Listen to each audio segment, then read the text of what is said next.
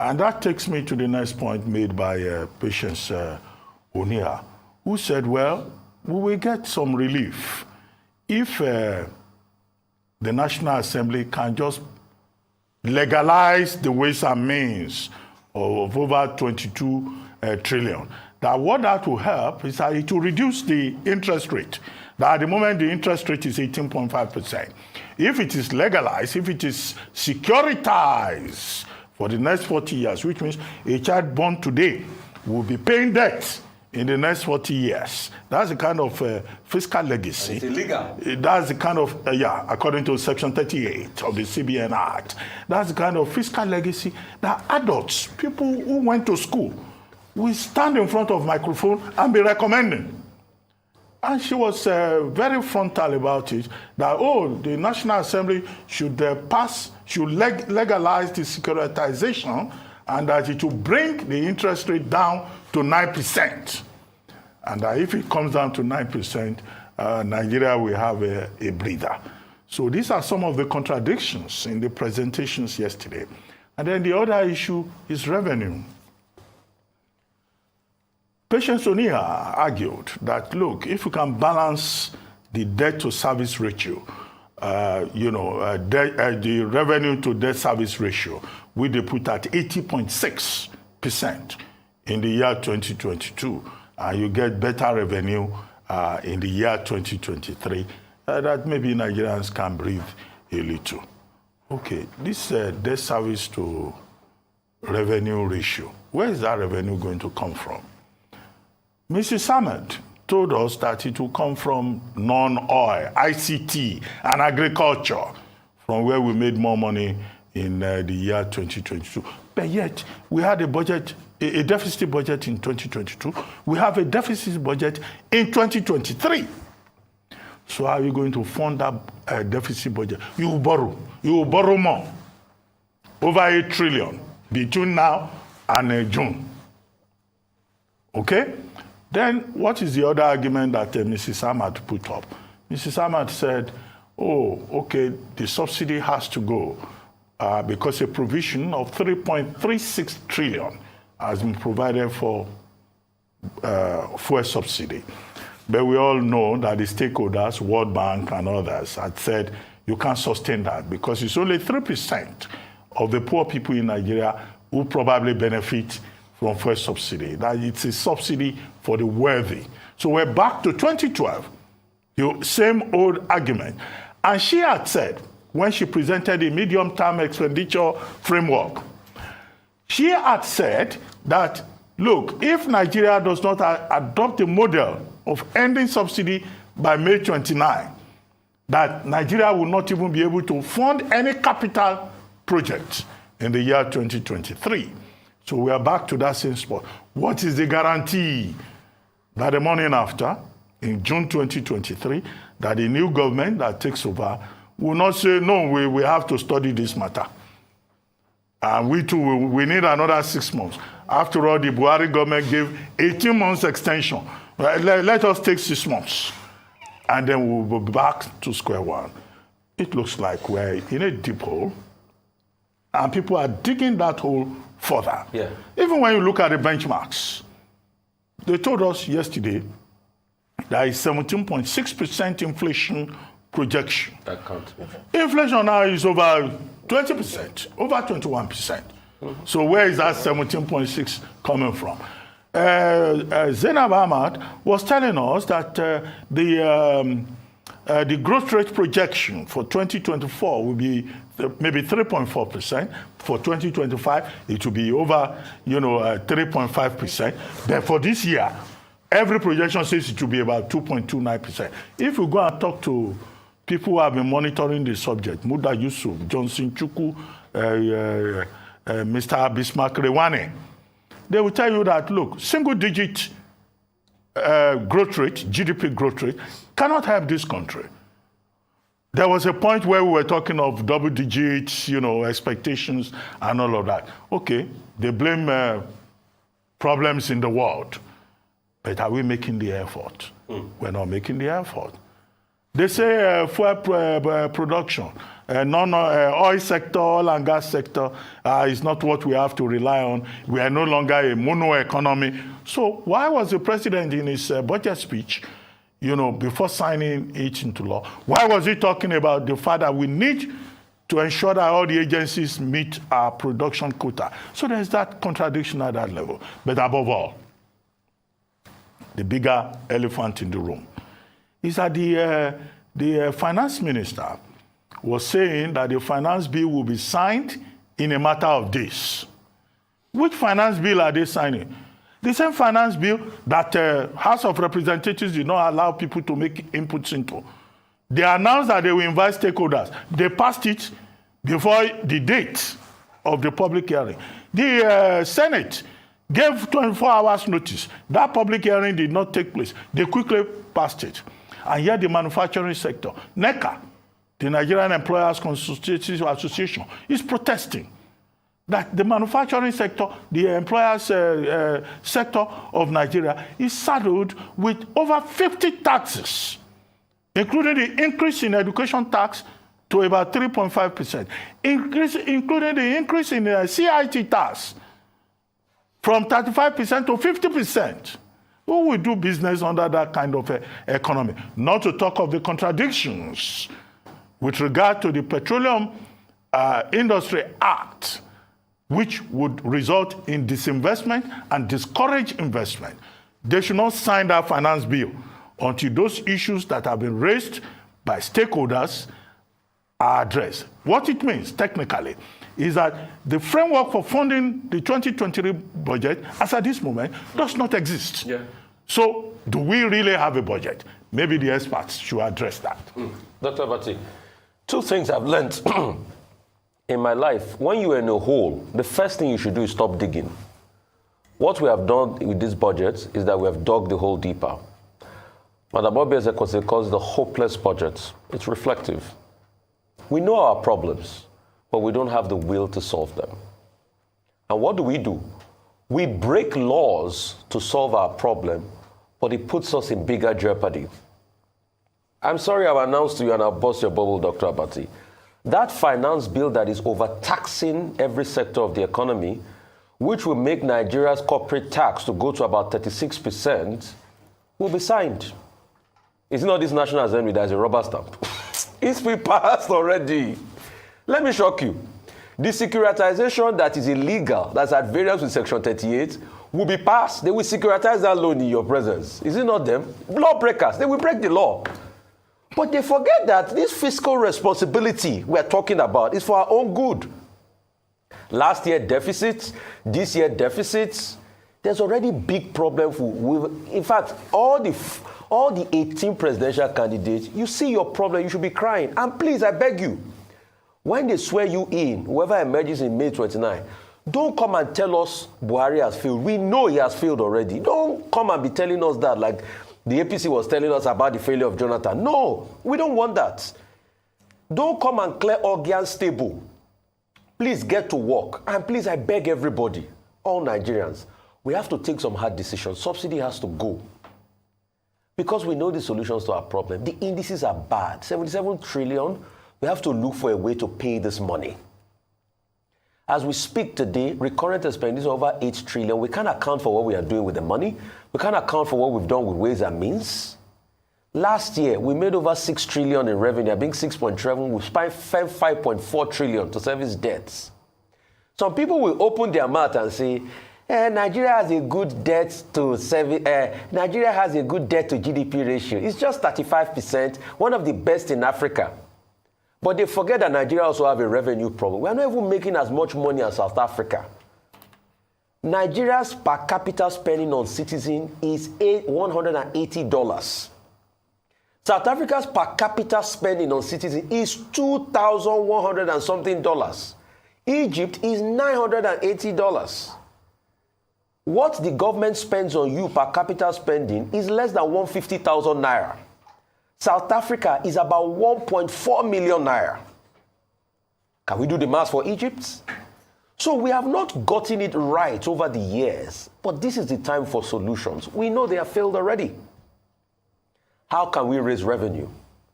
is not by overtaxing the sectors. I had more to say. In fact, I've not even started, but I will respect my producer that is in my ears now that we need to move to the next important story. The Federal High Court in Abuja has quashed allegations of false asset declaration against INEC Chairman Professor Yakub Mahmoud. The claimant, Sabinana Ozobaka, sought an injunction of compelling the INEC chairman to step down as the chairman of the commission pending the conclusion of investigation. The claimant also sought an order of court barring the INEC chairman from holding or assuming any public office for a period of 10 years. However, the court, in its judgment, found that the declaration of asset by Professor Yakubu was lawful, valid, and in compliance with the law, that he cannot be investigated by any of the security agencies listed by the claimants. The judge subsequently and consequently barred security agencies from investigating the INEC boss over his valid asset declaration. Ayo.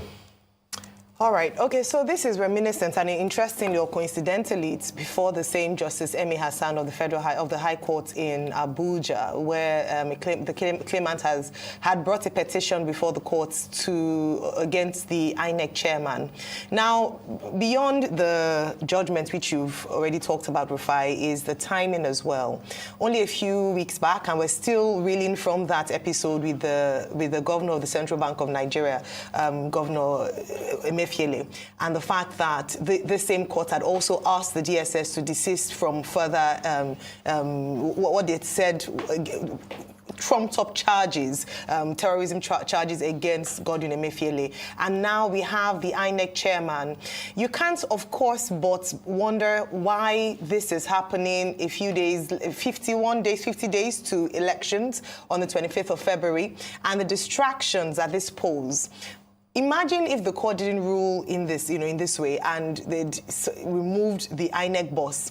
And then a few days to elections, we are scrambling and finding ways to, sorting out INEC issues while trying to also figure out how the elections will work out. You begin to wonder who are the people behind these petitions and court cases, and what is the motive or the mission behind these situations. So I commend Justice Emi Hassan for striking out the suit and also asking these agencies to desist from investigating further. He said that his asset declaration is valid. And then for us as Nigerians, more than ever, and I really give kudos to the coalition of united political parties who have spoken out against this, because Nigerians must protect their mandates, protect the elections coming up, and speak up against these continuous, shall I say, is it targets by the DSS and other security operatives on critical people and personalities to the elections. For Mr. Emefiele, it was shortly after the CBN regulation on cash withdrawals and the redesigning of the Naira, after which they said it was, alleged terrorism charges. For Professor Yakub Mahmoud, it is around his declaration of assets, which the courts have said it was valid. And so, again, like I mentioned, we must begin to ask, who are the people behind this? What does the DSS have that we don't know? What information about the elections coming up? And then, can we encourage them to focus on their core responsibilities, core duties, which is internal security and securitizing the nation? Very important. Dr. Bati? Okay, the issue here is that in Nigeria, since the return to civilian rule in 1999, Nigerians have tended to take election as war. Mm-hmm. Every election cycle, you see people coming up with all kinds of fifth columnist ideas to derail the process, to compromise the process, to tarnish the integrity of the process. In the same country, we have had on one occasion when people drove a truck into the headquarters of INEC a few days before the election. In this same country, let's come quickly to this current process, we have had some people going to court to say that INEC cannot use electronic transmission, cannot use biometric verification, what is popularly known as BVAS, contrary to the stipulation of an established law. And now, at some other times, you have had people targeting the person of the INEC chairman himself to say the INEC chairman must be removed. They tried it in 2015. That was resisted. Now in 2023, somebody, a gentleman called, well, I don't know whether it's a gentleman, called, that's for the court to decide, called Somadina, went to court and asked the court, Federal Capital Territory High Court, the court of Justice Miriam Hassan, to ask for an order of mandatory injunction. One, to say that the INEC chairman, falsified his declaration of assets. And second, for the INEC chairman, Professor Mahmoud Yakubu, to be barred for the next 10 years from holding any office in any territory of Nigeria. And Justice Hassan ruled as follows. One, that the allegations were unsubstantiated. They were fabricated because Professor Yakubu, INEC chairman, was able to provide evidence that indeed he made proper declaration of his assets and he provided proof of how he came about those assets. And on the basis of that, the learned jurist ruled that he had no case to answer and that those allegations were fabricated. I think with due respect, the only missing link in the ruling of the learned jurist, Justice Miriam Hassan, is that she did not award costs against the plaintiff because the rules of court do not allow you as a litigant to come before the temple of justice with frivolous and vexatious allegations. What the court simply said was that the allegations against Mahmoud Yakubu were frivolous and vexatious and will amount to an attempt to waste the time of the court and to waste the resources available to the court.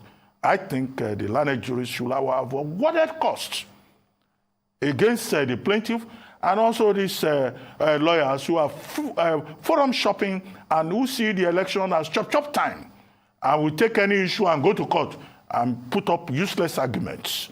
So I think, going forward, the courts of law must sanction all these persons.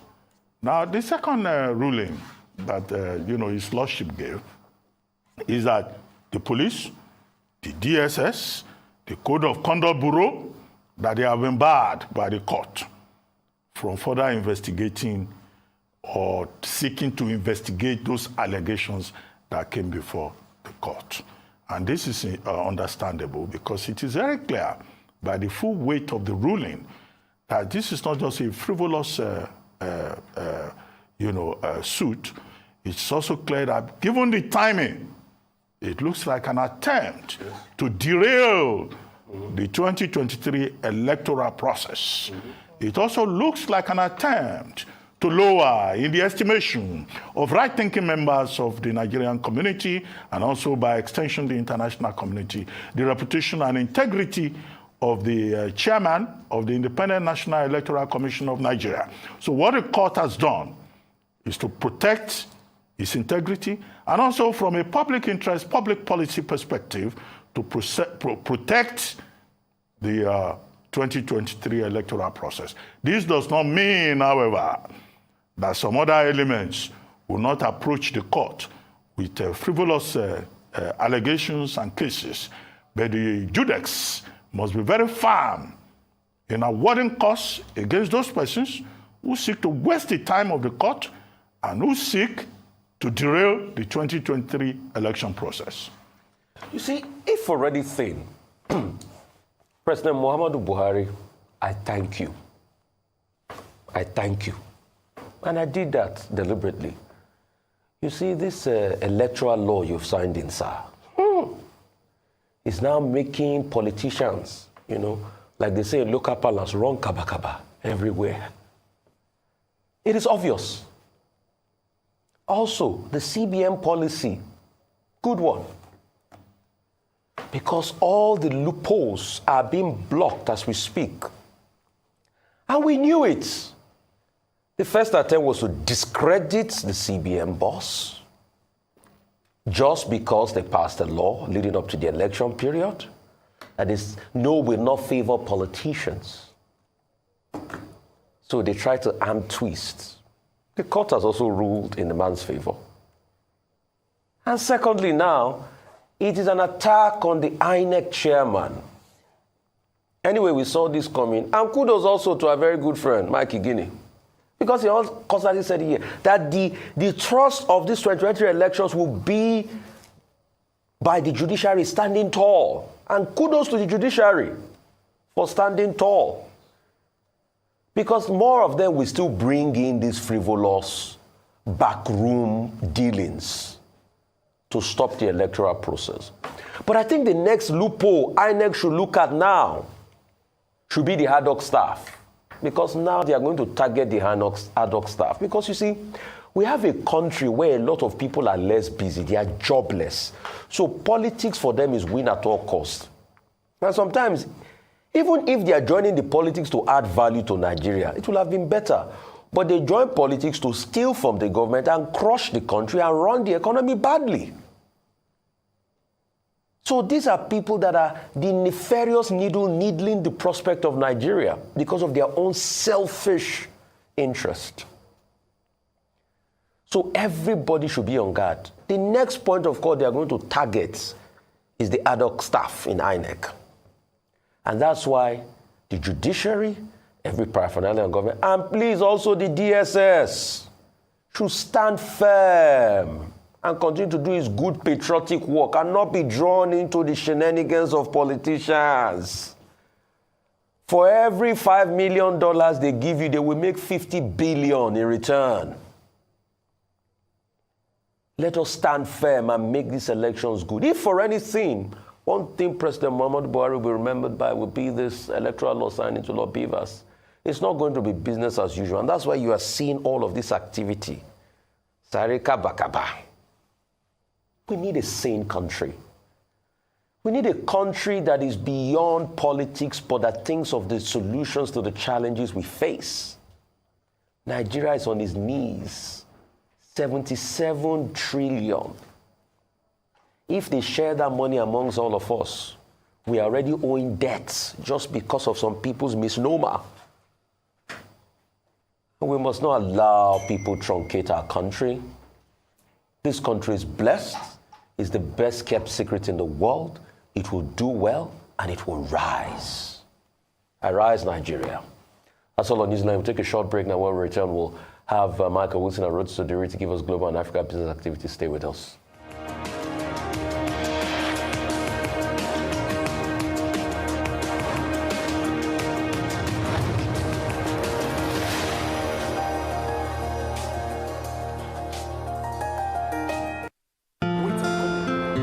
I've been running my business on my own, trying my best to get it to the next level, but I really need some help to get ahead. I know just what to do, I'll vote it for my loans, overdraft, step by step to my dream business we vote. Salary earners, entrepreneurs, get your loans with no collateral. Quick sign up, zero paperwork, step by step to your dream business with Vault.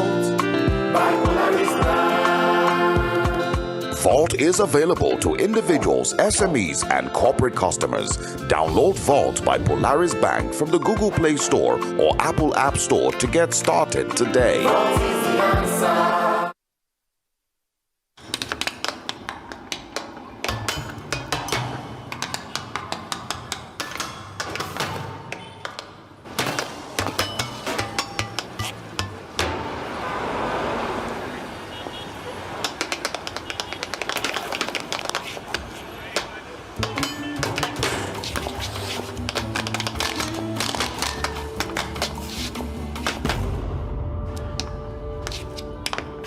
Feliz Navidad. Feliz Navidad. Feliz Navidad. Amazing. I wanna wish you a Merry Christmas. I wanna wish you a Merry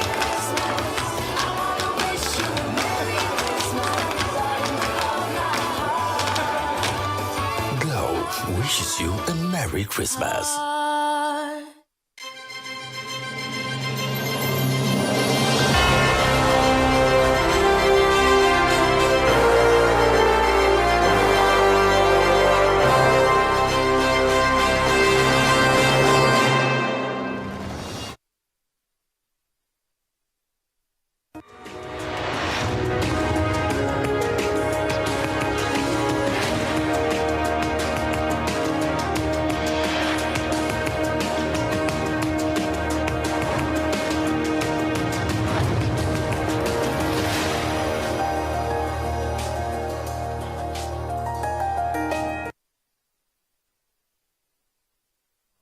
Welcome back to the morning show here on Arise News. For Global Business Update, Michael Wilson joins us now from Cape Town, South Africa. Good morning, Michael. Morning. I was wondering how to put this to you. I think what we're looking at is maybe the market's actually looking at a bit of China recovery. They like what they saw in the PMI private survey, which I mentioned yesterday. So Shanghai Composite up 2.5, Hong Kong up about 1.6. And one thing I think I should mention to you also is China's battery makers, CATL Cattle and BYD BID, which have now captured about 50% of the worldwide battery market. So they're two little companies that are actually worth watching as they gradually gobble up worldwide competition. I spoke also yesterday about the Ant Group, Jack Ma, and his wish to refinance the company. It does look as though China has slightly relaxed its regulatory feel over that, and therefore stocks quoted on Wall Street, China stocks like Alibaba, for example, which have actually approved that and felt as though maybe there's something happening in the Chinese economy at last, a reversal of the anti-COVID policy, maybe a slight lack of, or a slight weakening, perhaps, a slight approval rating for tech companies in the way that they're approached through their regulatory authorities. Samsung, we're going to be watching very closely at their quarterly results. There's been a lack of, now this is chip demand basically, and this is the South Korean company, which is the major chip maker. As much as 50% revenues down, I think, roundabout in a year's time.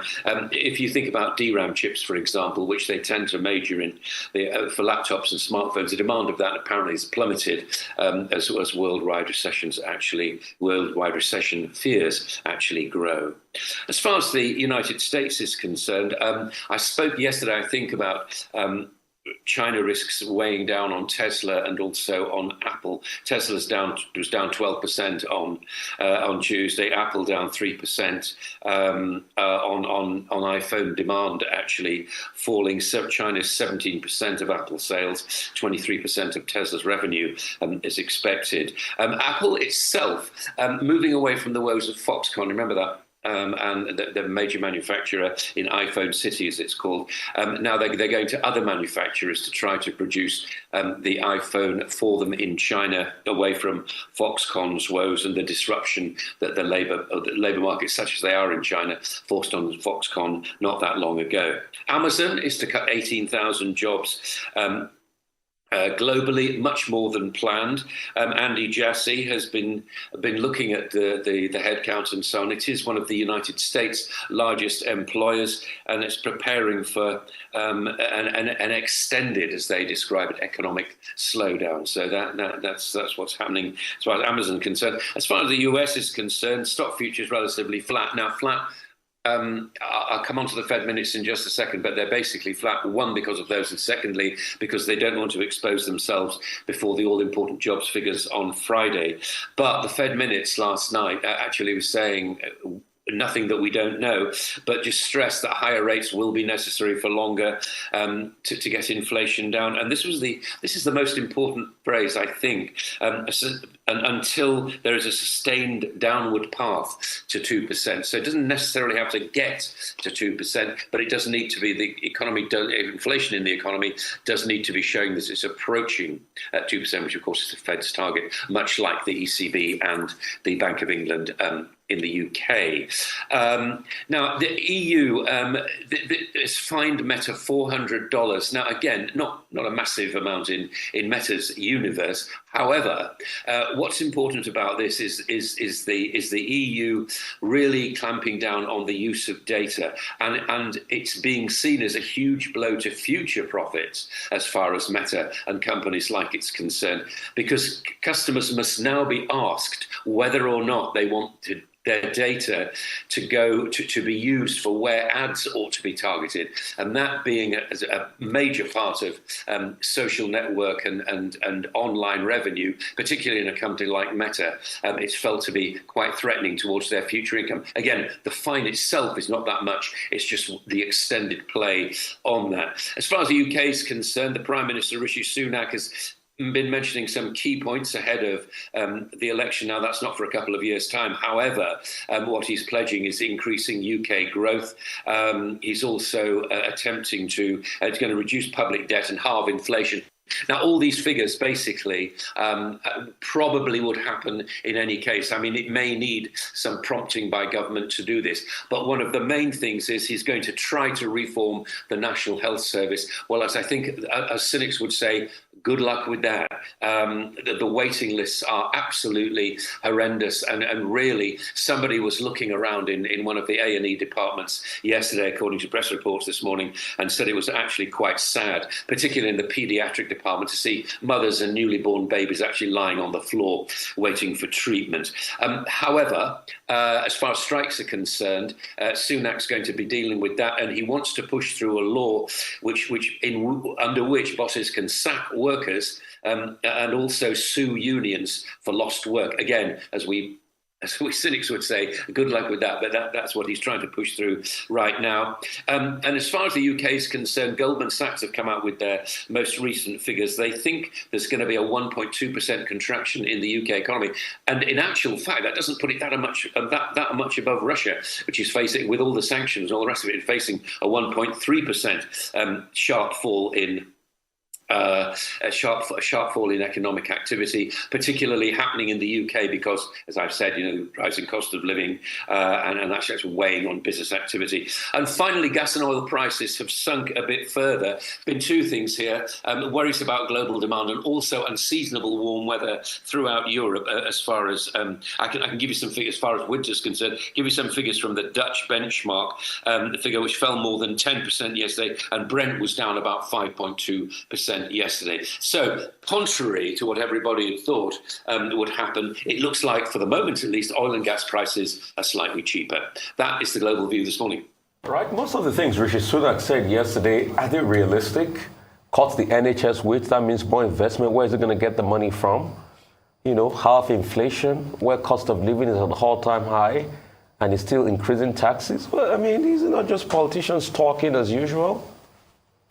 It is politicians talking. I would not be sending more money to the NHS if I were a politician. I know that it looks good, but the fact that what they have to concentrate on is not the input of money into the NHS, but it's the output of services. That is the most crucial thing. And that's going to take a long time to try to solve, because we've been used to having health services for free in this country since 1947. That is clearly unsustainable. Those that afford to pay should pay. I have no qualms about saying that. Politicians don't want to say that right now because they're very worried about the way that might work.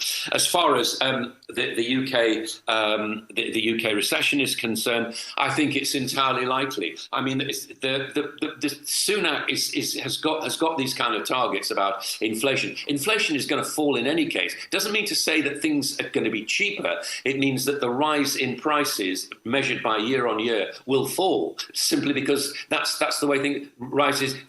Prices do not keep rising constantly forever. The rate of the rise of increases will fall. That's what the inflation and people are saying right now, looking at bits of his speech and say, look, that's going to happen in any case. Public debt will be slightly more tricky, but certainly reforming the NHS is really not going to happen. It certainly won't happen in my lifetime. I'd be very surprised if it happens in Sunak's lifetime as well.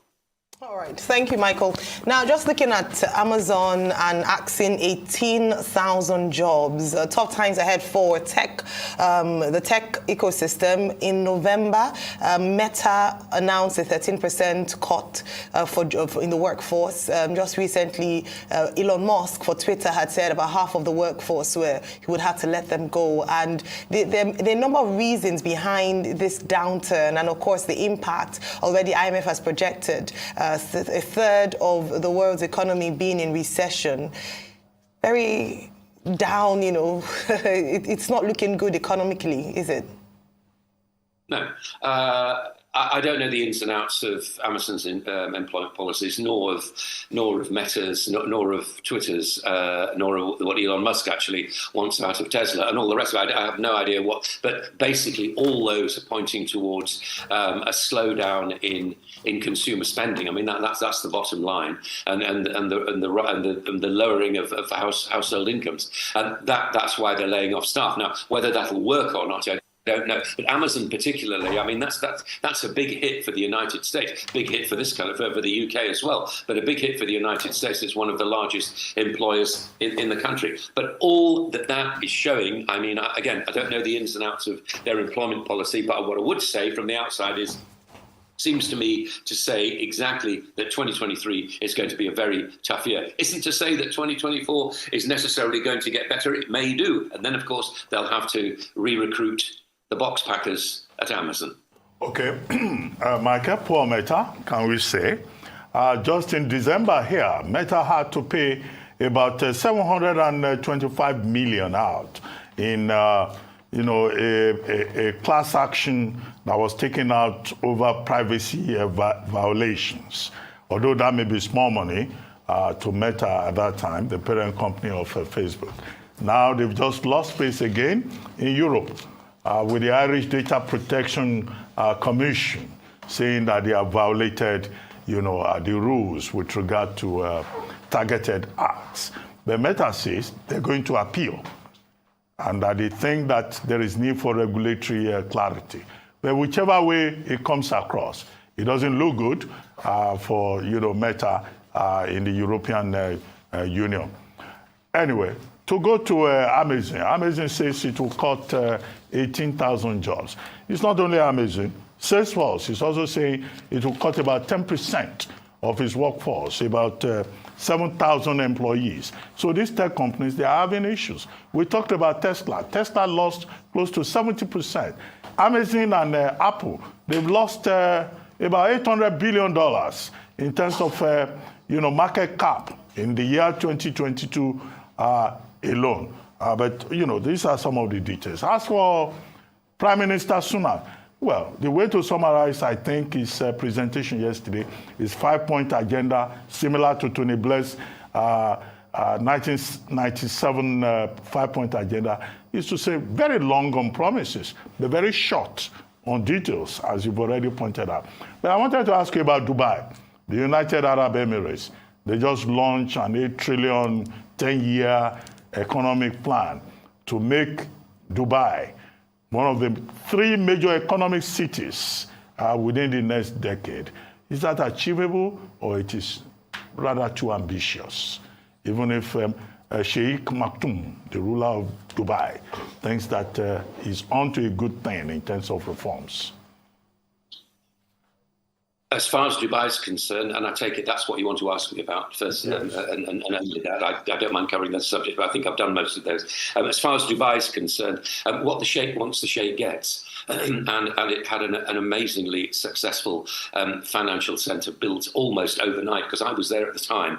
Dubai is one of those kind of states that really needs, although opinion differs about this, what they're very interested in is becoming a financial centre in the same way that Mauritius probably will become a big financial centre as far as Africa's concerned as well. It's all this, because there is that amount of money behind it, that they will do that, and they will hire the best from around the world. They hired, I remember in my brief time there, they hired the boss of the London Metal Exchange, the then boss of the London Metal Exchange, to hire, to shape what they were doing as far as their new financial centre is concerned. So yeah, absolutely. Of course it will happen, and it's a very important hub. One of the best airlines as far as a passenger is concerned, which I am. I think actually operates out of there, and I think that, as I say, what the Sheikh wants, the Sheikh gets, because there is an almost unlimited amount of money that will cause it to happen there. Now, whether that means that will be better financial services, more regulated financial services, I simply don't know. But they will take their model from the best in the world, because they can cherry pick, and that's exactly what they will do. Well, maybe they will even get more tourists now that the Sheikh has removed the 30% tax on alcohol to boost tourism. Thank you very much, Michael. Now for business updates across the African continent, Rotus Odiri joins us. Good morning, Rotus. Good morning, Doctor. Good morning, Ayo. Good morning, Rufai. Good morning to all our viewers out there. You folks you jumped into the budget, so I guess getting a little more in there. By the way, I ran into Omola Esore out in the lobby, so I'm looking forward to him talking about his plans for getting us out of debt and raising our revenues, because there's a lot to discuss. But the Finance Minister, I first want to applaud Finance Minister Zainab Ahmed for recognizing female journalists at her press conference. This thing where wherever we gather as journalists and the organization calling us together says, gentlemen of the press, it's been driving me crazy. So to actually hear her address this, let's first start off with that. Let's start off with that. So ladies and gentlemen, I welcome you, join the DG budget to welcome you. But permit me to say I welcome the ladies and gentlemen of the press as well, even though I'm told that there are only gentlemen in the press, but we're querying that. It's members of the press or ladies and gentlemen of the press. So thank you, Minister, for using your platform to address that, because there are women in the press. Anyway, let's get to the budget. All right. So now I'm after. You're very welcome, Ayo. So you might have to box the So what will you say about the legal profession, where even female judges are referred to as His Lordship? Doctor, they need to change it. It's not correct. And the Nigerian Constitution. They should change all that. that. Uses only he. Imagine. Not, Doctor, fight this fight for us. Fight it for all of us. One step by Zainab Ahmed, and then further steps. Yeah, from there we can go. Yeah. All right. So then she talks about, and this is welcome. I have to differ with her on something now. She talked about the fact that Nigeria can no longer be described as a mono economy. Let's take a listen to that with extra revenues. And also to just point out that the oil and gas sector contribution as at the third quarter of 2023 was just 5.66%. Again, this is to further emphasize that the Nigerian economy is truly, truly diversified. We can no longer be termed as a mono economy. It is the non-oil sector of the economy that is running this country on non-oil revenues. It's a shame I didn't get this extra clip. She actually said after that the sectors of the economy that are dragging Nigeria down are oil and gas and mining. I wonder what Minister Adebite would feel about that, hearing her say that. But if we take a look at the contributions, sectoral contributions, right? So this is what she was saying, and we know this. Oil contributing in Q3 2022, 5.66, non-oil 94.34. However, we all went through the numbers from the Bureau of Statistics on the foreign trade in goods, yes? And we looked at the fact that oil exports, I think total trade was about 11.9 trillion or so. Exports was 5.9. Crude oil made up 78% of our exports, 78%, 4.6 trillion. So yes, we're not a mono economy, but the issue is the revenues. Nigeria is still disproportionately dependent on exports as far as what crude oil makes up. Now let's get into the revenue performance from last year, because to know where you're going, you have to know where you're coming from. Total revenue was 6.5 trillion, and it made up 87%. It did hit 87% of its target. Federal government's, this was really alarming. The second line there, federal government's share of oil revenue was only 586 billion. Jesus. 35% of its target. So that was, I think Ayo mentioned this earlier, crude oil theft and the likes. Now, non-oil did pretty well. Look at that, 2.09 trillion, 123% exceeded its target. Company income tax, 158 exceeded, 1.08 trillion, VAT, 124, even customs, 102. So we did well on that point. Now, next up, though, as far as expenditure, because we always have a trouble meeting up with revenue, but then expenditure, we just blow things out of the water. Look at the expenditure, 12.87 trillion. This is for 2022 through November. Look at recurrent expenditure, 10.2 trillion. Personnel costs, just for ministries, departments, and agencies, 3.2 trillion. If you add pensions and add government-owned enterprises, your personnel cost is 4 trillion naira. 4 trillion. That's through November. Your now debt service, the 5.2. Now remember what we talked about debt service. I think you already mentioned it. 80%, basically 80% of your revenue. Look at capital expenditure. Capital expenditure underperformed by almost 60%. So it was only 1.8 trillion from January through November of last year, as far as budget performance, to what we got our capital expenditure, which shows you the extent to which our debts and other expenses are impacting the ability to build roads, bridges, and so on. People say we are doing infrastructure. We are spending on infrastructure. We're not spending on infrastructure. The numbers are there. The numbers are there. Numbers don't lie. All right. What else we got? The money to pay salary. that is where it's good. So 80% debt to service revenue. 80.6. Then we keep going. Now, this is the thing here. These are the estimates as far as revenue. Now, keep this in mind. The 2023 estimates for revenue is 10.4 trillion. I said let's put it side by side with the performance from last year. Your actual was 6.5 trillion. You are estimating to bring in 10.4. Your federal government oil revenue, this is another alarming one. They're saying that we'll get 2.29 trillion. Is that from expecting more oil production? Meanwhile, your performance was only 586 billion. Then your non-oil revenues, 2.4 trillion. You did well. You did about 2.09. So that's that. Now look at expenditure. This is, again, where we are, they are really high. If you look at the estimates, total expenditure, we're looking at 21.8 trillion. I can put forward that the what was signed. Your actuals again for 2022 to November, 12.8. Recurrent, 8.3. We did 10.2 last year. Capital expenditure, we did 1.8. They're expecting 6.46. From where? Debt service was 6.3. We did 5.2 so far. And then your budget deficit's 10.7 trillion. So far, this year, 6.3. So the question has already been said is how these figures are how this is going to perform.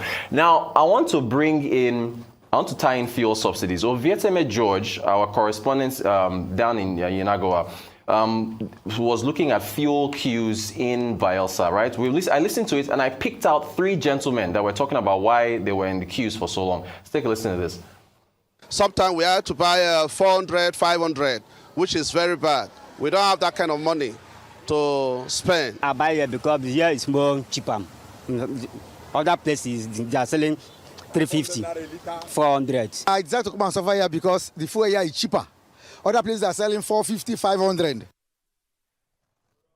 Nigerians still want cheap fuel.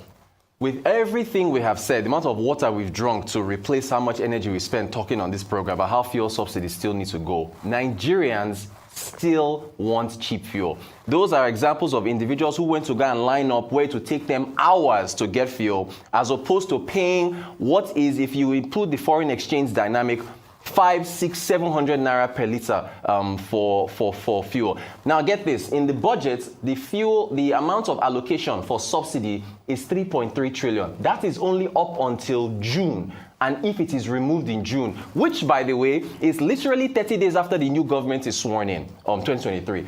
If you keep that figure, this I didn't want to get to here. Well, our budget in dollar terms, if you use exchange rates I&E, is 45 billion, and if you use the parallel market, it's 20 for a nation of 200 million. I remember when you're going to the Egypt. Oh my God! How do you? Hey, anyway, let me. South Africa do like over 40 billion. Well, then population though you have to factor that in, but which means that we have to grow more. Have to grow more. Yeah. If there are 100, if there is less than 100 in South Africa, you have to do more. But quickly, the fuel subsidy matter, that 3.3 trillion. If we extend fuel subsidies to the end of the year, this 3.36 becomes 6 trillion naira. But how do you remove it? You can't. Finally, I have to push back on taxes. I heard what you all said about the finance bill. And so this is the contradiction here. Revenue is low. Yeah. Tax to GDP is low. You have to raise taxes. Okay, so let me- that's so let me gentlemen know. and women You of the raise press. taxes, you I kill am- businesses. So You raise taxes and kill businesses. Where's the money, doctor? So where do you get the money? Let me come That's in here. the problem. Let me come in here. All right. Let me come in here. You see, you can only raise taxes when you stimulate the economy. When during COVID, why did you think the British were paying furlough schemes? Okay. Because they wanted to stimulate in such a way that when they will come back and get taxes, it will be there. But you're not stimulating the economy. I was talking to some people, manufacturers. The food and beverage sector does about 5% of our workforce in the country, 22% of the manufacturing sector. They barely scrape by. All right. Increasing the taxes will stifle them. Rotus, in a country that with this new finance bill, the tax burden will be about 36% for corporate tax. Okay. It's not competitive because it will stifle them and people will look for alternatives. And let me tell you something, we keep using the garb of we are a big market, we have population and everything. But don't forget, disposable income in that population is even dropping. Remember Burna Boy ticket Yeah, discussion as from regards yesterday. spending power. Right. So that big population is not even viable with disposable income So any Rufa, longer. how do you grow revenue? So how do you grow revenue? Yes. Number one, you block loopholes. Implement a Rosoye report. Hang on a minute. It's okay. If you implement a Rosoye reports, phase it out over a period of time, you'll be able to get some money. How much are we spending on recurrence? Get that 6 trillion 6 or more, trillion. yeah. If you can get recurrent over a period of time down to about 4. No, 8 trillion. For Sorry. about 4 trillion. Because most of the people too in the civil service, we all know how civil service works. Okay, but where do you put those employees? If you phase them out, where do they go? When you phase them out, Yes. what you do is like you reintegrate them. Without you guys spending money? Wait now. It will not be as the long-term cost will not be continual like the short-term cost any longer. If you fire people, unemployment goes up. Hang on a minute. All right. Sorry, Rotus okay. is not practical. I know, it's hard. People This in is the hard. civil service are up to 4 million. Don't waste There are up to 4 million people in the civil service. What are you saying? Don't waste All right, saliva on the Oronsaye report. This National Assembly has created even more agencies. Yes, now. And What has are you ignored the Oronsaye report. reports. Okay. The purpose There are of up to 4 which million people in the civil service. is lean government and greater efficiency. Doctor, where did those So people that's go? an I need issue. you to answer that question. No, just hold on. Rotus, there are not Look, up to 4 I million was people there. in the federal civil when that service. report was prepared. Yes. I was there in council when that report was being considered. Okay, the whole idea was to merge some of those agencies. The whole idea was not to sack people, but to reduce bureaucracy and increase efficiency and make government leaner. Some of those people in those duplicated agencies can be useful elsewhere. So the purpose was not to punish the public servant. The purpose was to restructure government. Can I just ask a question? We have 4 people here at this table. Let's assume that you and Ayo are in one agency, Mufa and I are in a second agency. So we have 2 agencies. You are saying merge. What happens to me and Mufa? The analogy is not the same. Okay. I mean, you are talking about government that has big scope. You know, people can be accommodated elsewhere. It's not about job losses. It's about streamlining government for efficiency, reducing the number of money, the amount of money you spend on maintenance, on red tape, and all of that. That's the more principled way to look at it.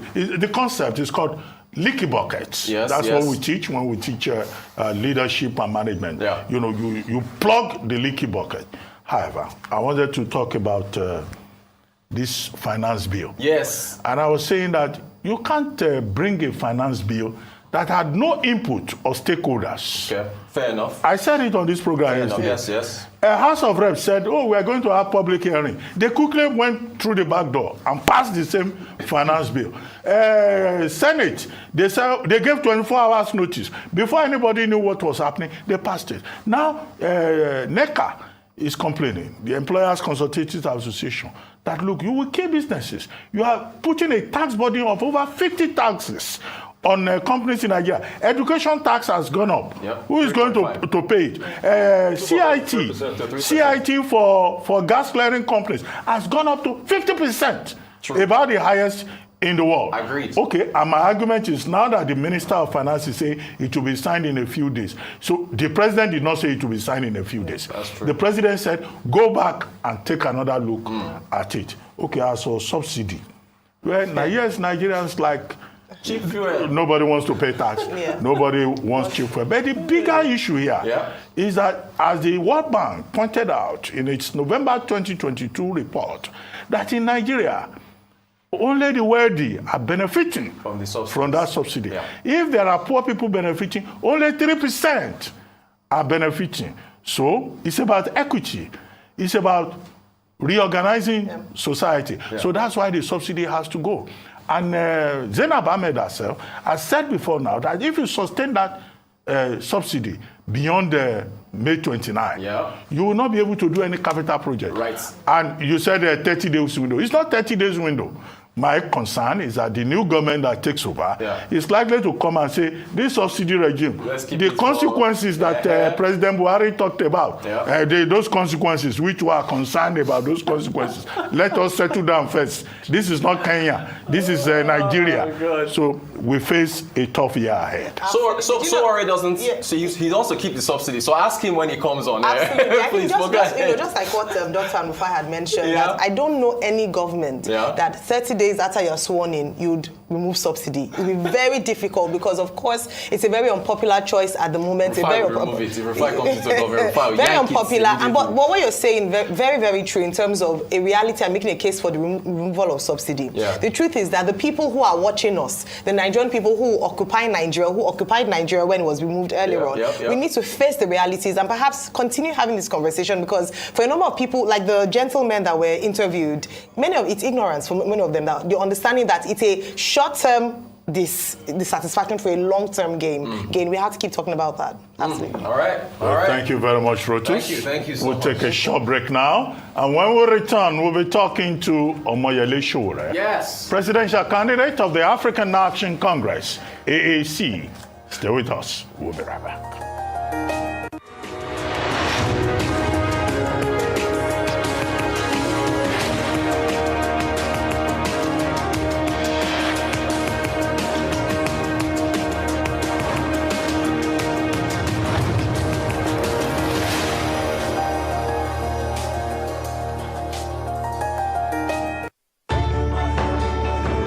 As you adjust to the new realities for operating your business and engaging with your customers, let us help you transform your business into a digital powerhouse capable of adapting and taking advantage of today's opportunities. With our best-in-class array of digital solutions, you can conduct your business, receive payments from your customers, and perform transactions quickly, safely, and conveniently, because we've got you covered with the right people, technology, and service offerings.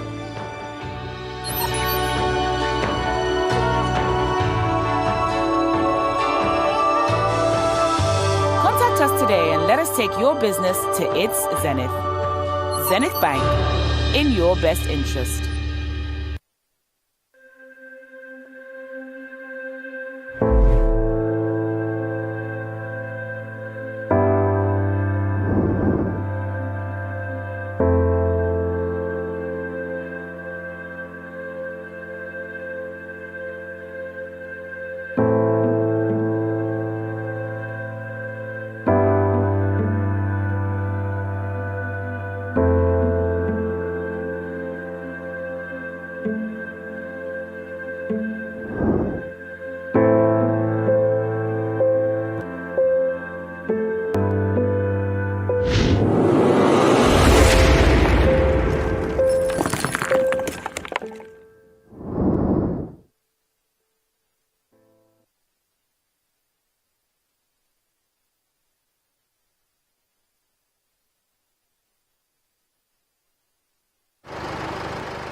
Emergencies happen when you least expect them to.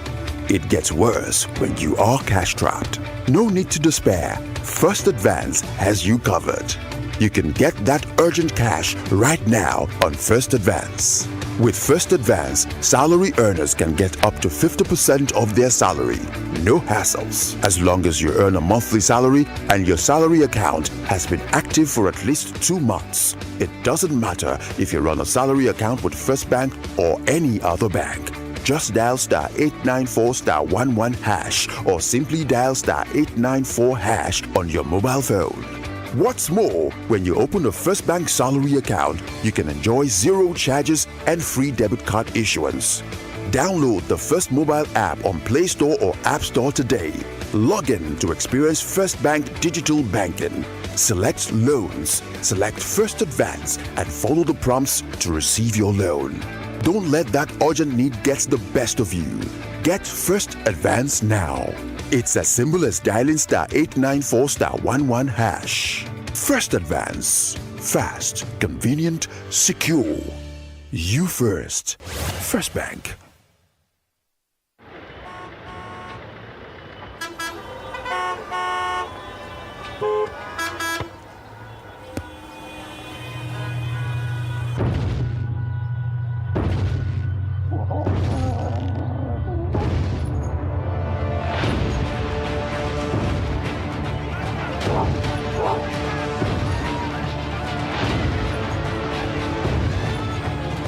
Set to take the African continent and the world by storm. They are giants in every sense of the word, and they will bring entertainment that's just as big. Don't miss the first ever season of Big Brother Titans with two African giants, Naija and Nsamse, under Biggie's roof together. Big Brother Titans starts on Sunday, 15th of January on DSTV 198, GoTV 29, and Africa Magic. Headline sponsor, Bamboo, Flutterwave, and Lotto Star.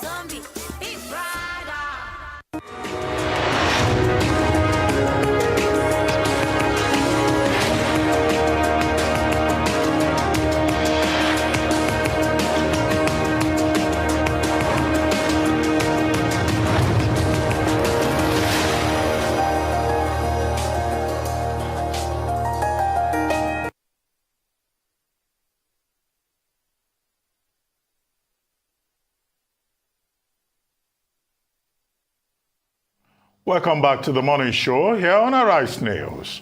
Since the endorsement of Peter Obi by former Nigerian President Olusegun Obasanjo has brought about the question about the value of political endorsements as we head towards the presidential election.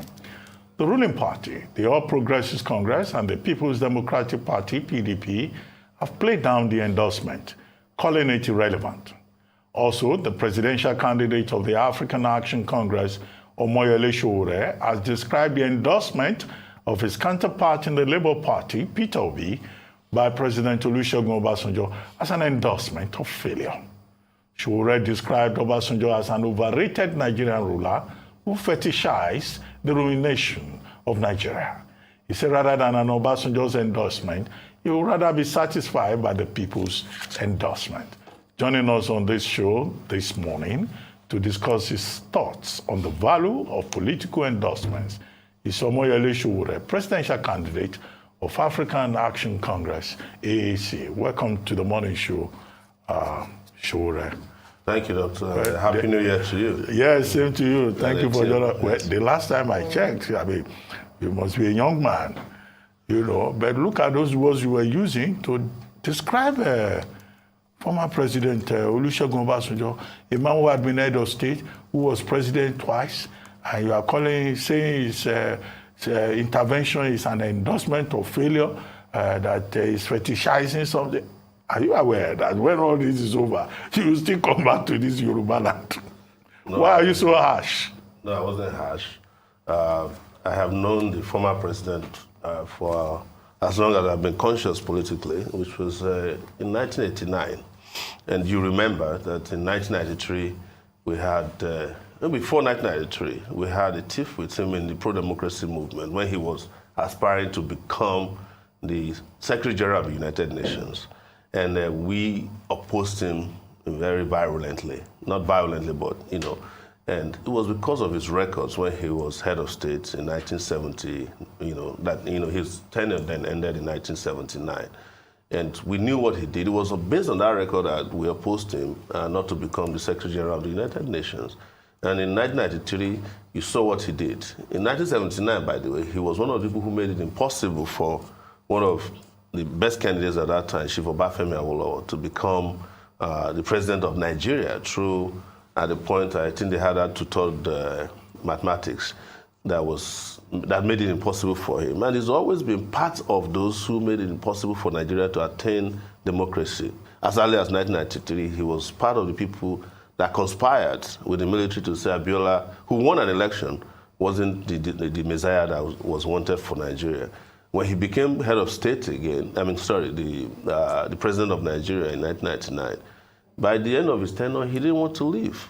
So it is best to say that he's an embodiment of failure, because if he wasn't a failure, he wouldn't have been looking to endorse people, to be continuously trying to become politically relevant. The country would have been on autopilot by now. The country would be doing so well.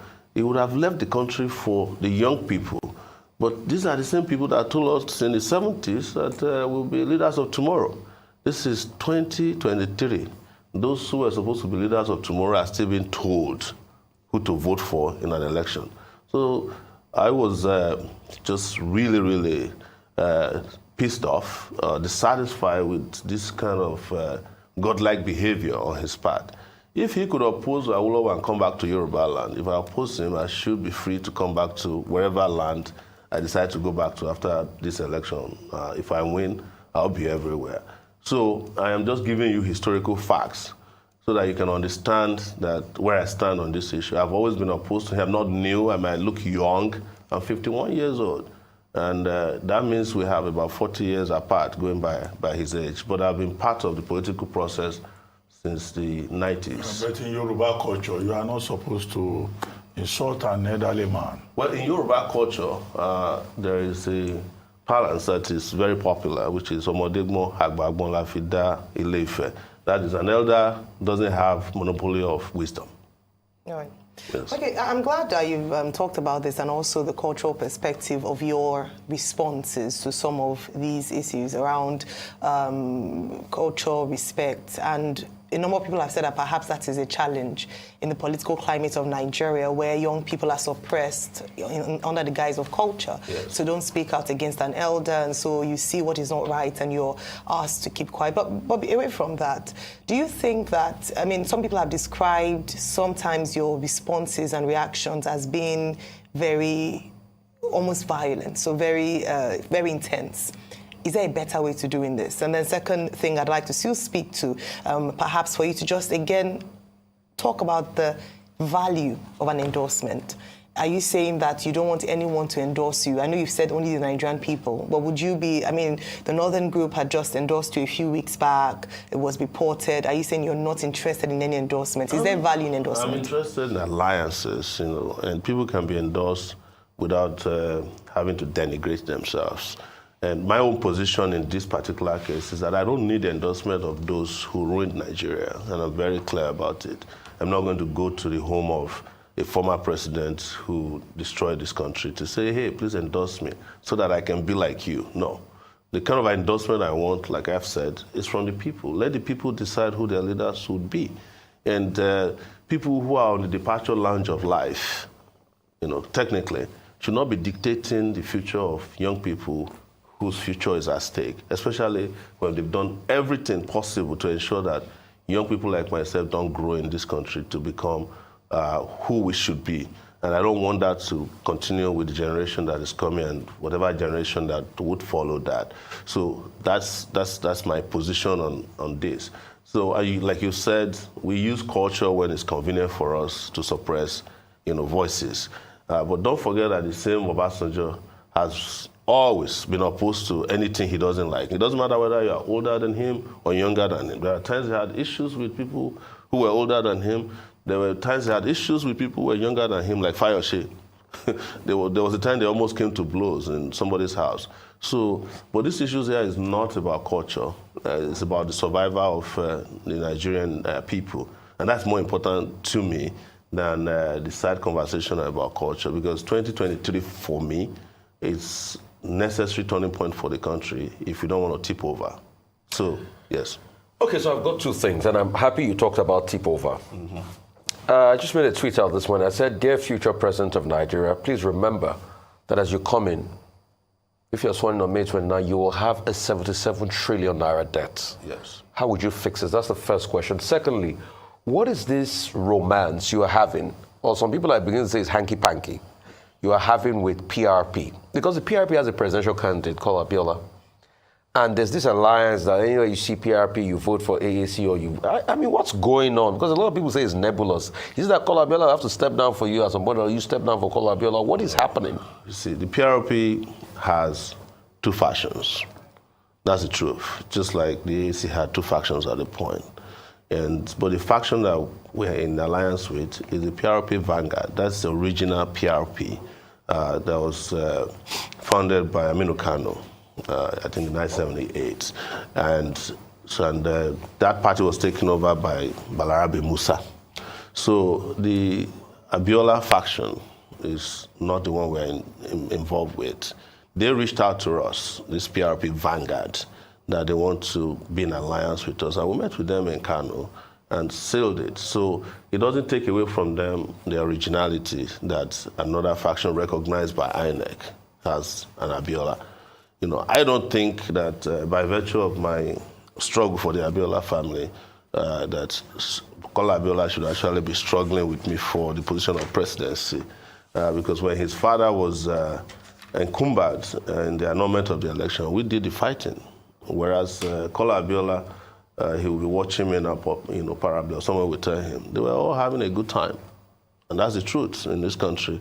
As a matter of fact, he was dating Babangida's daughter when his father was enmeshed in the annulment of the election. When he died, when the father died, we had to fight in their house, almost physically, myself, Kola, and Deji, when they brought police to flush us out of the compound because they wanted the regime to come and pay homage to the Abiola that they killed. And we said no. So we stood in large numbers at Abiola's house. So what I'm saying is that it's not that he's not entitled to be president, but I'm also entitled to be in alliance with organizations and groups that have indicated interest in the quality of our candidacy. So how do they vote? Do they vote AAC? Because obviously... They will vote AAC, yes. So that's what you're saying? Yes. They will vote AAC, and they're giving you that confirmation, and it's not going to be anti-party activity on their part? No, they are not in that party as recognized by INEC. Okay. Are you getting my point? 77 trillion naira debt is on ground for you. I have the same position. So as president, I'm going to pause repayment of debts until I audit the debts. That's what I'll do first and foremost when I'm sworn in. I'm not repaying any debt until the audits are properly done. And because we need the money to fix the country. But Buhari has borrowed Nigeria back to the Stone Age. Everybody has agreed on that. But our problem is not debt to GDP ratio. Our problem is debt to revenue ratio. And the revenue will aggressively increase. When we get comfortable, I've discussed this several times, including on these shows, and I've identified several other revenue sources that either have been hidden or are not being harnessed the way they should be. I've identified taxes that are owed to Nigerian states. That's up to about 4.5 billion. I said this on Arise TV by oil companies, and those are low-hanging fruits. We have identified about 11 trillion naira of revenue-generating government agencies that are not remitted to the federal government purse.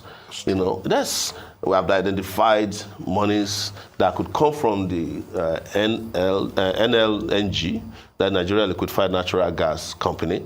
That's over $5 billion that is not remitted directly to the federal. It's remitted through the NNPC, and the NNPC just quaff the money. So I've identified several other products that can get into the international market at this time, including products like sorghum.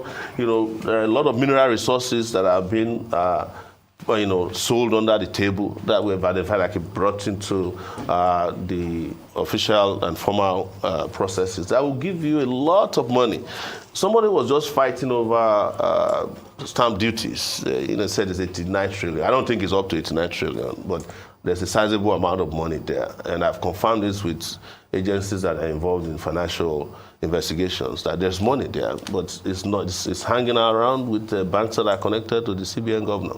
I'm surprised to hear that some government ministries, departments, and agencies still keep multiple accounts that are unknown to the government. Because under the Jonathan administration and also the Buhari administration, the whole idea of IPs, the whole idea of a single treasury account was to eliminate all these hidden accounts. So, but if that is the case, then of course that must be an area of interest for a future government. But you were talking. Let me take you back to President Obasanjo's statement. That his statement. You were saying, "Oh, you should leave this thing for young people," but that his statement was directed at young people. It's not directed at young people. No, the title specifically says young Nigerians. Look, there's a difference between... No, let me just give you the summary. Or patronizing them to do your bidding. No. He was talking about young Nigerians taking charge of their own future. Yeah. And even Peter Obi, whom recommended, Peter Obi is still, I guess, just about 60 or thereabouts. So within the framework, he will also be considered a young person. And he cited the fact that he himself, the first time he was head of state, he was a young man. That's right. And, even he cited General Gowon, who became head of state at 37. And so that his statement was really an expression of support for young people. But before you joined us on this program, this is the question I want to ask you. Rotu Zodire, who was in charge of the African business segment, said we should ask you about subsidy. Because in this 2023 budget that the Minister of Finance tried to break down yesterday, 3.36 trillion has been put together for subsidy till May 29. And from June 2023, that subsidy will go. But Rotu said, you are on record as having said you will keep the subsidy. Where will the money come from in this deficit budget that the next president will inherit? Well, let me quickly also answer your Obasanjo question quickly, which is that he cares to care about young people this time around, but you forgot that in 1989 he wasn't young. In 1999 he wasn't young, but he accepted to be president. If he cared about young people, he would not have been gunning for third term by 2007 when his tenure officially ended. So just understand these tricks, and you will not fall for them so easily. So going to 3.3, I mean the subsidy, you see, you cannot just pull the plug from underneath people in a country who are vulnerable. But my position on subsidy is that, honestly, is there subsidy? No. Yes. What they parade as subsidy is how the economic cabal in the system has figured out how to get themselves paid for jobs not done. We were part of the people that fought the Jonathan regime over subsidy. When we were fighting that struggle, we were told clearly that the subsidy is no longer needed because... The Jonathan government was not a regime, it was an administration. Okay, whatever you want to call it. But to us, we are entitled to define the government as we see. But whatever it is, they said there was no need for subsidy anymore. But when that struggle got to the peak, the administration, the Jonathan administration, was forced to find out that those who were collecting subsidy were not delivering fuel to Nigerians. In fact, we found out in one of the cases that one of the barges claimed to be bringing subsidized fuel to Nigeria had sank 20 years before.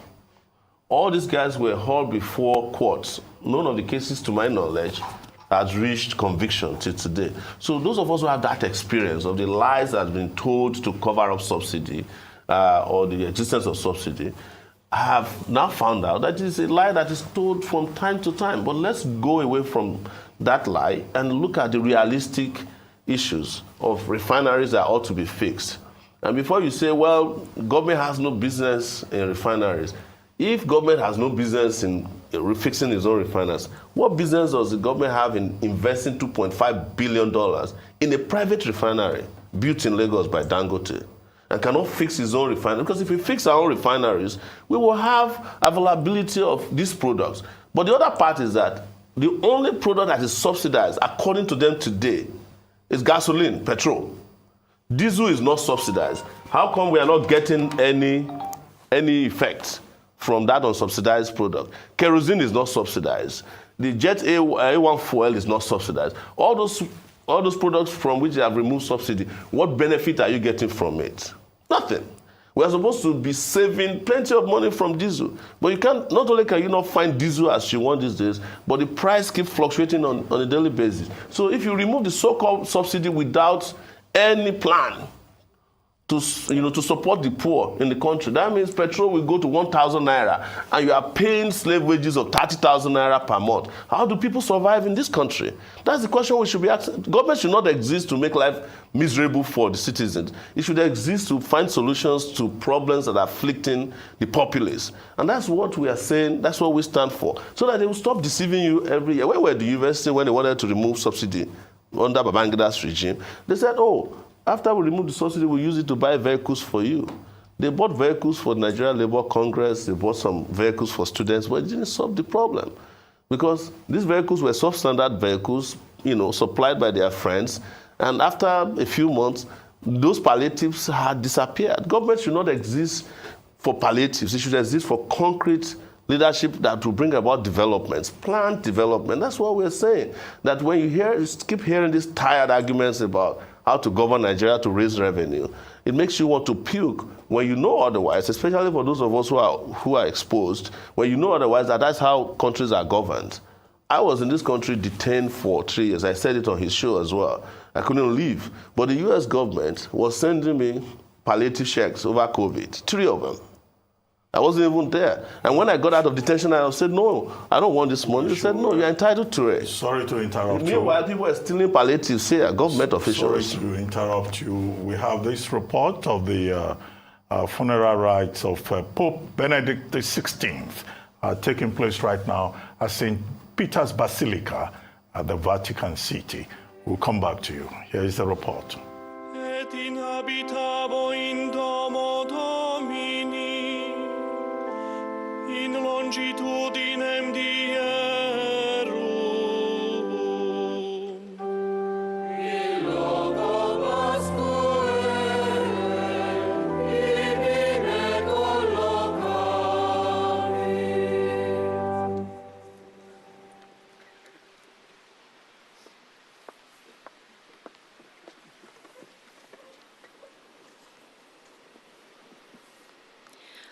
A reading from the first letter of St. Peter.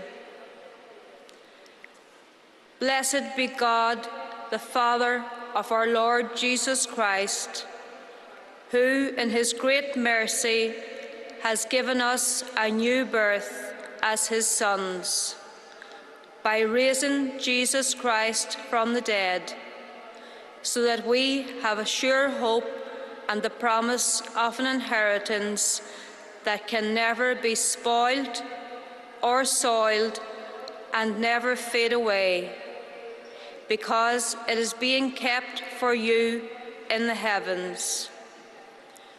Through your faith, God's power will guard you until the salvation which has been prepared is revealed at the end of time. This is a cause of great joy for you, even though you may for a short time have to bear being plagued by all sorts of trials, so that when Jesus Christ is revealed, your faith will have been tested and proved like gold. Only it is more precious than gold, which is corruptible, even though it bears testing by fire. And then you will have praise and glory and honor. You did not see him, yet you love him.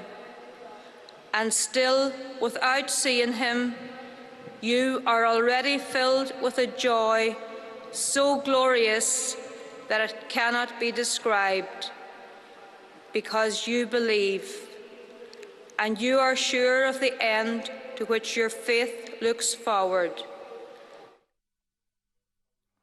The funeral mass of former Pope Benedict XVI, originally known as Cardinal Ratzinger, there at the Basilica at the Vatican City. He died on December 31 at the age of 95, about a decade after stepping down as the Pope of the Catholic Church. And for the first time in more than 200 years, you will have a sitting Pope, Pope Francis, presiding over the burial of his predecessor. ordinarily, it will have been the dean that will have presided over the ceremony. Over 200,000 persons attended his lying estate. May his soul rest in peace. So we'll come back to the studio here with Omoyele Sowore, presidential candidate of the African Alliance, African Action Congress, yes. AAC. Yes. So, Sowore, if you could just summarize your thoughts about how you will keep the subsidy and how there is no subsidy. You know, many Nigerians will be happy with that because Rotus, who brought up the matter in his segment, said many Nigerians don't want to pay more for fuel. That's right. And they shouldn't pay more for fuel because fuel should be their right. Every country, amongst all the 6 foremost oil-producing countries in the world, are giving the best to their citizens. Norway has some of the best welfare system for their citizens, free education, free healthcare. You go to the UAE, where all our leaders rush to for vacation and where they hide their wealth, you know, particularly Dubai.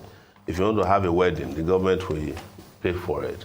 If you want to have a funeral, they'll come to your compound and ensure it is done, send you to school for free at home and abroad. Nigeria is probably the only country that is, you know, at this level of oil producing stage that is punishing its citizens with the lie of oil subsidy. And I've said it, broken it down, why there are no subsidies is because subsidy itself is a fraud, and nobody has disagreed with this. What has not happened is to have a leadership in place that can check the fraud. Buhari once said it when he was running for office that he knew there's no subsidy, and he made himself the Minister of Petroleum Resources. And I keep saying, if you are really hungry for a ministerial position, why don't you go for tourism? So that we know that it's not because of the lucrative nature of that position. But the most important thing is that when you look at how the business of subsidy is done and who are involved, those who are involved, so many of the companies that are involved in the subsidy thing in Nigeria, they are scammers. They've been proven to be scammers. So many of them are facing international sanctions, especially those in Switzerland and other places. They have been made to pay huge fines to the U.S. government, where they are not even doing the kind of business they are doing in Nigeria. Individuals here, you just need to list out their names. You will discover that this is all a fraud. It doesn't matter, even when you remove the so-called subsidy, they will figure out a strategy again to come back and say that they still need more. They are holding the country by the jugular. And until you remove their hands from it and have the country control its resources, by which way, I also mentioned on that show, that I will renationalize the NNPC. All right. Yes. Thank you. So let's talk about your, if you do become the president of the Federal Republic of Nigeria. We have painted the picture of the economy, just using the budget as well as a yardstick as to what the next president should expect. You're looking to inheriting a next to nothing treasury. However, we have 133 million Nigerians who are living in multidimensional poverty. We have a double-digit inflation rate. We don't have unemployment figures, but the last was about over 30%. So Nigerians are looking for a leader who is capable of prospering the lot of the nation as well as the people. Yes. What are your immediate plans for the Nigerian people, particularly with regards to the poverty levels in Nigeria? Well, the immediates are not just going to be one in nature. We have to have a range of policy interventions that are interacting. And I've said it, and I'll say it here again, you cannot have an economy that is working without electricity. That is elementary. There is no country in the world that's ever industrialized and prospered without power, energy. You know, the industrial revolution everybody talks about came through, steam engine.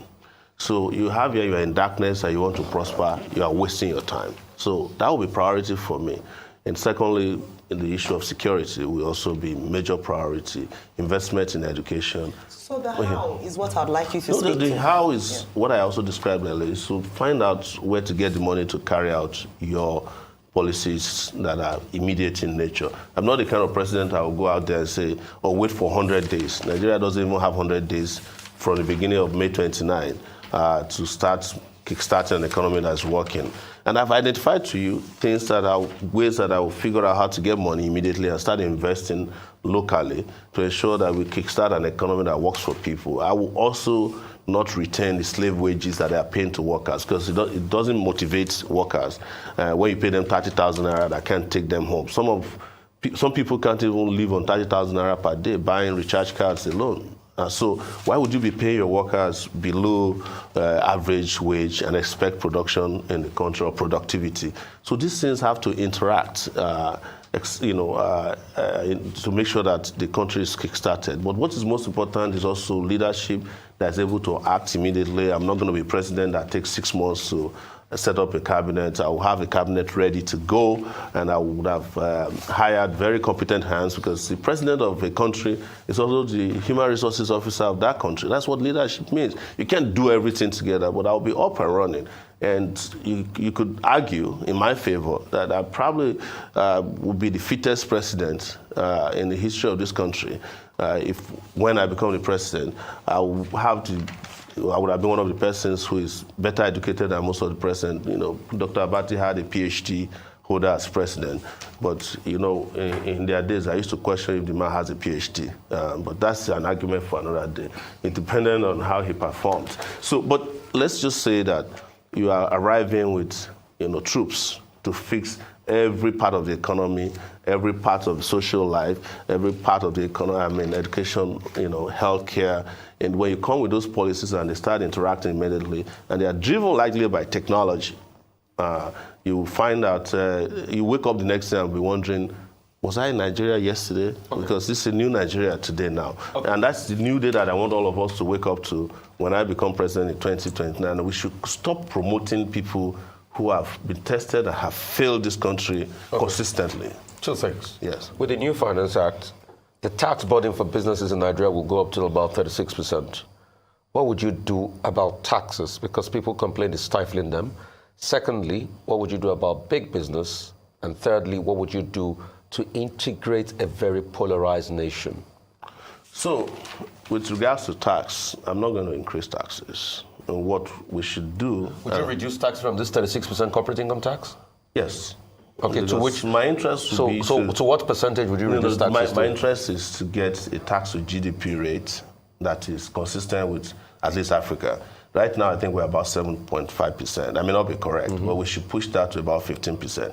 Make sure people are paying taxes that they should be paying. I mentioned earlier, oil companies that are owing taxes. You can't get that kind of laxity in countries that are functioning. So, and you make sure that you eliminate taxes, tax waivers and grants that are given to companies that are already doing too well.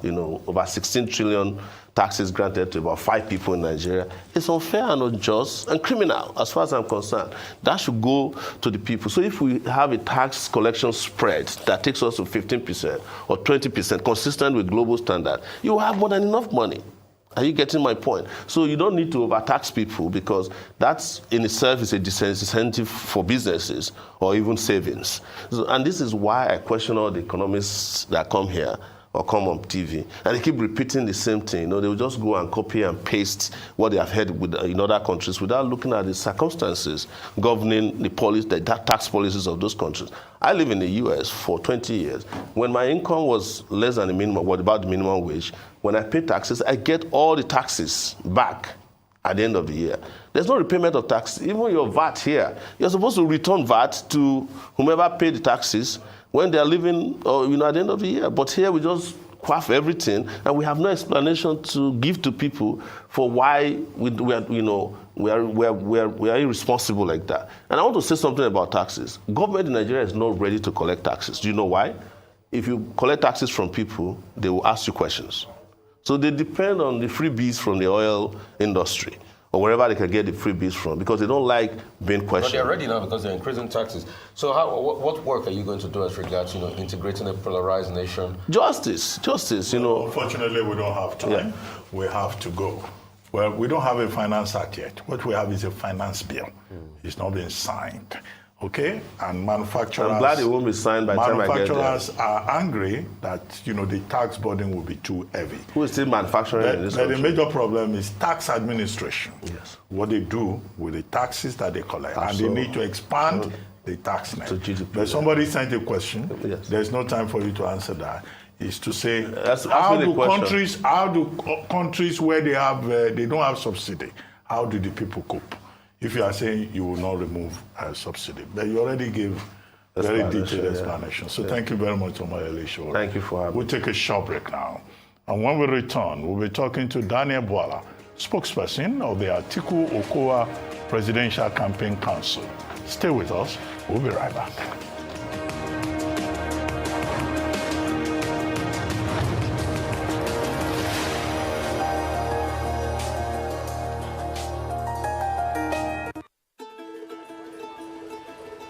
A reflection of the Nigerian never say die spirit.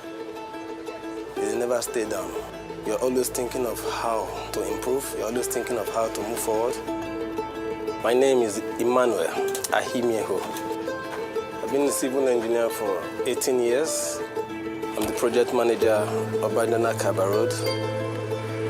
The Obajana Kaba Road is 43 kilometers built completely of concrete pavement. We started work on December 2016. I remember when we came here, it was virtually lifeless. We're building a road that we know will need very minimal maintenance. It's a road that we don't need to rush back to in 5 years, trying to carry out major maintenance work. We don't need to import anything that we need on the road. They are all locally available materials. All the cement we use on this road is from Dangote Cement Factory, which is the largest cement factory in Africa. The sand is from the communities, so people from the community, they end up becoming suppliers. Imagine supplying sand for a 43-kilometer road. It's a lot of money. There are things I've learned from building this concrete road that I never knew 10 years ago. And to be able to lead those people to achieve something worthwhile, something that is of value to them, to the community, to people who have never met us. And I am positive that the road will outlast most of the people who are building the road. Along this road, you have up to 12 communities. People have the confidence to open shops. Why? Because, you know, someone is going through the road, they sell their things, they sell their goods. That is more money for them. We have a number of eateries now, and you want to buy foods along the road, you get fresh food, not food that are preserved. No, you get fresh food. So it is good for us, and it's good for the community too. The road is a lot more safer now for everybody, including Halima, including other travelers.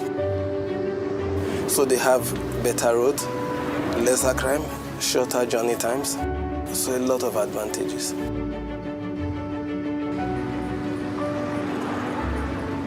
I've had people who go through the roads and they stop to just say, well done. We are proud of what is happening here. We're happy that this is going on in Nigeria in our time. We can see it. They are proud of it. I think it has brought life back to the communities. I feel very proud, extremely proud being a part of this project.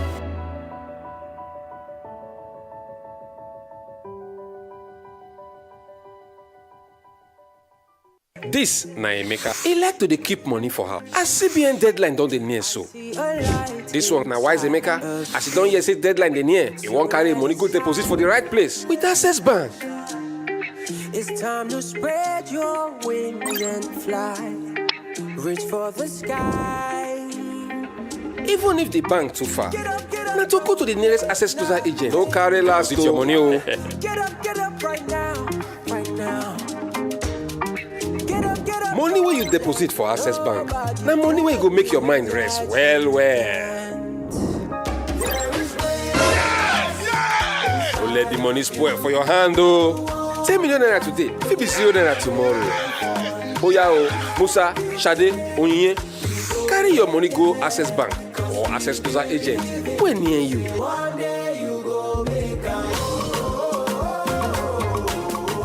Access, more than banking. Introducing an all-time mega offer. Get over 50% discount in the Airtel Home Broadband mega offer. Buy a router for just 10,000 naira and get up to 240 gigabyte or a MiFi for 5,000 naira and get up to 125 gigabyte bonus data. More data, more you. Reliable home broadband buy. Airtel, the smartphone network. New Naira notes? Don't panic. Here's what you need to know. Ensure to make deposits of all old banknotes before January 31, 2023. To make the process seamless for you, all Fidelity Bank branches will be open till 6 p.m. on weekdays and 10 a.m. to 4 p.m. on Saturdays to allow for cash deposits only. Also, please note that bank charges on all cash deposits have been suspended by the CBN. However, charges shall still be applied on cash withdrawals. The new banknotes can be accessed at any Fidelity Bank branch nationwide from December 15, 2022. Old banknotes will remain in circulation till January 31, 2023, when they will cease to be legal tender, as directed by the CBN. For more inquiries, follow us on our social media channels or email us at true.serve@fidelitybank.ng. You can also call 0700 3035 489 or reach us on WhatsApp on 090 3000 5252. Thank you for banking with us. We are Fidelity. We keep our word. Getting together for the first time in years was a little bit awkward. Grandpa still tried to entertain us. Mom was always stealing the spotlight from the kids. It wasn't until Grandma cracked a joke That's my favorite prayer. that we got back into our groove. In this festive, DSTV is making family time even better with an upgrade. Stay connected to DSTV and we'll upgrade you to the next package for free.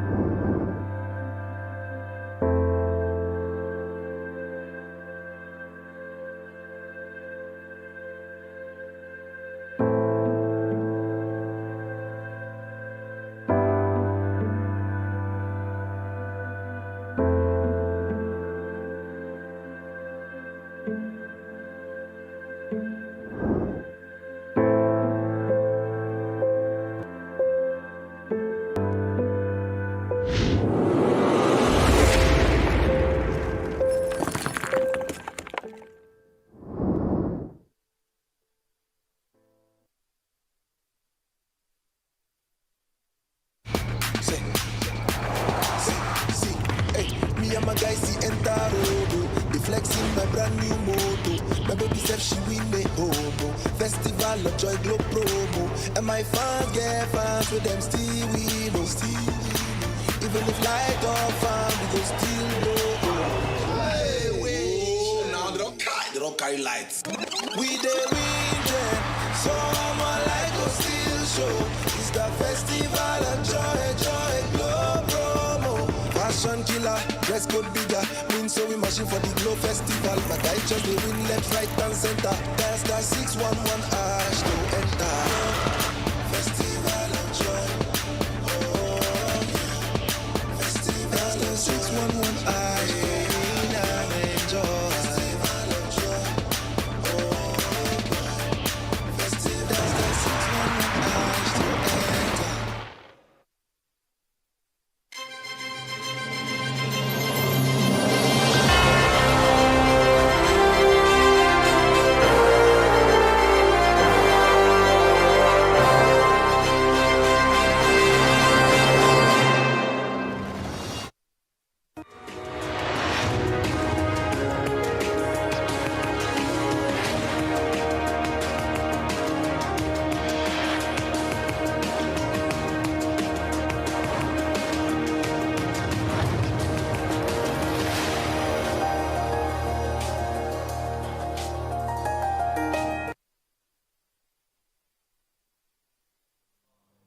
Welcome back to the morning show here on Arise News.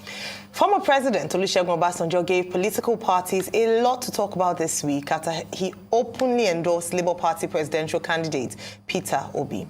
The People's Democratic Party are one of the parties that seem disappointed by his latest endorsement of Obi due to the relationship the former president had with the presidential candidate of the party, Atiku Abubakar.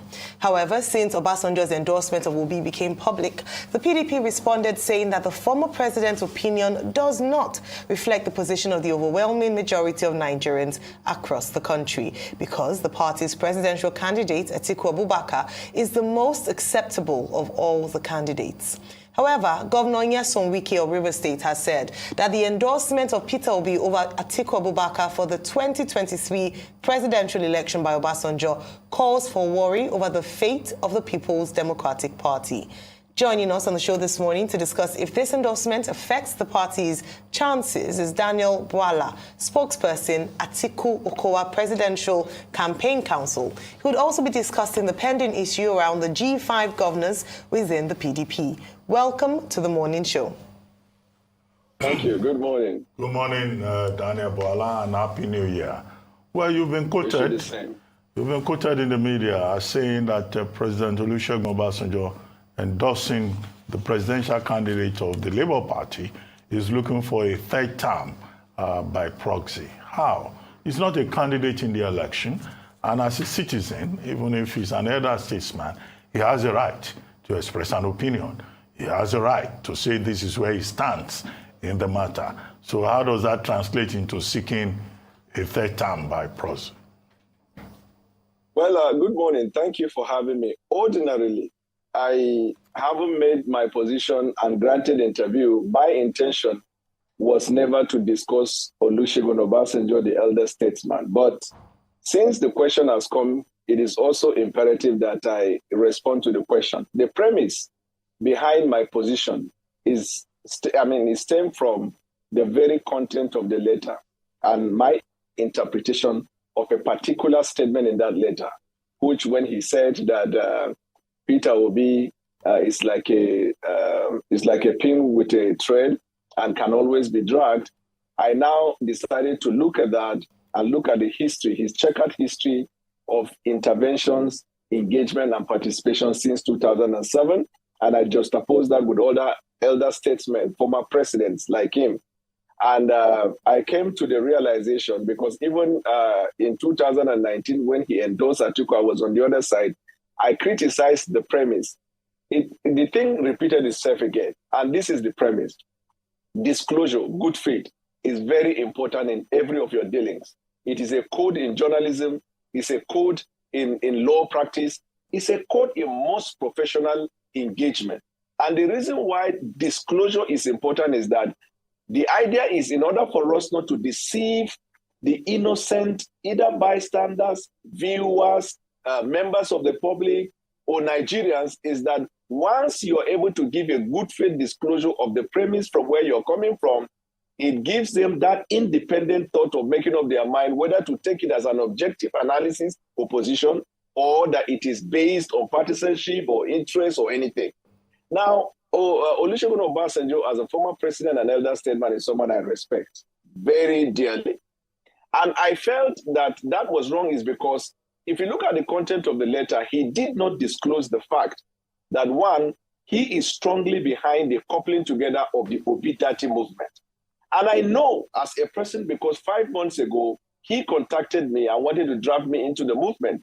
But respectfully, I did not go, because I didn't think that if I left APC because of the same free ticket and I want to ensure APC does not win, I should join a party that I do not think that has the realistic chance of defeating APC. So I thought that he will, in that letter, say, for the records, I stand with this person, this is my position and all. But the character of the message in the letter is suggestive of this fact that he speaks as an elder statesman who is unbiased, who comes from an objective point of view. So we felt that that is wrong. And it doesn't matter whoever he endorses, even if he were to endorse Atiku today, but fail to disclose the fact that, okay, I support Atiku, so that the reading mind will know, I would take the same objective view, or rather objection to that. That is point number one with regards to it. But Another one is this idea of coming as a prophet of doom. It's okay for you to say, I choose A over B. But when you go to the point of giving the impression that if A is not chosen, these are the likely consequences of that decision, to me, that is very improper. Because when it comes from a statement like him, it can have a ripple effect in the country. All right, thank you, Mr. Boala. So yesterday we had the spokesperson for the Tinubu Shetima Presidential Campaign Council, Festus Keyamo, and he said that this endorsement, or perhaps a vote for Mr. Peter Obi, is in favor of their presidential candidates, because then it means that your party is losing out on that. I'd like you to respond to that in terms of the fact that the popularity or the increasing popularity of the Labour Party candidate is a disadvantage to your party and to your candidate. And also side by side that beyond former President Olusegun Obasanjo's endorsement is the endorsement of your PDP, one of your PDP governors, Governor Samuel Ortom of Benue State, who said that, in fact, he wouldn't have minded going around the nation campaigning for Mr. Peter Obi. I'd like to hear your view on this. Okay, so first with what the other fellow for APC, Festus Keyamo, said. Actually, Festus Keyamo, I was sent his video, and when I played it, I couldn't help but laugh, because he was trying to use what we call reverse psychology. And in fact, it even what he was trying to do found its way in the topic for the YouTube video that was uploaded by Arise News. And this is his position, that Peter Obi is the main reason why Tinubu will win. And he built his narrative around the fact that Peter Obi was with PDP, Peter Obi's followers are PDP members and the rest, and he continued on that wild goose chase. But this is my argument. Actually, Peter Obi is the reason why Atiku will win the election against APC. And this is the premise. The candidate of APC is from the southwestern extraction of this country. It is expected, without prejudice, and this is being realistic, that he is to garner first majority of his votes from the southwesterners. And then, depending on his capacity over the years in interacting and engaging with Nigerians, he will mop up other votes from the other parts of the country, because if you have to be a witness, you have to be a witness first in Jerusalem before Judea, Samaria, and the rest of the world. But now, I am a pastor of a Pentecostal church, and the founder of my church is from the southwest. The second in command is from the southwest, who called me personally and told me that then I was in APC, if I continue on that, the same faith ticket will mean that they are going to massively turn away from Tinubu. I discussed that while I was in APC with one of the key people. And this is what is happening over the years. Majority of the votes of Peter Obi are coming from the Christian demographic. It's a fact. That is why Peter Obi jumps from one church to the other. The church that is pro, the church that is against, in every Christian gathering, trying to mop up the sentimental vote that is coming from there. In Nigeria today, 80% of the founders of Pentecostal churches in Nigeria are from the southwest, and they are also leaders in some of the Orthodox churches, in fact, major Orthodox churches in Nigeria. If these people toe on the path of either Atiku or Peter Obi, the biggest loser is the candidate of All Progressives Congress, who comes from the southwest extraction.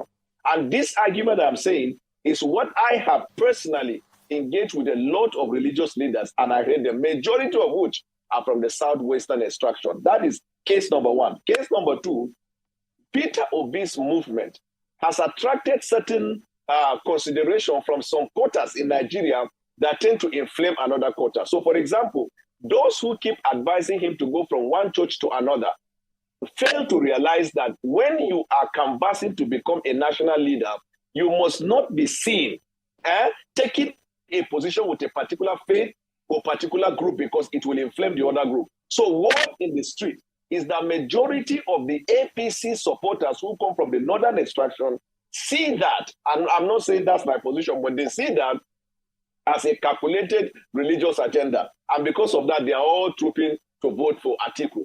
And then you can see other consideration that an interpretation that people will give to it. If you want to factor his argument, you must also bring this argument and put them on the evidence of weight. And I think that our argument is working because This Day newspaper came up with a projection, which so far has not been controverted, that PDP is in a pole position because of their findings.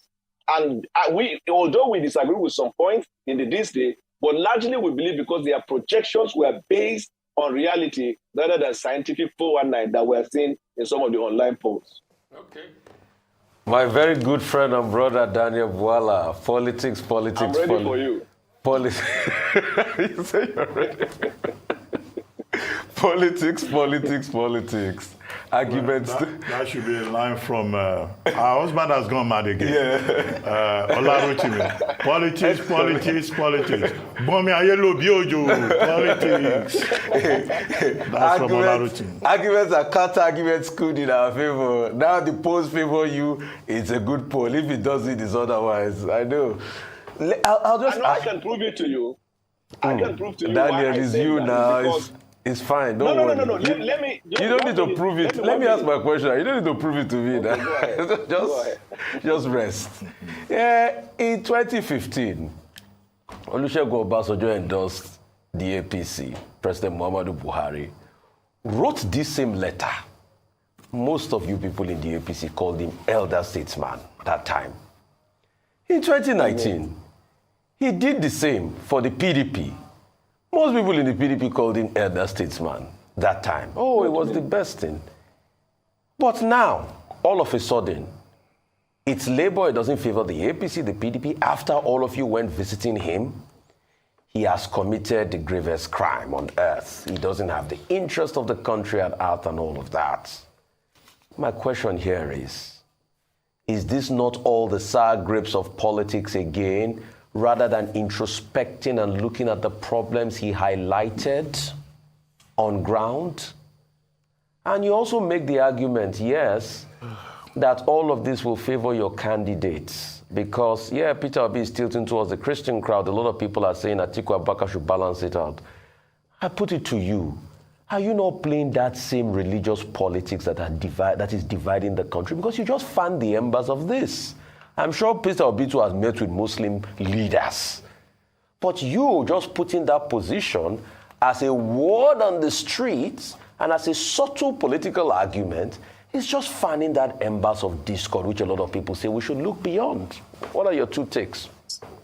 So let me start with the second one and go to the first one. This, your second point, is not a question. It's a counter argument, which I do not think that given the nature of your TV show, you are supposed to make that comment, because when you make such, then you allow me to counter that. That's number one. If you made an interpretation from what I said, you did not join what I said with what another person says or fact check me to say what I said is right or wrong. That is my response to the first one. And I'll be happy to engage if you want me to argue with you on that. Yeah, let's engage further on that if you have the time. I think we'd like to engage further because at first, Daniel Bwala, in having a conversation on television, there's a balancing. And the grand scheme of putting a religious slant to it is to be able to nucleate people based on that. Because, and I'm going to fact check you, go and check.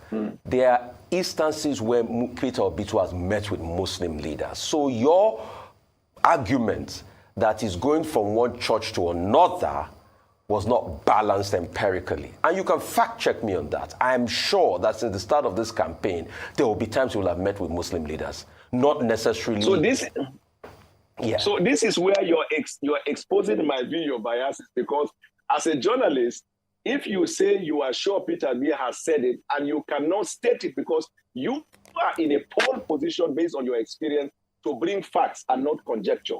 You are sure Peter Obi has met with Muslims, it's a conjecture unless you can say on this day or in this event, which must be in public sphere. In my own argument, Peter Obi has gone to my church in Shiloh. Peter Obi has gone to Holy Ghost Convention. Peter Obi has gone to Mountain of Fire. These are facts that are verifiable, that have gone round, and people have seen it. Where is the premise you're coming from? Peter Obi's engagement with religious. Let me finish, please. Okay, finish. Because let me finish. Where is your premise on that? That's number one. And number two, the lady there, the beautiful lady, I must say, ask me the question regarding. She's married, Yes, I know, but it please. doesn't She's take married, away her please. beauty. Stop admiring another man's It doesn't wife. take away her beauty. She's married. It doesn't take away the beauty. So what I'm saying is that she asked me that the spokesperson for APC was on this show where he gave his own narrative to suggest that Peter Obi is a damage to us and a plus to them. Then I now said it's a reverse psychology because Peter Obi is actually a damage to them and a plus to us. And I gave the premise. The premise I gave, how is that inflaming religious sentiment? How is that instilling religious problem? Have you ever seen me in any religious gathering promoting, even when my church had a program earlier in the year on political issue where to canvass, the church made it clear that we are not taking a position with any political party. People speak on the basis of qualities and conviction. That is where I stand. The idea that people jump from one church to the other, let me see whether next year he's going to come to Shiloh. And that is the same thing he did as a governor in Anambra.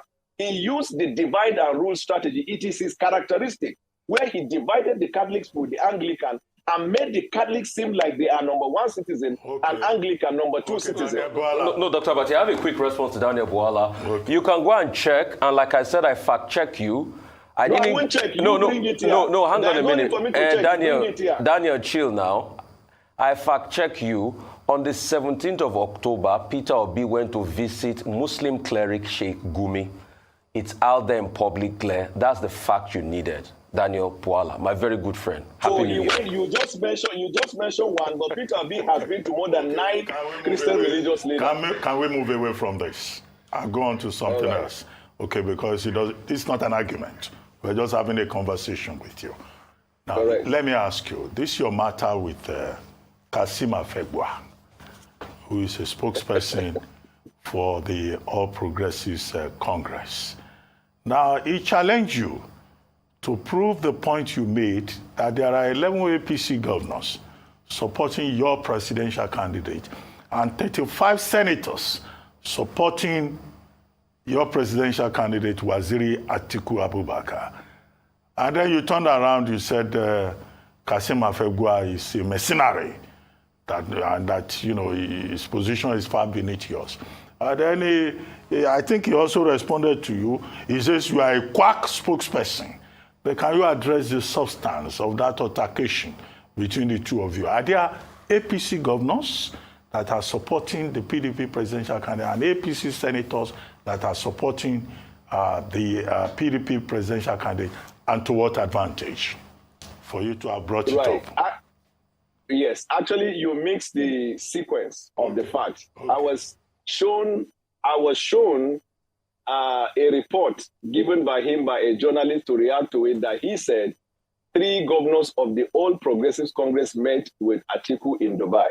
I was confronted with that to respond. And then in my reply, which is in the media space, I said that is false. There is no 3 governors that visited Atiku in Dubai. But I can authoritatively tell I was telling the journalist, I can authoritatively tell you, as at first week of December, we have 11 governors of the All Progressives Congress and 35 or 37 senators and 15 House of Rep members that are already working for us. Then Kassim Afegbua now replied and insulted me.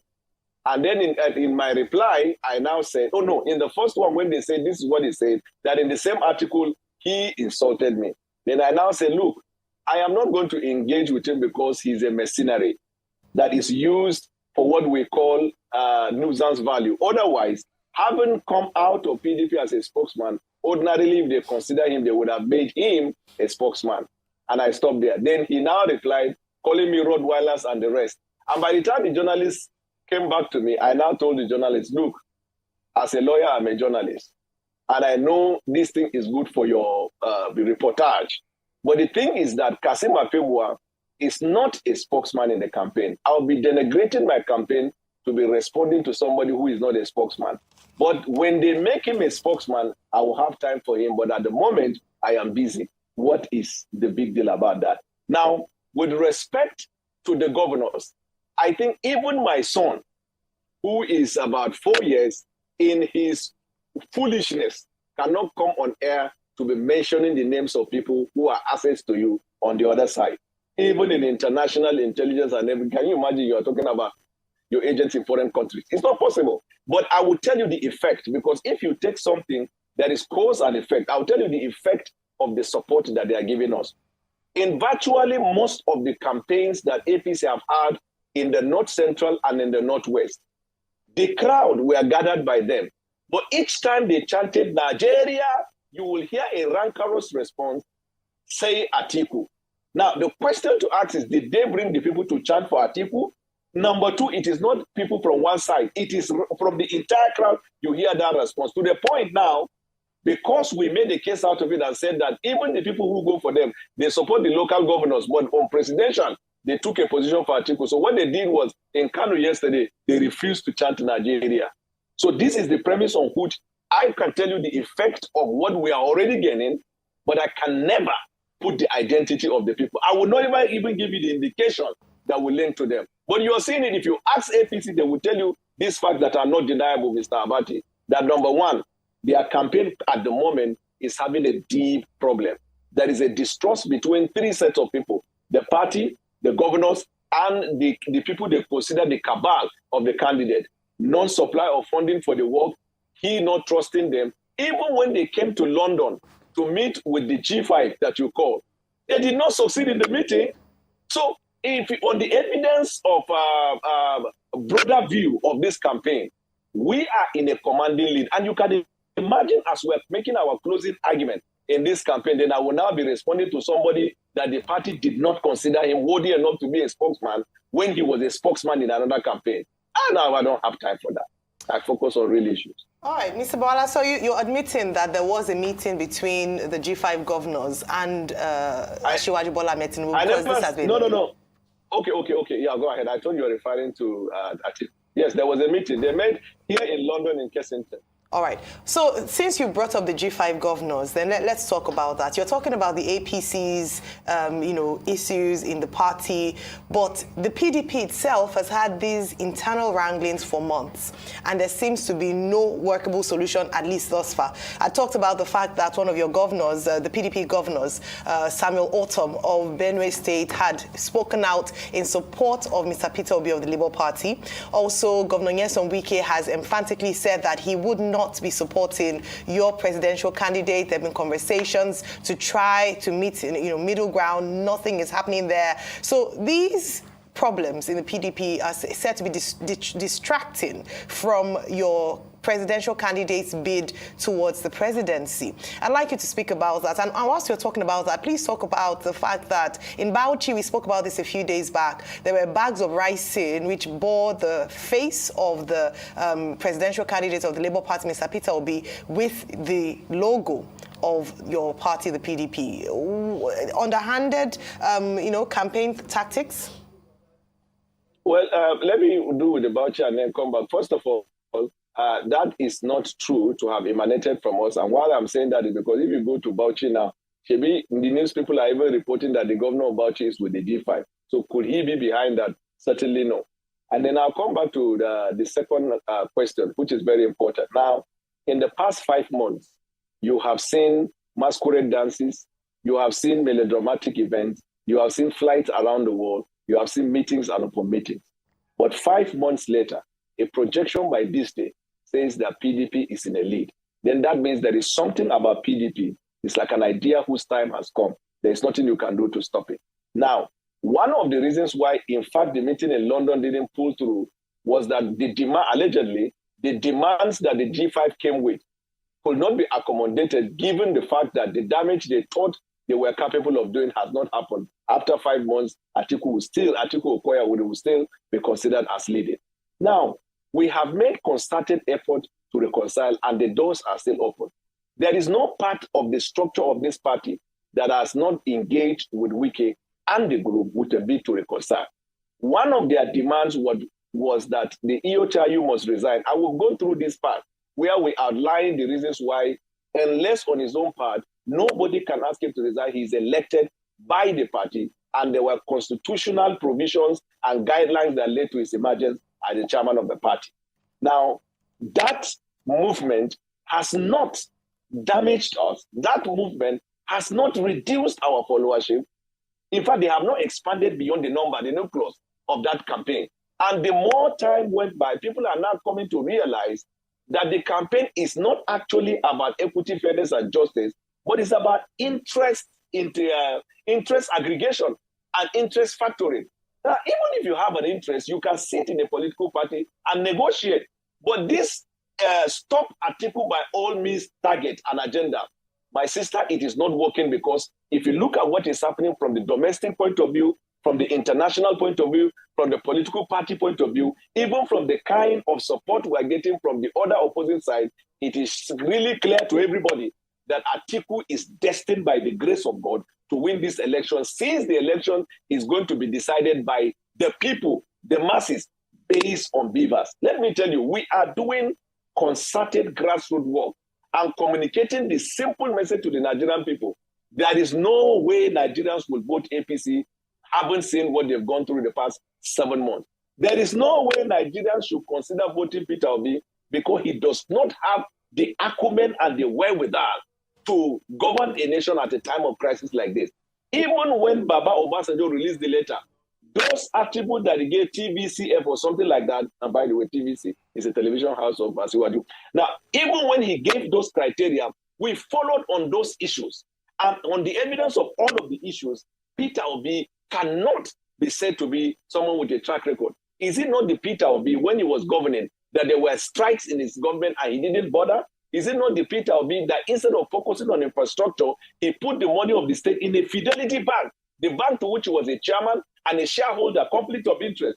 Is it not Peter Obi that when the Panama Papers came and exposed the very fact that he did not comply with the code of conduct of Nigeria, that a public officer should disclose if he has any asset anywhere? He admitted to Premium Times that he did not, because he thought that there is no law to that effect. Is it not Peter Obi that used Catholic against Anglican? Is it not Peter Obi, in fact, who started ethnic profiling in Nigeria when he asked the northern people in Anambra to identify themselves by certain sickness? No governor in this country, in their wildest imagination, have done ethnic profiling. Is it not Peter Obi who failed to conduct local government election and misappropriated the funding that is made for that? So where is the track record that Obasanjo was talking about? Where is the clear vision? Is it not the consumption to production philosophy is a rhetoric? He is the very opposite of that. He's one of the leading consumers, consumption economic driven business that he does in Nigeria. So where is he? He has been lying to people every day. I wear Marks and Spencer, I wear this. I met with Peter Obi in Louis Vuitton in Heathrow Terminal 5 in 2017. Peter Obi has a house in London, has a house in Abuja, has a house in South Africa. He has it in Lagos, allegedly in America. Daniel, let me push on this question. I mean, good political zinging, you know. Drink some water, my friend. Drink some water. Some tea, all right?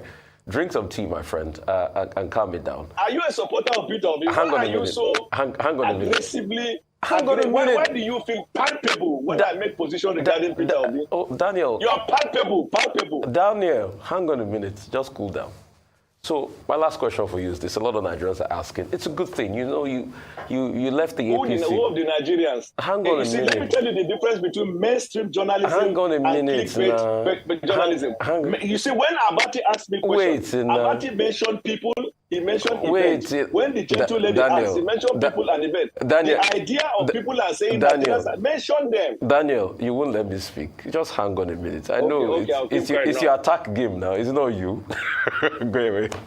So let's go straight to it now. Real quickly, the zeitgeist is you left the APC because of Muslim tickets, which you feel was not good, was abhorrent, was not justice. Do you think it will be justice that after 8 years of President Muhammadu Buhari, power should remain in the north? That's my question to you. And the answer is very simple, sir. I left APC because of the Muslim ticket because it does not portend diversity. But I left APC as a party. I did not dictate for the activities of PDP. When I joined PDP, I discovered that PDP is not a branch of APC. It's an independent political party with similar agenda to acquire power. And based on the constitution of PDP, even their equitable narrative, they looked at how many people within the party that produced president, how long it lasted, and based on that conclusion, that the North did not even get up to that, assuming you're talking about equity and fair play. But secondly, they said that the party is governed by laws and that they follow the legal procedure. Even the person who is the advocate and champion of the equity, fairness, and justice has so far shown that he is the very opposite, because in his state, you don't see equity, fairness, and justice. The chairman of the party and the candidate of the party come from the same senatorial zone.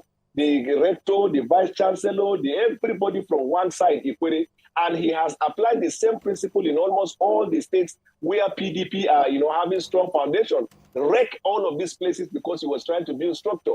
So let us take away the argument, that the innocent argument on fairness, and then interest, using argument as an agenda. And my conclusion in your answer. Yes. Right. Conclusion. What's your conclusion in the answer? Is it fairness or not? My conclusion is that Muslim ticket is not fair. But my conclusion is that PDP haven't followed the constitutional provision of their party and arrived at where they have arrived in. In any case, Buhari is not a member of PDP. You cannot make that application. Okay, so what you're saying, what in law we call inapplicable. Okay, so you're saying is after 8 years of power in the North, power should remain in the North, and that's fairness for you. Thank you so much, Daniel. No, let him go yet. Okay. You are not going yet.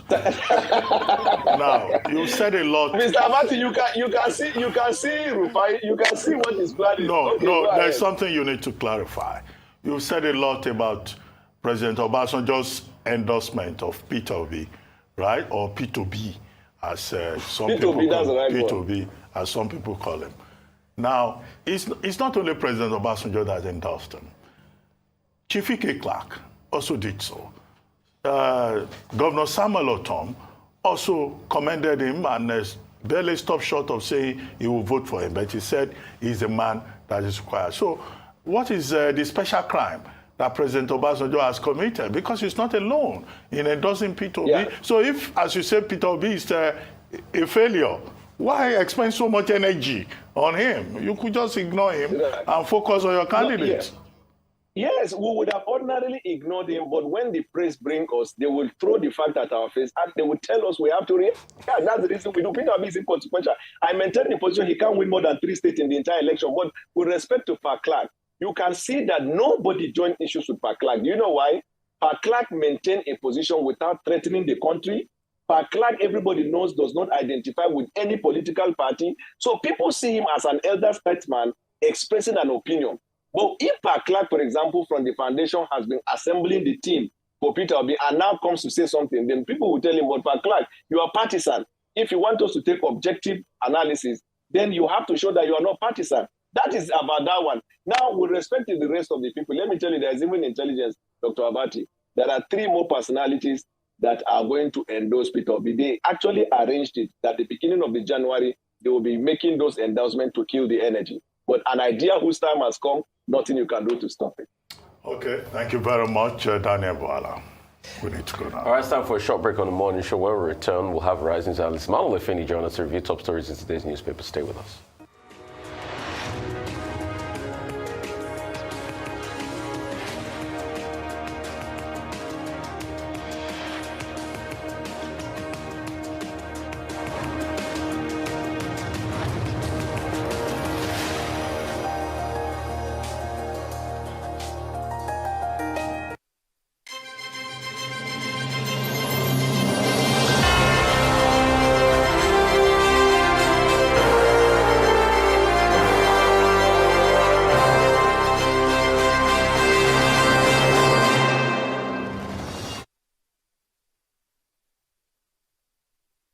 Imagine your wallet can be everything. Well, almost everything your bank is to you. That's exactly what First Money Wallet is. First Money Wallet from First Bank is another swift and seamless way to bank from your mobile phone. It doesn't matter if you have a First Bank account or not, nor the mobile network you use. Everyone can open a First Money Wallet, and it's very easy. Your phone number is your account number. With First Money Wallet, you can send money using just a phone number, receive money, pay bills, buy airtime and data for yourself or someone else, and check balance. You don't need a bank account at all or BVN to enjoy the boundless possibilities First Money Wallet offers. All you need is a registered phone number, and you can fund your wallet easily through your First Bank account or any bank account and debit card. What's more, First Money Wallet wallet is highly secure with fingerprint technology and PIN. And when you need cash, just walk up to any First Money agent near you to withdraw money. No smartphone, no wahala. Just dial *894*1# on any phone. So it doesn't matter if you live in the city or the remotest part of the country. With First Money Wallet, your transactions are easy, seamless, and secure. Download the First Money Wallet app now. Input your phone number and follow the prompts, or simply dial *894*1#. All money now on First Money. You first. First Bank. As a player, there's nothing better than the roar of your crowd. But in Nigeria, there's a roar that may not be heard again. With fewer than 50 lions left, they could be extinct in the next few years, from loss of habitat and prey, and snares set for illegal bushmeat. So please, say no to illegal bushmeat. Let's keep the roar alive for Nigeria, because poaching steals from us all.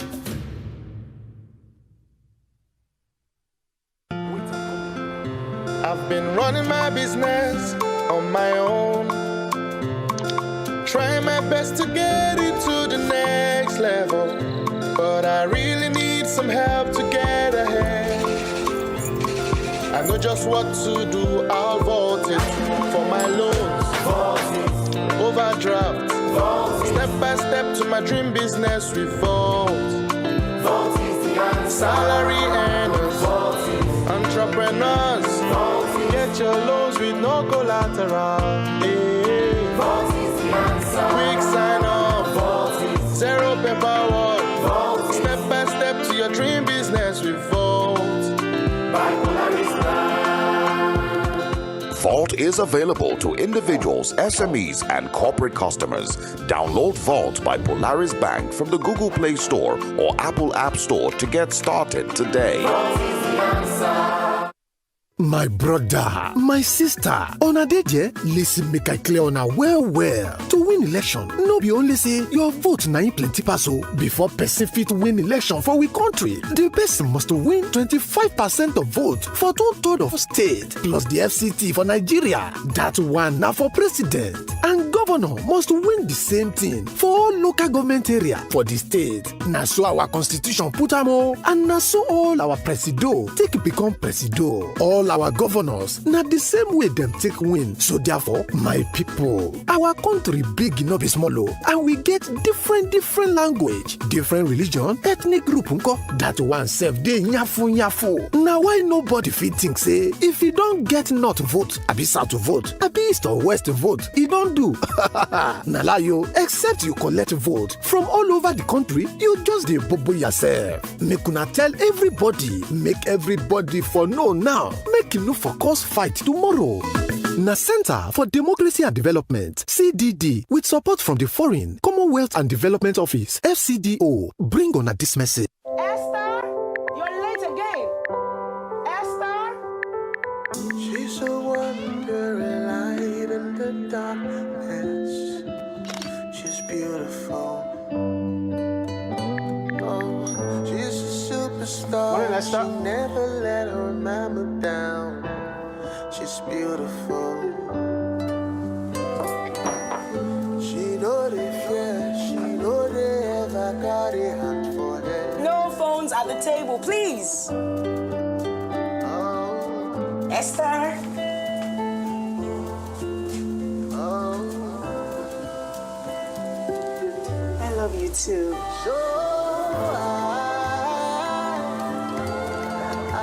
Got everything? Don't forget I'll pick you at 4.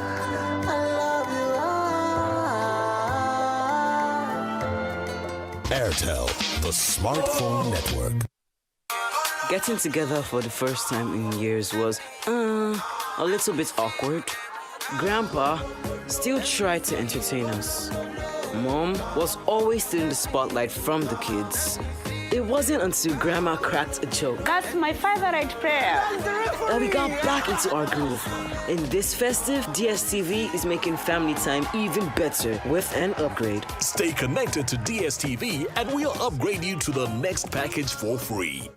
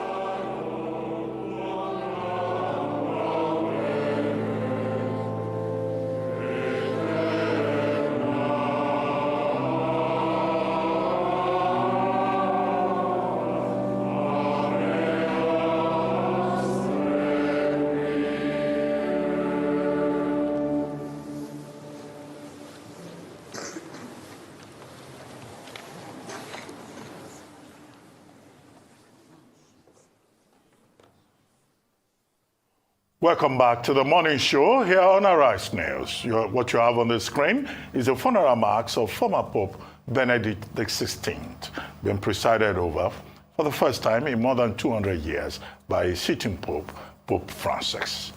Joining us now to review some of the headlines of today's newspapers from around the world is Arise News analyst Emmanuel Ifeni. Good morning, Emmanuel. Good morning, Dr. Abati. Good morning, Mr. Oseni. Good morning, Mr. Good morning, Mrs. Ayo. Myro Esse. Good morning. We have to remind them, Ruben, so that they don't over-admire you. Yes, so. Now we start the review with this day, Nigeria's newspaper of record. Seduction is a felony. You are not allowed under the laws to seduce another man's wife. Anyway, that's not our topic. No, Ayo, just take that lightly. Now, we start the review with this as usual, Nigeria's newspaper of record. The lead story, federal government, incoming administration will inherit 77 trillion naira debt. Ahmed reiterates Nigeria not planning debt restructuring, restates commitment to obligations. Country lost 6 trillion naira to tax incentives in 2021. Moves to phase out pioneer incentives, says finance bill will be signed into law in few days. 80.6% of revenue spent on debt service in 11 months. Yes, the shape of the economy, President Buhari will be handing over to the next president. Come May 29, 2023, the budget as presented, the breakdown as given. No, the budget as signed, the breakdown as given by the Minister of Finance yesterday. Clearly, Nigeria is in dire straits because supplementary budget signed to be financed through debt, borrowing, more debts. The 2022 budget extended to March this year to be financed by borrowing. 2023 budget to be financed largely by borrowing. So, he who goes up borrowing, unfortunately, Goes a sorrowing. President Buhari is pushing everything to the next government. But because this government also like comparing, of course, recently, when President Obasanjo over the weekend wrote that famous letter, of course, the response was to compare notes, what Obasanjo did not do and what President Buhari has done. But let's just recall that former President Olusegun Obasanjo, when he came in, the reserve of the country was $3.7 billion, and he met a debt of $35 billion. But when he left, the reserve was $45 billion, and he had cleared all the debts he met, leaving Nigeria a debt-free nation. So much for comparison, but clearly the budget is not looking good. The finance bill that, according to the Minister of Finance, will soon be signed as passed. Look at the Vanguard newspaper, top right-hand corner. OPS, Organized Private Sector, rejects finance bill, says businesses will be worse off. It will worsen business in Nigeria. Now, that bill, of course, we know how it was passed. In parliamentary terms, you will say it was surreptitiously passed because no public hearing for such a critical law, no stakeholders' input. So, will President Muhammadu Buhari sign? There's no law that says he must sign in public. I will not be surprised to hear that he has already signed. And Nicodemously. So if the finance minister is saying the president will sign that bill, don't doubt it. But clearly, it's not looking good for the manufacturing sector that is already facing hard times. And with this finance bill, with a number of taxes here and there, but the government is saying that they must look for money from somewhere. even if much of the money to finance the budget will be coming from borrowing. Of course, the New Telegraph newspaper also reporting that story. DMO, Nigeria's total debt stock to hit 77 trillion by May 2023. Now, below the photograph, 2023 polls, INEC takes delivery of BVAS last batch. Yes, BVAS, the magic box that will help to deliver free, fair, and transparent election.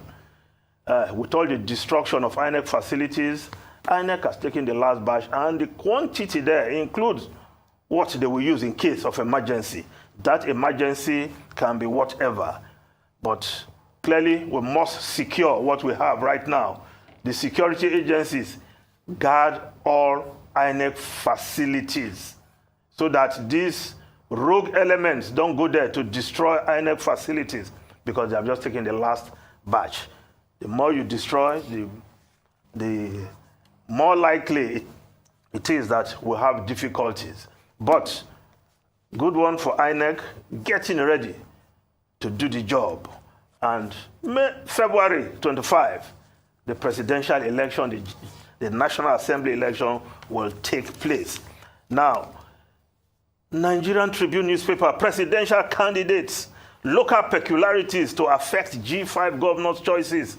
Yes, they have hard choices to make, whether to stick with the PDP, where they belong, because they have refused to leave the PDP and work for another candidate, or just stay with the PDP and work for the PDP candidate.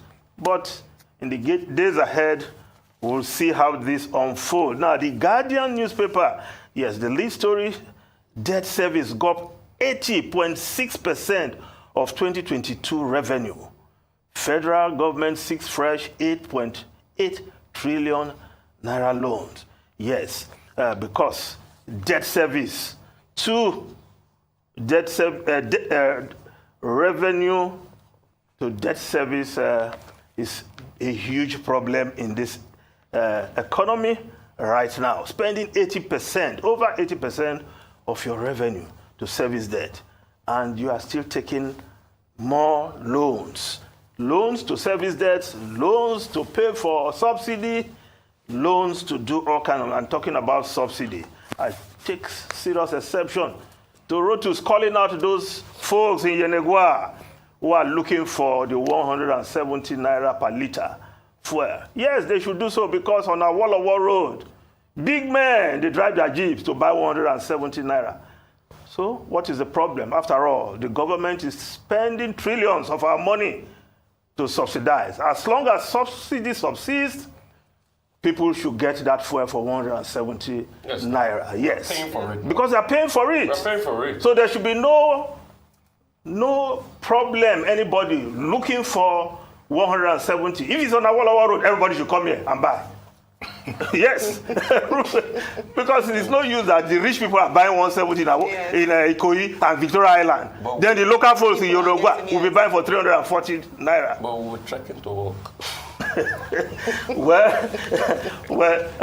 The Punch newspaper, Discos hike electricity tariff secretly. Consumers kick. Consumers accuse Discos of fleecing Nigerians operators. NERC silent. Discos began new tariff January 1. There are other arbitrary increments. ECEAN. Now, the Business Day also reporting that story puts it better. Power firms quietly slap customers with tariff hike. Well, if they are giving electricity regularly, perhaps we're talking about appropriate pricing so that there can be more investors in that sector. But I can tell you that they serve some areas well, others not. And of course, the kind of meter some of these power discos distribution companies are supplying, substandard, and we'll soon call them out if they don't make amends. Substandard meters, that's what they are supplying consumers right now. And they're even threatening to take back The old ones that are more durable because they feel they've been programmed to reach slowly.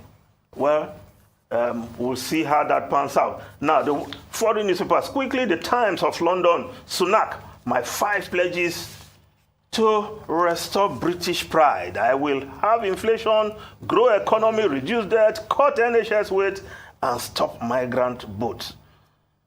Vows the Prime Minister. Yes, of course, Daily Telegraph reporting the Labour leader, Starmer, we are no longer a party of big spending. Leader will use speech designed as break from Jeremy Corbyn's era to argue that the party is ready to govern. Of course, the next general election in focus. Rishi Sunak putting out his program there. Keir Starmer will put out the Labour program because Labour seem to be leading in the polls. Is Britain ready for Labour? Ruben, Rufai, and Ayo. Well, we seem to have run out of time, but I think one other story will be that the NDDC board has now been inaugurated 3 years after the fact. And Umana, the Minister of Niger Delta, was telling the new board to be careful with the way they award contracts and to be mindful of the Procurement Act, which had been a problem in the past, and that if anybody awards any contracts beyond the threshold, that there will be sanctions. Where is the forensic report from? However, he raised that too, that the report of the forensic audit and also of the personnel audit must be one of the first things that the new board should work upon.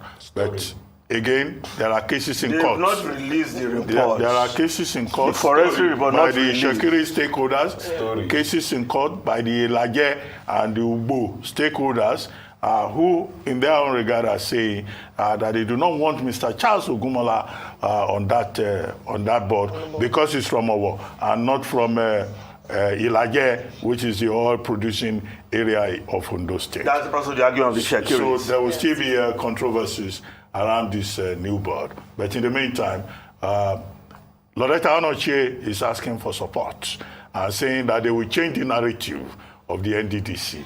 That remains to be seen, to move the NDDC from politics to the main objectives for which it was established. Thank you very much, Emmanuel Evene. And that's all on today's edition of The Morning Show. Rotus Odire will be here next to take you through Global Business Report. Stay with us. It's to the Arise News channel.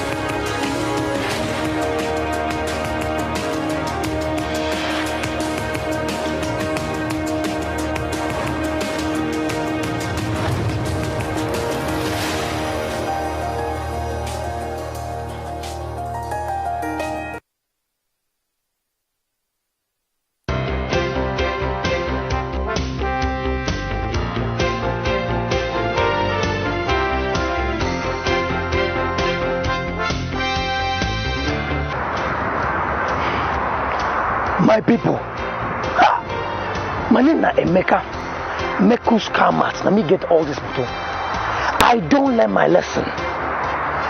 Somebody come buy motor for my hand, carry big money, come give me. Now when we get bust, now my eye open. I don't know say that 419 be. Now when EFCC babam, now they come bab me too.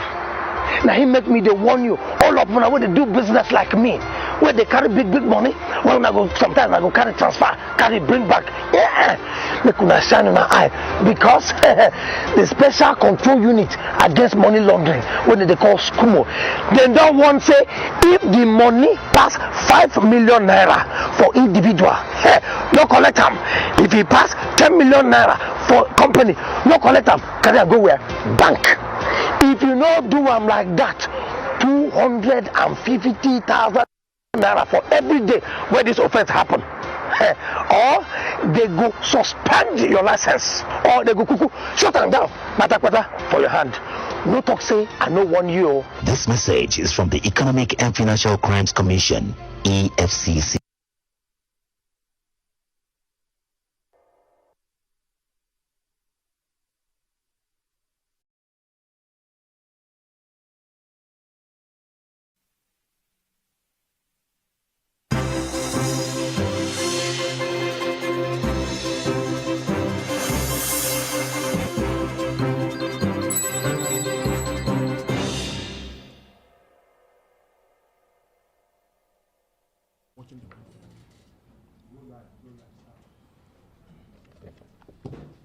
Happy New Year, gentlemen. And thank you for once again answering to our call in the service of our fatherland. Over the holidays, on his verified Twitter handle, President Muhammadu Buhari made a tweet, and I quote, "I have made it clear, very clear to the security agencies that they have a responsibility to remain apolitical at all times. Under no circumstances should they get involved in anything that could compromise the democratic process or bring to disrepute their institutions and Nigeria." That was the quote of Mr. President. The said tweet informed our calling you once again to relate to you that since the 19th day of December 2022, that this coalition busted the plot to unlawfully, maliciously, and for strictly political and financial reasons, framed the central bank governor, Mr. Godwin Emefiele, for terrorism financing, among other heinous crimes. There have been a sudden resurrection of faceless and amorphous groups organizing protest marches demanding the sack of the CBN governor. These obviously sponsored for political purpose marches have unfortunately enjoyed heavy security cover. Those security cover for protests are lawful, we concede, but it is very instructive.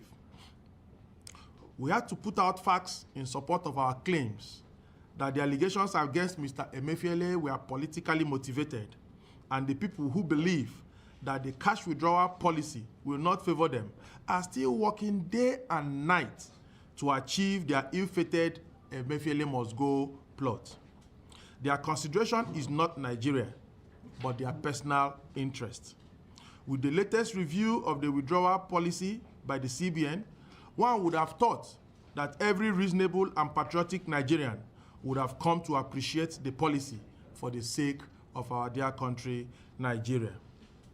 Furthermore, on the 29th of December 2022, the High Court of the Federal Capital Territory, in a well-considered judgment, restrained particularly the State Security Service and other security agencies from inviting, arresting, detaining, prosecuting Mr. Emefiele, as the court found that the allegations of terrorism financing and other economic crimes against him were malicious, oppressive, and abrasive, and without any iota of proof to support such.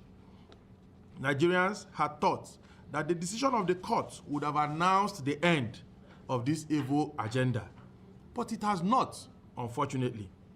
These men, who are desperate for the keys to the vote, are still insisting that they will not obey the court order. They are now ashamed to talk about terrorism financing and are now bandying allegations of fraud, diversion of funds, diversion of agricultural loans, and fraudulent forex transactions. This assault on the rule of law is shocking, and this is a criminal act.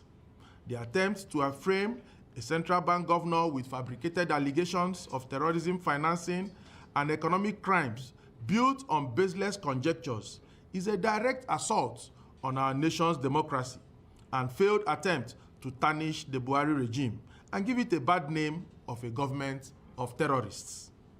Imagine if the world had woken up to the breaking news that on fabricated stories that our nation's apex banker has been arrested for trumped-up charges of terrorism. The global financial market would have shut their doors against Nigeria as a rogue terrorism financing nation. Now, we ask again, as most Nigerians have asked, since the 19th of December that we leaked this plot. What did Emefiele do to warrant those who want to remove him through the back door to get so desperate to formulate terrorism charges against him? The answer is simple. He has, by the policy which the president has backed, shut the iron door against several acts of corruption, money laundering, vote buying, election rigging, terrorism, banditry, kidnapping, etc. Those who are direct beneficiaries of one or more of these crimes want Emefiele out, dead or alive. The attack on Emefiele is actually directed at the president who backed these policies, and we insist it must have consequences for those who wanted to throw the country into crisis in a bid to remove the CBN governor and derail the ongoing economic agenda. We are hot. Our nation's image has also been hot. Gentlemen, we do not speak for the CBN, but we are all reasonable citizens. They say Emefiele collected and took away 89 trillion naira stamp duty revenue. Wow. Stamp duty collection is automated. It is also electronically transferred to the relevant government accounts and can easily be traced. How then can Honorable Gudaji Kazaure be desperately instigating public anger with fabricated figures against Mr. Godwin Emefiele? How can 50 naira charges on electronic transactions be more than the entire financial transactions in Nigeria? How can they say we have 89 trillion from stamp duty of 50 naira charge, while the entire nation's foreign reserve is not near that amount?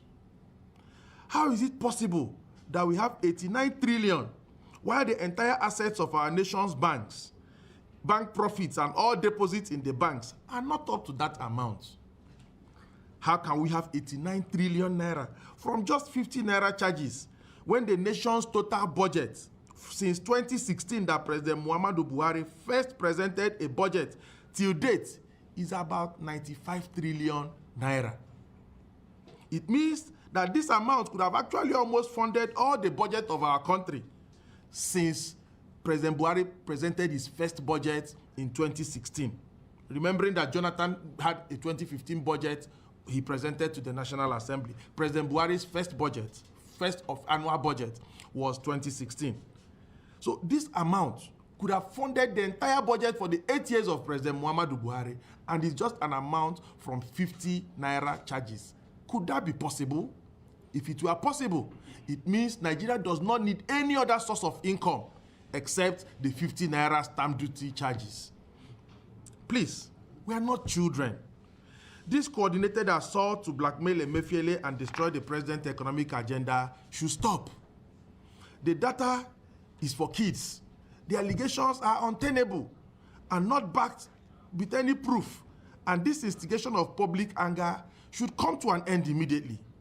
If anyone wants Emefiele's job so as to derail this administration, the person should be bold and stop hiding in the dark. The person should demand for the job. These allegations of terrorism financing are quite provocative, and we further ask, can you charge a bank manager for fraud, or what we normally call Yahoo, because an account holder in the bank is involved in such? Can you charge the bank manager or the owner of the bank, the MD of the bank, because an account holder was involved in a crime? Can the DSS DG himself be charged for a crime if a staff of the DSS is individually involved in that crime? Does it make sense that people who bought Forex from Bureau de Change or benefited from any of the various CBN intervention programs, if they turn criminals, that the CBN governor should be linked to their actions. If some of the farmers who benefited from any of the intervention or anchor intervention programs or anchor borrowers program use their profit to pay for illicit drugs, then should Emefiele be charged for dealing in illicit drugs? Really, these attempts at linking the CBN governor to terrorism financing makes no sense at all. We further ask, was it Emefiele that told the governors to mismanage the loans and the bailout funds and other interventions they got from the CBN?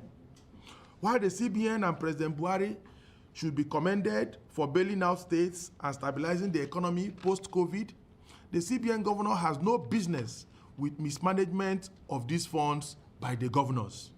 The governors are independent. In fact, the central bank should be commended for efforts in checking some of them, like the Kogi scenario, where over 20 billion, practically looted, has been recovered from the state government.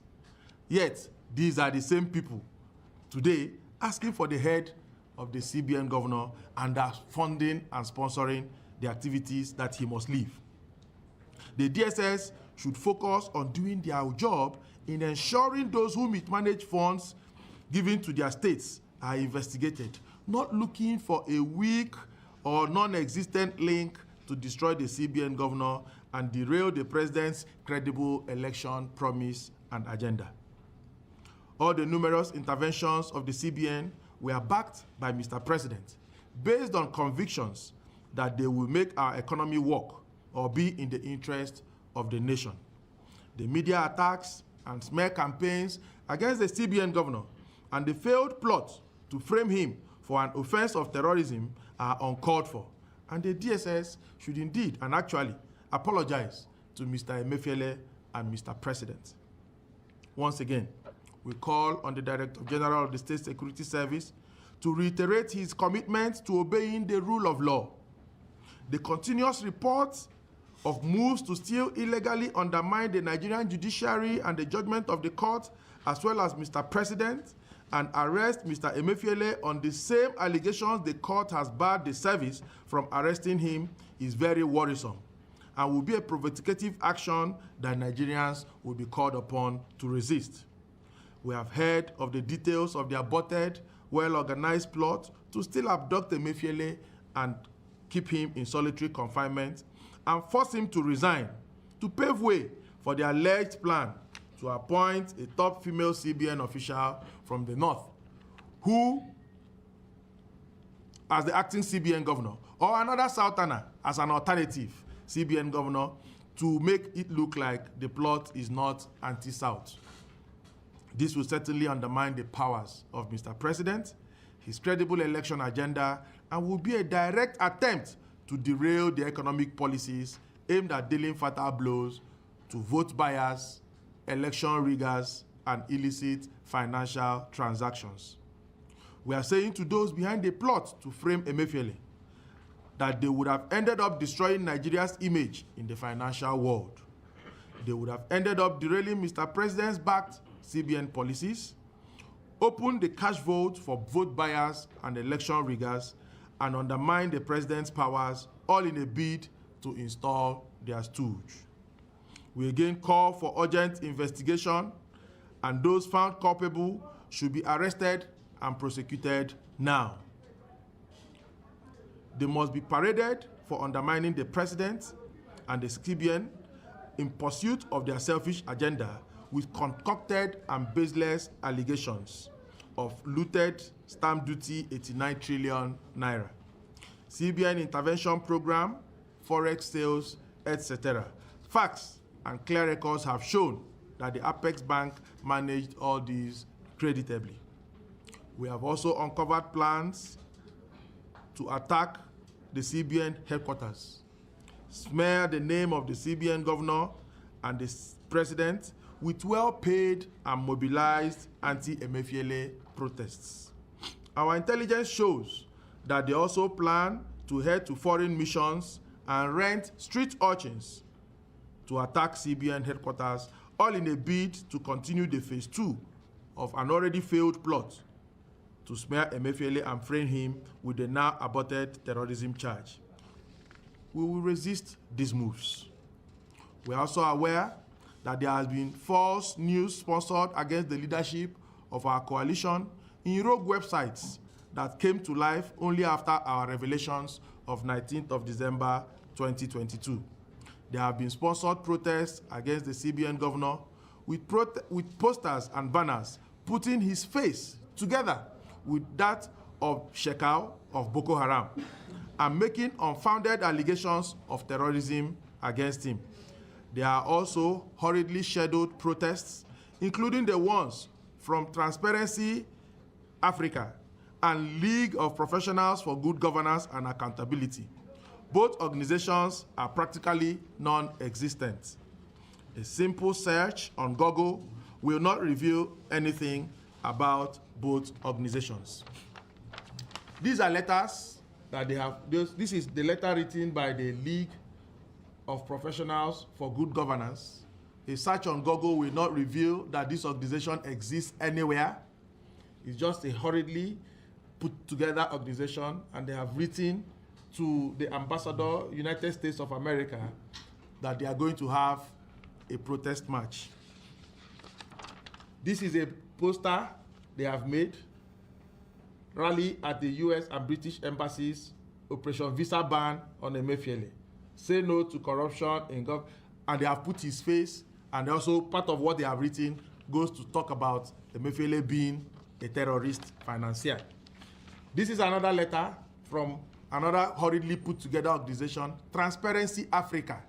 It does not exist anywhere. The same line, and they have also written that they want to, conduct protest marches. Members of these organizations are the ones that are not happy that they are being funded to do these things. So it is their members that are getting these letters and making them available to us. Also, the DSS-backed illegal faction of the National Youth Council of Nigeria has also been mobilized to participate in these protests. In the light of the above, we state that the current instigation of smear campaigns against the leadership of the CBN, especially the failed plot to frame the CBN governor for terrorism financing, is a direct attack on Mr. President and his agenda. Is a direct attack on Mr. President and undermining of the integrity of the institutions involved. This is against the clear directives as contained in the tweet I read at the beginning of this statement, telling all agencies that are supposed to be security agencies to be apolitical at all times. These subversive acts have the capacity to derail the president's agenda and throw the country into economic and political crisis. We hereby challenge the State Security Service to deny their roles in the instigation, sponsorship, and organization of these rallies. In fact, the SSS should apologize again, we say, to the CBN governor and to Mr. President for attempting to undermine the government they were supposed to be protecting. And rather, they are insulting the president by labeling the government's economic agenda as terrorism financing. The president has said it publicly and clearly that he endorsed the new currency redesign and the cash withdrawal limits. Framing the CBN governor few days into this policy was a deliberate plot to destabilize the country's apex bank, its leadership, derail the policy of Mr. President and his free election, credible election agenda, and ignite crisis that would have affected the president's quest to leave a legacy, as he has promised to the whole world, for credible elections and war against vote buying. One would have thought that the SSS would have embraced this cash withdrawal limit policy of the CBN, having failed over the years to curb the menace of vote buying in our elections. Vote buying has been the major election rigging problem, and over the years, our security agencies have failed to solve this problem. But there is a policy now that would have solved it, and it is being attacked. One would have also believed that the SSS would have supported and promoted this cash limit policy, since kidnapping for ransom and activities of bandits who demand levies from whole villages, farmers, and other Nigerians can now be quickly put out of business. But they are insistent on stopping this policy solely for political purposes. Yet, they have not proffered any solutions to these challenges of national security dimension. All these underhand mobilizations are all part of a $2 million basket for media smear campaign and paid rallies against the CBN governor, being funded by the same group of persons who failed in their gang-up to use terrorism allegations to force Mr. Emefiele out of the Apex Bank and take the key to our nation's vote and derail all the Mr. President's-backed CBN policies. They will begin to roll out from Monday, the 9th of January 2023, with no other message but sack Godwin Emefiele. If this will be the trend for 2023, then as security has been provided and is going to be provided for all the anti-Emefiele protests, we shall also now be publicly making a demand for security cover for our own protests commencing on the 10th of January 2023 and held every day till the 31st January 2023, which is the official deadline of the old notes to be in circulation. Nigerians must begin to protect this policy. The policy is for the benefit of Nigerians, and we are bound to protect it. We shall immediately from here proceed to the office of the Attorney General of the Federation to submit yet another petition to the President through the office of the Attorney General to demand for the President to authorize the Attorney General to institute a criminal inquiry into the act of attempting to frame the CBN governor for terrorism financing. While that inquiry lasts, we yet again reiterate our call demanding the immediate removal of the Director General of the SSS from office so as not to interfere with the said inquiry. More so, Nigerians doubt the loyalty, allegiance, and sincerity of purpose of the Director General of the State Security Service and have cause to question his judgment and the surrounding circumstances of his decisions and actions in recent times. Thank you once again, gentlemen, and we wish all Nigerians a very prosperous new year.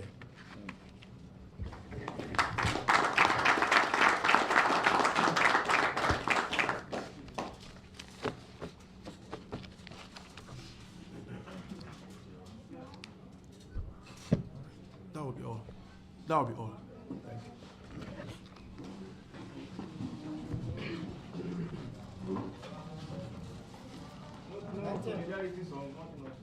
Soli, soli, soli, solidarity forever. Solidarity forever. Soli, soli, solidarity forever. We shall always fight for our rights. Soli, soli, soli, solidarity forever. Soli, soli, solidarity forever. Soli, soli, solidarity forever. We shall always fight for our rights. Thank you so much. Thank you very much.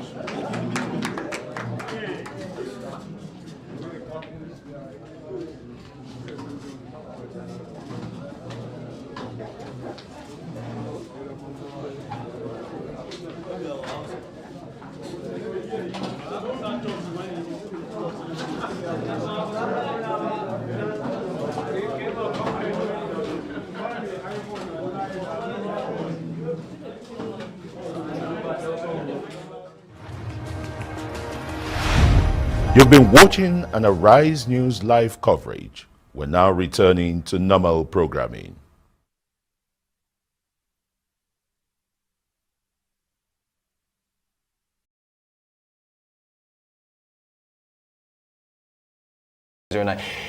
Can we hope to raise revenue as you're looking at it overall? So your amount to focus on the 10.4 trillion when we did 6.5 so far. How How do you think we can hit that number, sir? It's you know, it sounds kind of lofty. Is what I'm trying to say. You know, if you look at those numbers, even if all we do is remain at the current run rate, we'll just top 7 trillion by the end of the year. But if you then take the fact that oil, look at that. If you had another 1.7 trillion naira on oil rather than where you are today, we will not be far from the target. Indeed, we'll practically hit the target for the goal for this year. Yeah. And so when you look, first of all, on revenues, a lot of the revenues are ad valorem, charged on ad valorem basis, so they track inflation rate. So you'll expect, on the average, approximately. So, just look at those comparisons, compare those numbers on an inflation-adjusted basis. Yeah. Then you see that the targets are it's not such a stretch. The key here, and I think that, I see a lot of the commentaries around this. Yes. People are trying to fault, this revenue projection rather than, us having the right discussion, which is the fact that we see the oil that sector is letting us down in terms of revenues. True. What do we have to do? And there are two things that we have to do. We must get volumes back up there. Yes. Okay, and we must deal with the issue of subsidy. Those are the 2 points eating away at oil revenues. Yeah. Look, 20 years ago when I was in banking, the projections were that by now Nigeria will be doing 4 million barrels per day of oil export. Yes.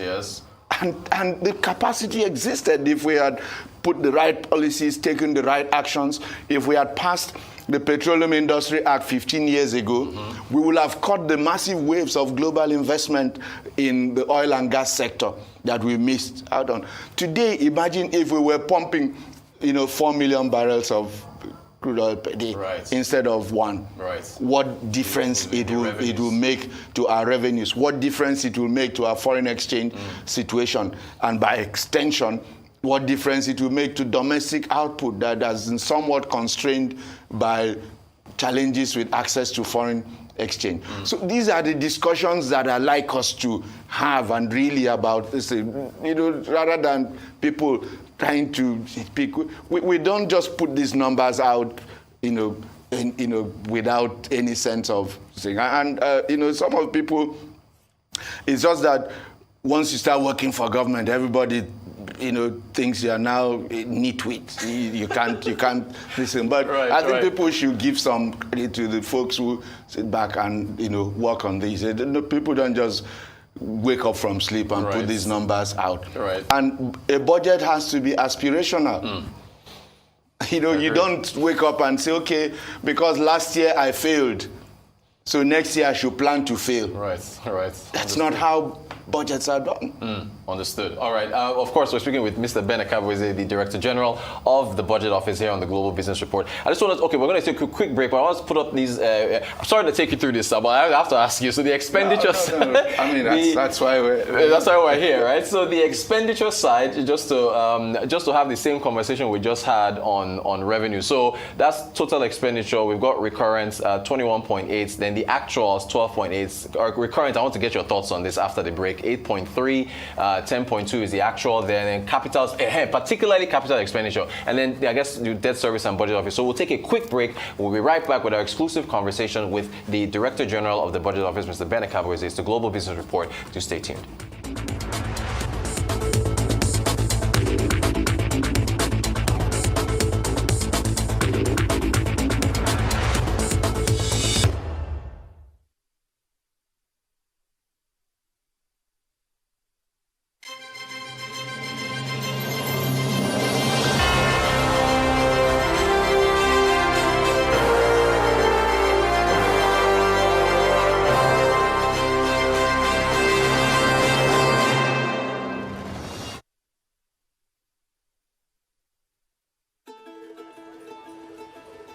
A reflection of the Nigerian never say die spirit. They never stay down. You're always thinking of how to improve. You're always thinking of how to move forward. My name is Emmanuel Ahimieho. I've been a civil engineer for 18 years. I'm the project manager of Obajana Kaba Road.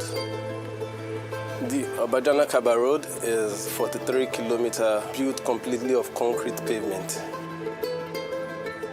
We started work on December 2016. I remember when we came here, it was virtually lifeless.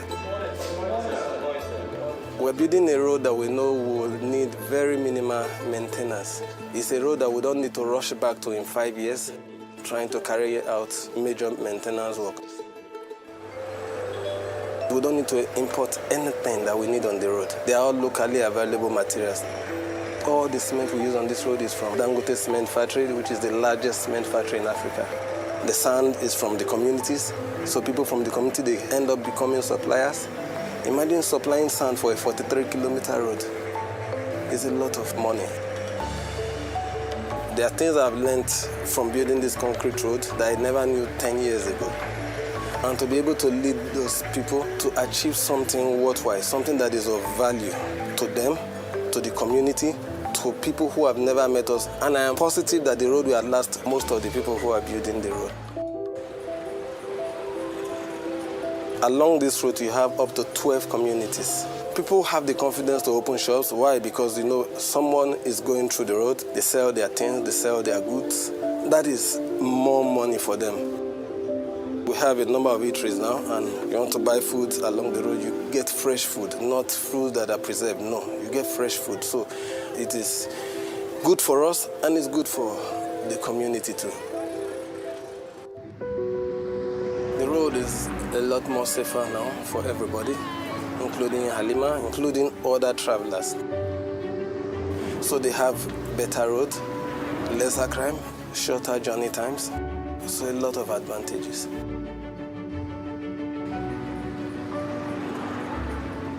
I've had people who go through the roads and they stop to just say, well done. We are proud of what is happening here. We're happy that this is going on in Nigeria in our time. We can see it. They are proud of it. I think it has brought life back to the communities. I feel very proud, extremely proud being a part of this project.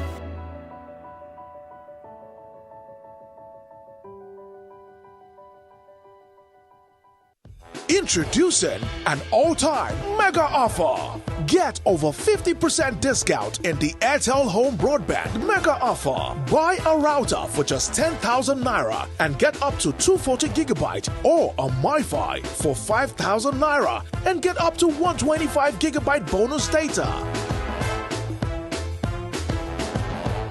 More data, more you. Reliable home broadband buy. Airtel, the smartphone network.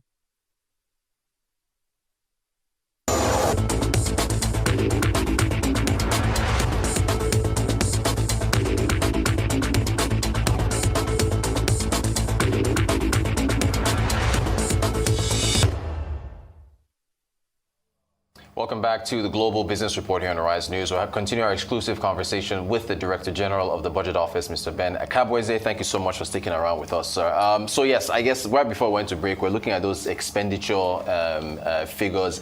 I guess, I don't know, I want to pick your brain on this because recurrent, for example, you know, you look at where revenues are, if you can speak to that, and even the capital expenditure, we really significantly underperformed there. So can you give your thoughts on how, you know, one can expect to improve on these going into the new budget year?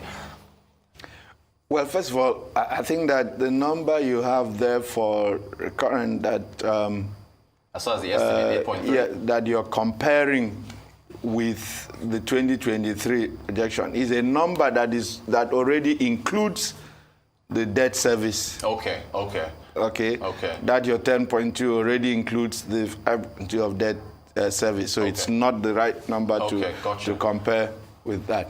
Okay. But in terms of this year, and you know, I'll admit, unfortunately, that is the case. Our capital expenditure this year has been constrained by two factors. Yeah. First, the overall shortfall in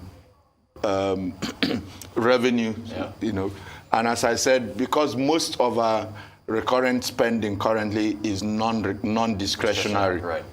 We've got to pay folks. We've got to meet debt service obligations between the two. They mostly account for your recurrent spending. Therefore, capital expenditure tends to take that.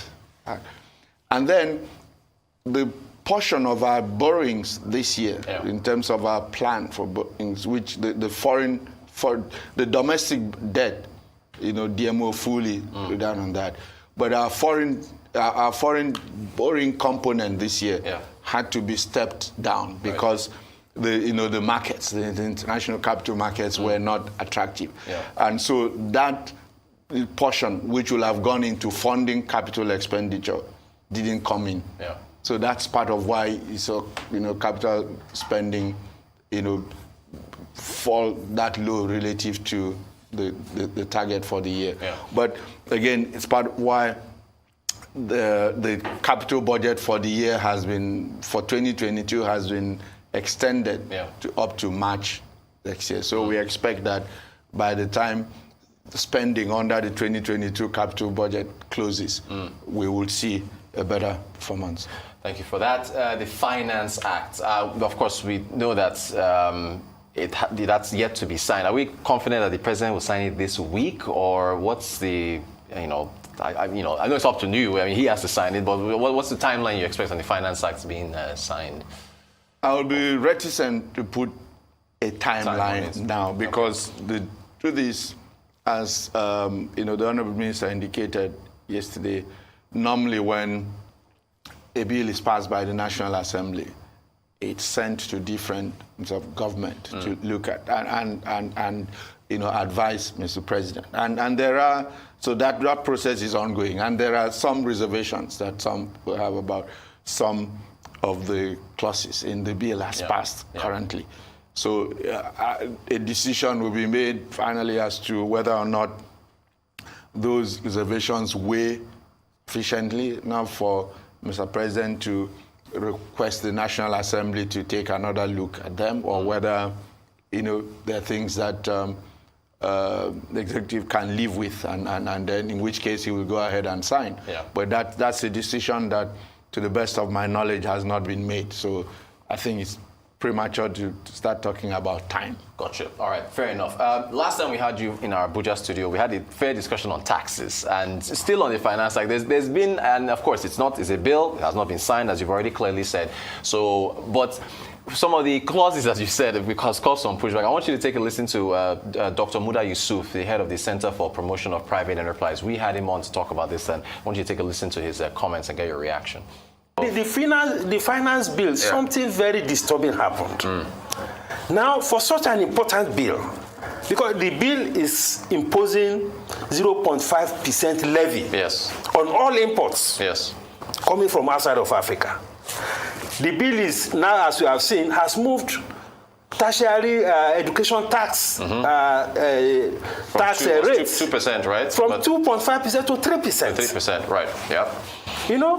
Then there are also issues about excise duty, excise tax on a wide range of services. These are fundamental changes that can change. But Dr. Yusuf, we need revenue. So we need revenue. We need the money. Yes, we need the money, but you cannot overtax investment. Okay. Go to other clients. Okay. Corporate tax in Nigeria is one of the highest. Yeah. The global average of corporate tax is around 27%. Go to Europe, go to all these advanced economies that we aspire to be like. They don't have any country where corporate tax is as high as 30%. So in addition to this 30%, you now have this 3% tertiary education tax. You have something for police trust fund, also on companies. You have something for the NITDA, 1%. You have something for national engineering, something and technology, another 1%. If you pipe too much pressure on investment, you drive it away. You drive them away, and the economy cannot recover. Yeah. Sorry, your reaction to that? What's your take? Dr. Yusuf sounded very passionate about that, so I want to get your reaction. Well, I mean, I've listened to my good friend Muda Yusuf, but while he is right to be concerned, And philosophically, I do agree with him that you don't want to overburden investors with taxation. But I think that the situation is not as dire as he makes out. So on corporate tax, for instance, when you start talking about global averages, you're simply there are countries where corporate tax is zero. Right. Because, by their own strategy, you have all this what they call tax havens and different, reasons. So when you talk about global average, you're throwing all of those into the mix. Okay. And then when he says that in Europe, there's people that don't have corporate tax as high as 30%. Actually, even in Germany, corporate tax is 29.8, and between 29.8 and 30, there's really no difference. So I think what is more useful rather than global average is to pick our comparator, countries and try and compare. And the truth is, when you compare with, us, our corporate tax rate to our comparator countries, 30% is not that high.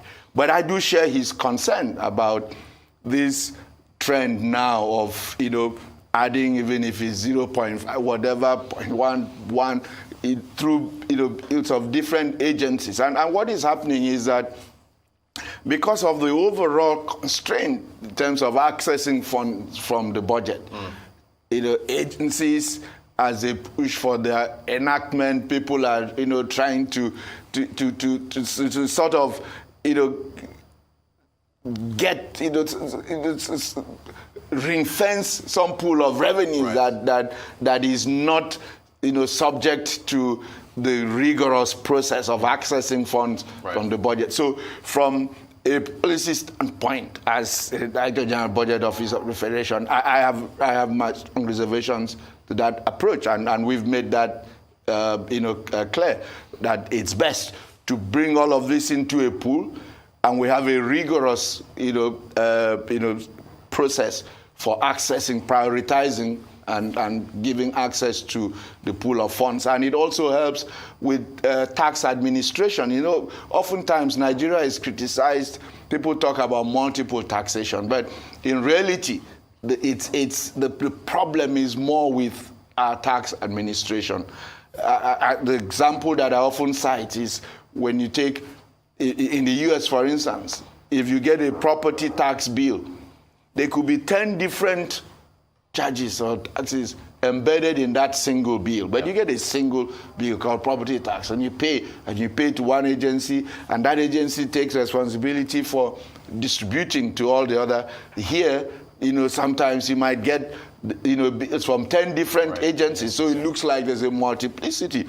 So again, when you start creating all of these levies and whatever in the laws, setting up different agencies, you compound the problem of tax administration. But when you talk about the tax, you've got to look at it in totality. So if Alfred Yusuf isolates corporate tax rate, and you should also take VAT rate and compare across board, and you find that Nigeria is down, it's the lowest, even below 50% of the average for Africa. And when it talks about excise, if you compare, you will find that Nigeria is also below, and that's why there's been some efforts to try and look, until maybe like over 10 years ago, there used to be excise applicable on a wide range of goods. Indeed, that law wasn't repealed. It was by administrative process that excise was narrowed down to alcohol and tobacco. That law wasn't ever repealed. And so government thinks it's time now to reopen the excise to the other aspects of goods and services that had always been excisable. Gotcha. Thank you so much for that. Subsidies. This was another big thing that we talked about when we had you in Abuja. Fuel subsidy provision for this budget ends, I think it's extended to, I think, about June, 3.3 trillion or so. Now, I know, of course, the government would have left by that time, so whatever happens after that is the problem of the new administration. But if fuel subsidies are extended beyond June, because then the new administration will just be coming in May, and then a month later they will be thinking about removing subsidies, which sounds a bit complex. But if this isn't extended, is it obvious that 3.3 trillion then obviously goes up? Well, that's what it will mean. I mean, when we initially cut the 2022 budget, at that time, the plan was for subsidy to go by mid-2022. Right. And so we only had 443 billion naira provided for subsidy. But at the beginning of 2022, a decision was taken to extend the subsidy for another 18 months because of all the pressures that came from Russia-Ukraine war, inflation spiked, and all of that. Government said, "Look, let's pace this out," and we had to go back to the drawing board, and so we revised the subsidy projection for 2022 from 443 billion to 4 trillion naira. Wow. Yeah. So, if a decision is taken to extend it, we will have to go back to the drawing board again. Gotcha. I really want to pick your brain on this. Our correspondent in Bayelsa, Ovieteme George, he shared a report on the fuel queues in Bayelsa, in Yanago, I believe. And I really want you to listen to this. We took an excerpt. There were 3 individuals who complained about the fact that fuel was selling for about 400-500 in some areas of Bayelsa. So they were going to a queue where it was selling for 170. And what I want to get your thoughts on is on whether Nigerians are mentally prepared for a subsidy removal and mentally prepared to pay higher money for. So let's take a listen to those 3 gentlemen. Sometimes we have to buy 400, 500, which is very bad. We don't have that kind of money to spend. I buy it because here is more cheaper. Other places they are selling 350, 400. I decided to come and suffer here because the fuel here is cheaper. Other places are selling 450, 500. All right, so those are the 3 individuals. So, Director General, you've expressed your thoughts on fuel subsidy, but is the message, is it permeating, is it reaching the average Nigerian based on what you've heard from those 3 men in Bayelsa? Well, I don't think so. And truth is, it's only natural. If there's a place where you can see get it for 170, you don't want to be paying 450, 500. But if at the end of the day, everywhere it's sold for 500, then you don't have a choice. Then you really don't, what you will then mentally begin to adjust for. But to the notion that it could be, and I think what is happening is rather unfortunate and disorderly, because that whole gap between 170 and 450 or whatever, that unfortunately for us none of that is getting to us. Right. Because since officially this subsidy hasn't been removed, the products are still being sold ex-depot at the regulated price. So is it then a communication task for government to be able to tell Nigerians, like those men there, that listen, this is what fuel is going to sell for if we remove it? Should there be some kind of awareness campaign where you explain to people explicitly that this is what you should be paying if fuel is removed? Because that's the thing here. It doesn't seem like that message is getting through because people still expect to pay for cheap fuel. I do agree that once a firm decision is made to pull the subsidies, whether on a phased or single shot basis, it has to be supported by massive public awareness campaign. I don't know if this is a fair comparison. I want to get your thoughts. Calculating Nigeria's budget in dollar terms, looking at our population. So we took the 21 trillion and we divided by the I&E rate of 416. We got 45 billion. We then converted at the parallel market rate of 740 and you get 29. I know, of course, the budget, of course, has its own parameters. But looking at our population, sir, there's the argument that this money isn't enough and it's got to be much higher. It's not even an argument. Right. There should be no argument about it. Yeah. And we're always first to admit it. And that's why we keep saying that our challenge is not that government is spending too much, but actually that government is spending too little. Right. And so the discussion should be, how can we enable government to spend more? Okay? And so that's why, and these numbers you've drawn, this is with the high deficit that people are quarreling about. Right. So imagine if you took that out, what it will be. We will simply not be able to hold this system together. Everything will will apart. So, I mean, these kind of numbers, these are numbers for, I mean, that you think you're discussing the New York fire department's budget or whatever is there, or some top university like Harvard's budget. So that's our reality. But again, the truth is that if you wanted to do this sort of number, the thing will be to use the purchasing power parity basis for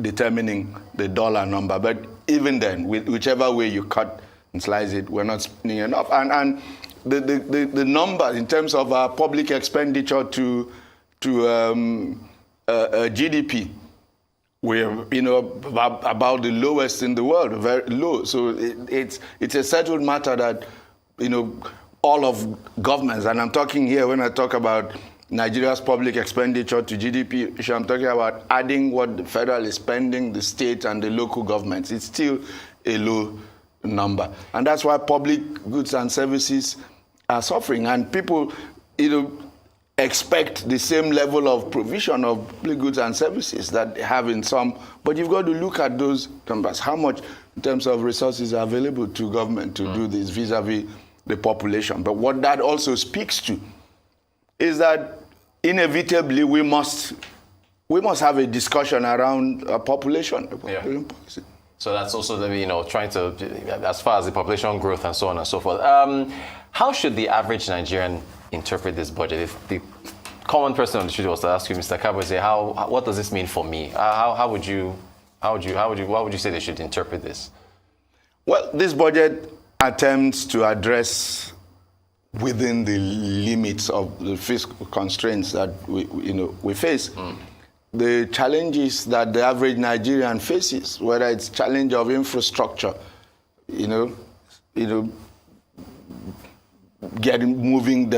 moving goods from one point to another, and so you see, resources allocated to, that the road and transport sector. This budget, aims to improve delivery of social services, whether it's in the health or education sector, and so that's why you see,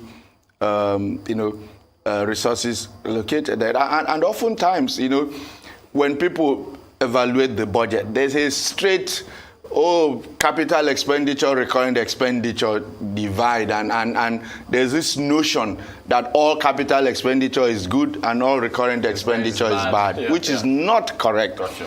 Because when it comes to social services, whether it's in health or education, the bulk of the expenditure invariably is recurrent. You've got to pay the teachers, you've got to pay health workers. But guess what? Empirical studies show that investment in those sectors, even though they are recurrent in nature, that they yield greater benefit. In terms that there are methods of computing this, I won't bore you with this, but they actually deliver greater return on investment to countries. So whenever we just do this, see how much they're spending on capital, see how much on recurrent, it's not that straightforward. So the way we put it is some recurrent spending is good. Right. And some is bad. Even like debt. Some debt is good if you are reinvesting that debt. So that's what. So for the average Nigerian, you should expect to see. But there's all the average Nigerian. Well, in this case, actually not the average, but the below average, because the social investment program isn't really targeted at the average Nigerian. Right. But really at the people at the bottom of the pyramid. There's 809 billion naira in the 2023 budget to fund all of these social investment programs, targeted at unemployed youth and to get them something to do in the interim and some stipend, the conditional cash transfers for the really, poor, old, and vulnerable, and the school feeding programs and things like that.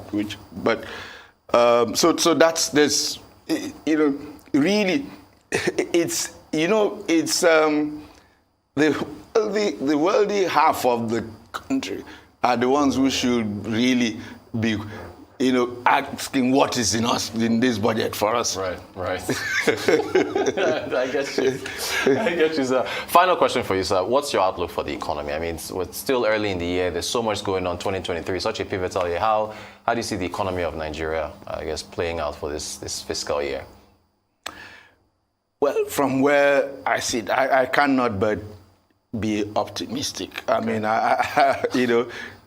we see the headwinds, but our job is to try and swim against the tide, to try and manage the impact of those. And we've got to keep alive. We've got to put a courageous and optimistic face to tackling these challenges. And I expect that in the course of the year, inflation will taper down, because inflation really hurts the poor. As they say, inflation is a tax on the poor, and if inflation is sustained at this rate, it will only compound the problem of poverty. So we've got to deal with that. Basically we must address the problem of getting the volumes, getting numbers up in our oil sector, for a number of reasons. One, apart from the positive impact on government revenues, the foreign exchange. It's because we're not overnight going to be able to affect its significance in terms of being a major source of foreign exchange earnings. But I expect that as we begin to walk through, we have the new NNPC is now as the drive, the PIA implementation, all of the reforms in the oil and gas sector, for us to see some investment flowing into that sector, which remains one of the most attractive sectors in terms of foreign investment into the country, because we need help from outside. We need this, we need a lot of investment, and that includes not just domestic, but a lot coming from outside. Yeah. So I think that all in all, I expect 2023 to be better for us than 2022. We'll leave it at that. On a positive note, the Director General of the Budget Office of the Federation, Mr. Ben Akabueze, thank you so much for joining us. Appreciate your time, sir. Thank you, Roger. It's my pleasure. You're watching the Global Business Report, and that does it for the show. Thank you so much for watching. I'm Rosus Odiri. Up next, it's Newsday, so stay tuned.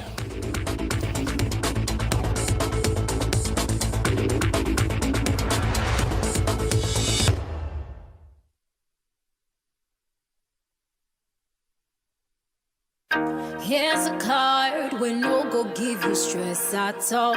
Zero waiting, zero queue. First Banky Petra card. Here's a card when no go give you wahala. Zero trouble now for you. First Banky. Tell off it's fam. Tell off it's spoiler. Who won't break them? Where you want to say now only you get them. Nothing fit do sharp payment not the way. Swipe they go, you know the way. Veteran card with the sweet body. Veteran card with no the shape person. Put you first again. First Banky Veteran card, we put you first again.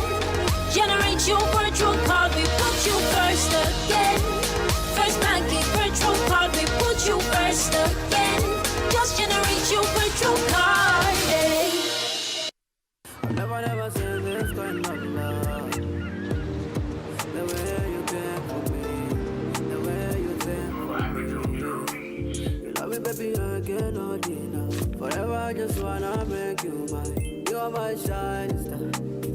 You are my one and only. And every day that I wake up.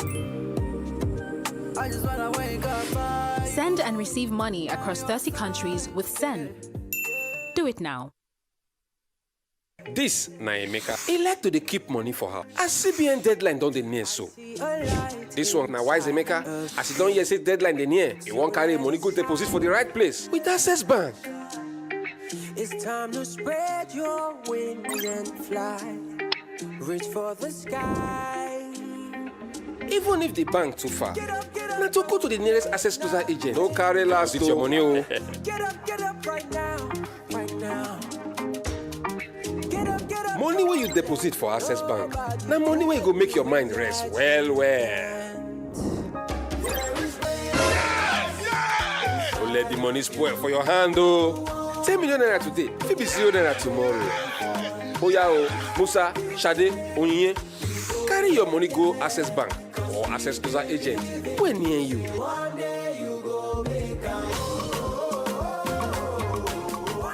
Access, more than banking.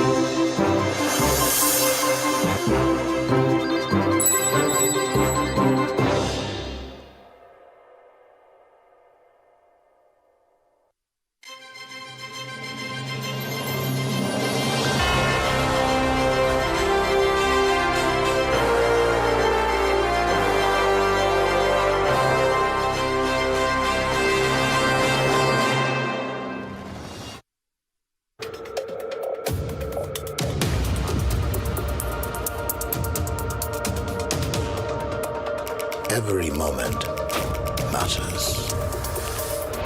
Every decision. Every moment of courage. Every act of kindness. Every declaration of war is made by someone, somewhere.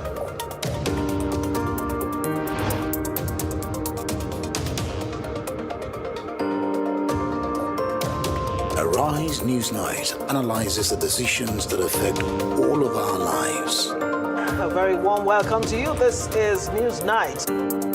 Every night, we bring you the moments that matter, from the top to the bottom, and in every corner of our country.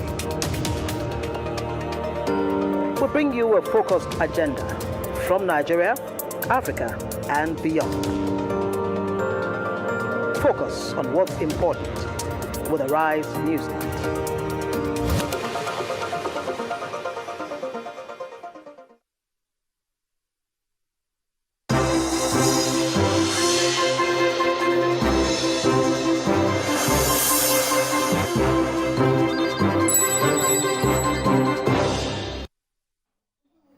Hello and welcome to Rise News from wherever in the world you're joining us. I'm Cynthia Are. This is Newsday. I am Bambai Mutiniri Epeyong, and for the next 4 hours we'll be bringing you all of the day's stories live from Nigeria's commercial capital, Lagos, including Pope Francis has given the homily for the late Pope Benedict XVI at his funeral in St. Peter's Square.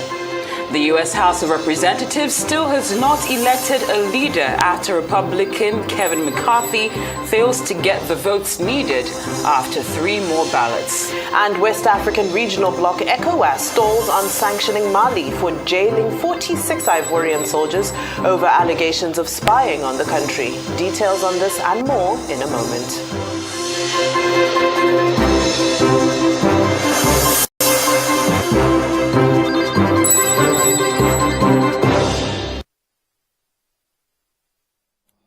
In our top story this hour, Pope Francis has presided over the funeral of his predecessor, Pope Benedict XVI, at the Vatican in front of tens of thousands packed into St. Peter's Square and to a global television audience. Benedict became the first pontiff in 6 centuries to resign, citing ill health.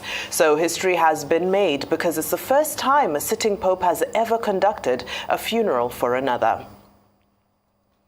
Now, Arise News chief correspondent John Cookson was in St. Peter's Square earlier and joins us now for a live position close by.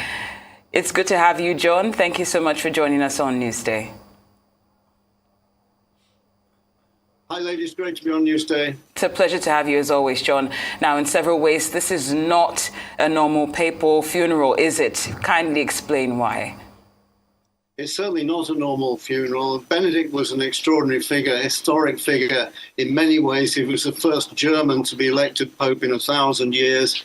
He was the first Pope to resign in office in 600 years. And today, his funeral was presided over by a sitting Pope, a historic moment for the world as well as the Catholic Church. It was a simple requiem mass, no bells, no whistles, just what he wanted. He was a theologian, an intellectual, and he didn't want a fancy funeral. And indeed, in terms of Catholic dispatches of popes, it was very simple today. 100,000 people packed into St. Peter's Square, among them dignitaries from all over the world. The Queen of Spain, King and Queen of Belgium were there. The German Chancellor, German President, as Cardinal Ratzinger, he came from Germany, did Pope Benedict. And so the major royals, major world figures didn't come, and the crowd was much smaller than, for example, for Pope John Paul, when 4 million people came to Vatican City. But he was a different Pope, it was a different era. And Benedict was very much his own man. As I say, a modest man, a simple man who wanted a modest funeral, and that's what he got today. Now, until this moment, the Catholic Church has in effect had 2 popes, one retired and one sitting. Now, what impact will Benedict's death have on the current Pope Francis, who's also rumored to have wanted to retire at some point? Yeah, that's a good question. And I must say, I was surprised how frail Pope Francis looked today. He's 86 years old, and I had the pleasure of traveling with him to Iraq a couple of years ago. And he was skipping around like a 2-year-old then, even though he had a problem with his knee. Today, we saw him for the first time or for real on television in a wheelchair, which will come as a shock to many people. And he wasn't able to conduct the whole ceremony himself because he couldn't stand for the whole period. So, and then he has talked about in the past of stepping down when he becomes too frail. And now there is a precedent in that Benedict has set that precedent. On a human level, although the 2 popes, one former pope and the current pope, came from different ends of the Catholic spectrum in terms of belief, one radical, one conservative.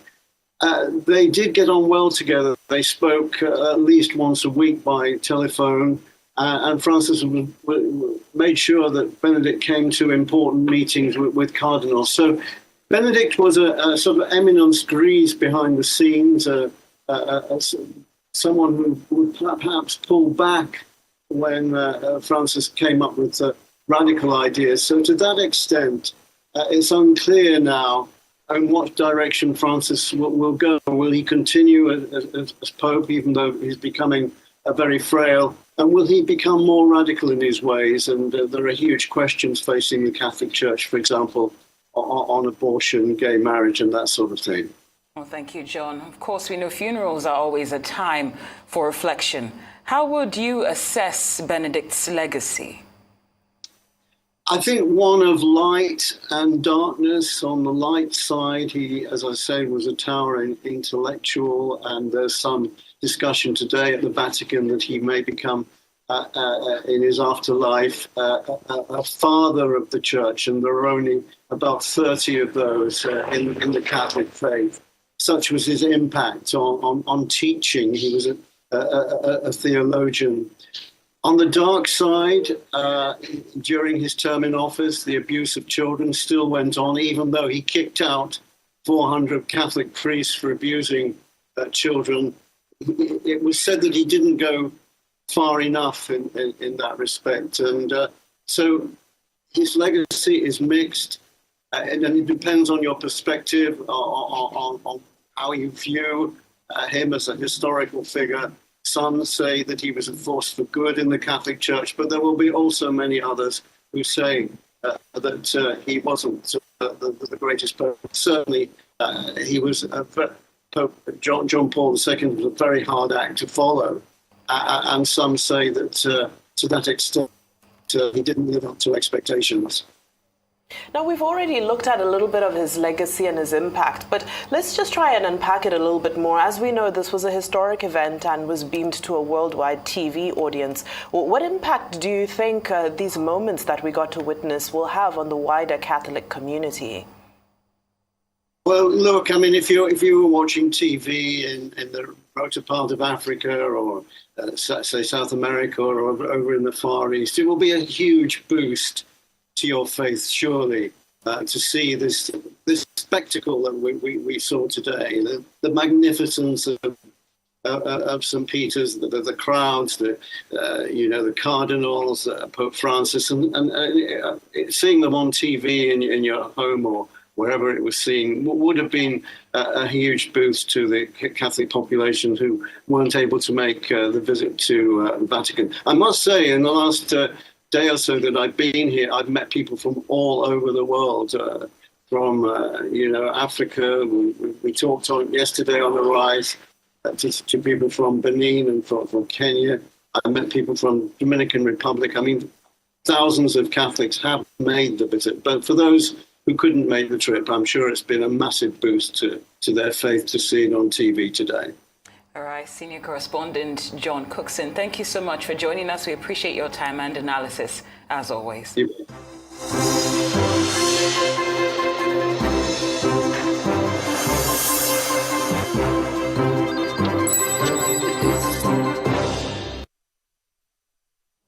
Now to the United States, where Republicans in the House of Representatives have failed for a second straight day to elect a leader as a faction of holdouts repeatedly defied former President Donald Trump's call to unite behind his ally, Kevin McCarthy. After 3 failed votes and a round of closed-door talks, McCarthy appeared no closer to securing the post of House Speaker. That's a powerful job, second in the line of succession to the presidency. Lawmakers voted to go home for the evening and try again later today. The stalemate raised questions about Republicans' ability to govern over the coming 2 years as they stumbled over what is usually a routine vote at the outset of a legislative session. Republican Mike Waltz said the deadlock was a disservice to the people who elected them. And what I think you're hearing in our collective frustration is we're not getting anything specifically back. What gets us to that 218 with Kevin McCarthy so that we can move forward? Because we have just as many as you saw from vote after vote after vote. It's not as though momentum is shifting. Each side's digging their trenches deeper. And I think that's a disservice to those men and women that are overseas depending on us and to the people who elected us. I'm going to vote for Kevin McCarthy as long as he's on the ballot. That is what that's what we committed to do. And I certainly share my colleague's sentiment, Representative Kelly's sentiment, that there is negotiations and then there's holding the rest of us hostage. And 20 don't get to do that to 201. Now, NATO Secretary General Jens Stoltenberg has said it would be dangerous to underestimate Russia and President Vladimir Putin's ambitions amid the war in Ukraine. Speaking at a business conference in Norway earlier, Stoltenberg said Russia has shown a willingness to tolerate losses and suffering, and that there was no indication that President Putin has changed his plans. Ukrainian forces have caused Russian forces heavy losses, but at the same time we see that Russia has mobilized many new soldiers, around 200,000, and that they have shown a great willingness to tolerate losses and suffering. That they are working hard to acquire more ammunition, more material, and above all, we have no indication that President Putin has changed his plans and goals in Ukraine. So it's dangerous to underestimate Russia. We shouldn't make the same mistake when it comes to other authoritarian regimes, not least China. We can't make ourselves so dependent on commodities and products from them that it makes us vulnerable. We must prevent that we export technology to them that they then use to threaten us, and we need to strengthen control of our infrastructure, from ports and airports to 5G networks. Nobody is saying that we shouldn't trade with China, but what is important is that we do it in ways that don't undermine our security. Now, Turkish President Recep Tayyip Erdogan has pressed Russian counterpart Vladimir Putin to declare a unilateral ceasefire in Ukraine. Erdogan's office reported that the president called for peace and negotiations during a telephone conversation with Putin earlier. It's understood that Erdogan is due to follow the talks with a separate conversation with Ukrainian President Volodymyr Zelensky later today. The Turkish leader has used his good relations with both Moscow and Kyiv to try and mediate an end to the war.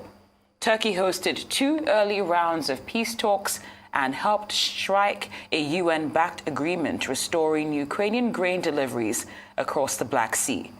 Erdogan has also repeatedly tried to bring Putin and Zelensky to Turkey for a peace summit. All right, we're going to take a very quick break. We'll see you shortly.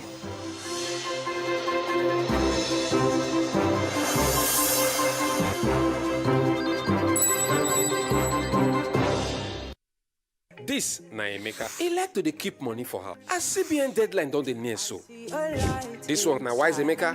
As he don hear say deadline dey near, he wan carry money go deposit for the right place with Access Bank.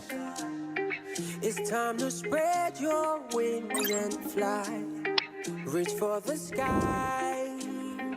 Even if the bank too far, na to go to the nearest Access Closer agent. No carry last with your money o. Get up right now, right now.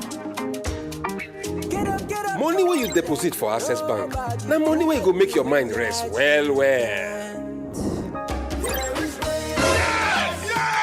Don't let the money spoil for your hand o. 10 million naira today, fit be 0 naira tomorrow. Oya o, Musa, Shade, Onyinye, carry your money go Access Bank or Access Closer agent wey near you.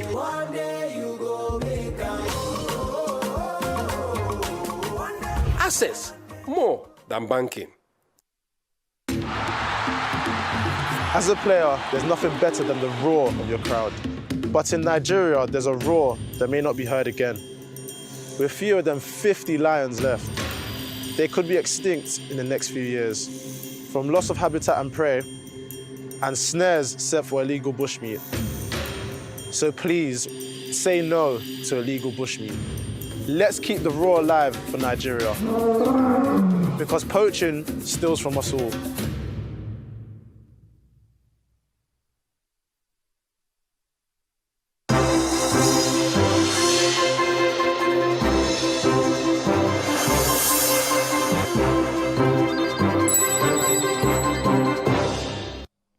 Welcome back to Newsday here on Arise News. West African leaders are hedging on a threat to sanction Mali for jailing 46 Ivorian soldiers, and that's according to the regional ECOWAS bloc, which says that this will buy time for Togo's mediation in the diplomatic spat to bear fruit. Malian authorities detained the Ivorian troops, accusing them of being mercenaries after they arrived at Bamako airport on July the 10th. On a mission to provide backup security for a United Nations peacekeeping mission. The move sparked diplomatic tensions between Bamako and Abidjan, and the West African bloc ECOWAS gave Mali a deadline of January the 1st, 2023 to free the troops or face sanctions. Nevertheless, a Malian court last month sentenced the troops to 20 years in prison.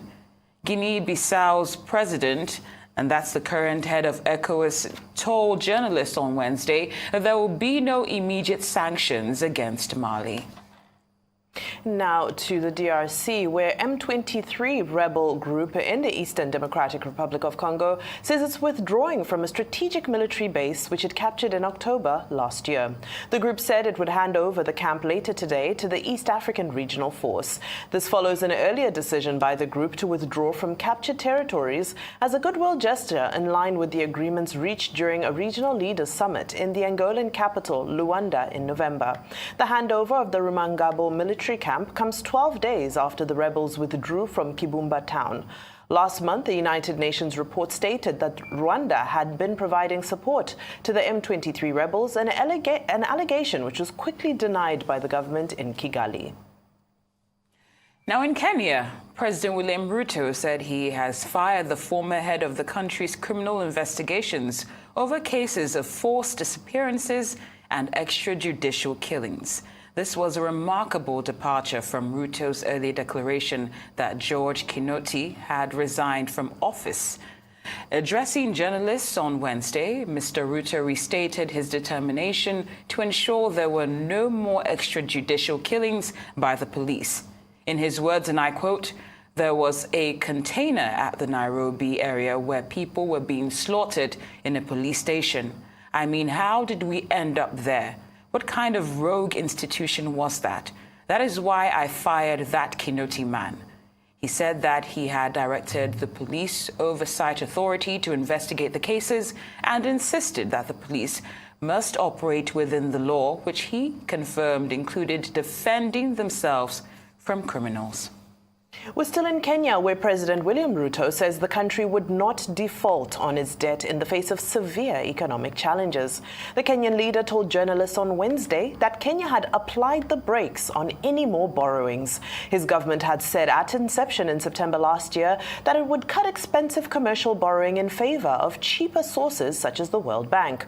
Well, like several other African countries, Kenya's credit rating has been at risk of being downgraded because of rising debt and surging global interest rates. In the meantime, Kenyan President Ruto is in the eye of a storm for defending his daughter Charlene over claims of the existence of an office of the first daughter. Since her father's inauguration in September, Charlene Ruto has held several high-profile events and meetings under the title of First Daughter, apparently in contravention of every known Kenyan law. On Wednesday, Ruto denied the existence of any such office. The activities of the president's daughter had prompted questions over whether she was using taxpayers' money, but she has denied that public money was being used to fund what she called the office of the first daughter. Well, we're staying in East Africa, but now in Somalia, where the government has begun to prosecute the Secretary General of the Somali Journalist Syndicate, Abdali Ahmed Mumin, who has been under severe restrictions since October last year. Abdali Mumin was earlier today presented before a regional court in Mogadishu with his lawyers, media representatives, and dozens of journalists in attendance. Several members of the Somali Federal Parliament and civil society groups have also joined the court hearing. Defense lawyers objected to the case, which they called politically motivated with no legal basis, while they advised the court to be mindful of their decision, claiming that journalism is not a crime and that the Ministry of Information, which brought the case, has been working to intimidate and silence Mumin and his colleagues. The lawyers noted major flaws in the charge sheet, which, according to its date, was issued a year ago and contains references to an article from the Somali Telecommunications Act. On behalf of Abdul Mamen Ahmed, we defend him and his rights inside the court. We will continue defending him in the coming court session. Allah willing, we need patience to defend him from those charges. In a related development, protesting journalists have converged on the premises of Press House in Dakar, the Senegalese capital, to demand the release of one of their members and prominent anti-government critic, Pape Alé Niang. Alé Niang, who is head of the Dakar Matin online news website, has been in detention for the past 2 weeks after being charged for divulging information likely to harm national defense following his arrest on November the 6th. The journalist, who is widely followed in Senegal for his regular columns on current affairs, was released on December the 14th, but was quickly sent back to prison a week later. He's been on a hunger strike since his latest imprisonment, with his lawyer saying that he's extremely strained. Director of Amnesty International Senegal, that's Seydi Gassama, confirmed that he's worried that Niang will spend the rest of his life treating the after effects of this hunger strike if he's not released immediately. Someone who has gone almost a month without eating cannot be in good health, And our fear is that we will let Pep El Nyong languish in the hospital, languish, so that the day he will leave, editors note, the hospital, he will spend the rest of his life treating the after effects of this hunger strike. We take advantage of this forum to ask the Senegalese authorities to release him. Once again, Pep El Nyong has nothing to do in prison and his place is in the newsroom. Aujourd'hui, c'est la presse, mais demain, c'est moi. Today it's the press, but tomorrow it's me. Today it is the press, tomorrow it is another actor who is not a journalist. We are all threatened. Because today, as soon as you say we must not defraud the Senegalese taxpayers' money, you are a target. As soon as you take your camera, you show what they do not want the Senegalese to see, you are threatened. Vous montrez ce que eux ne veulent pas que les... All right, you're watching Newsday. We've got plenty more still ahead. Do stay with us.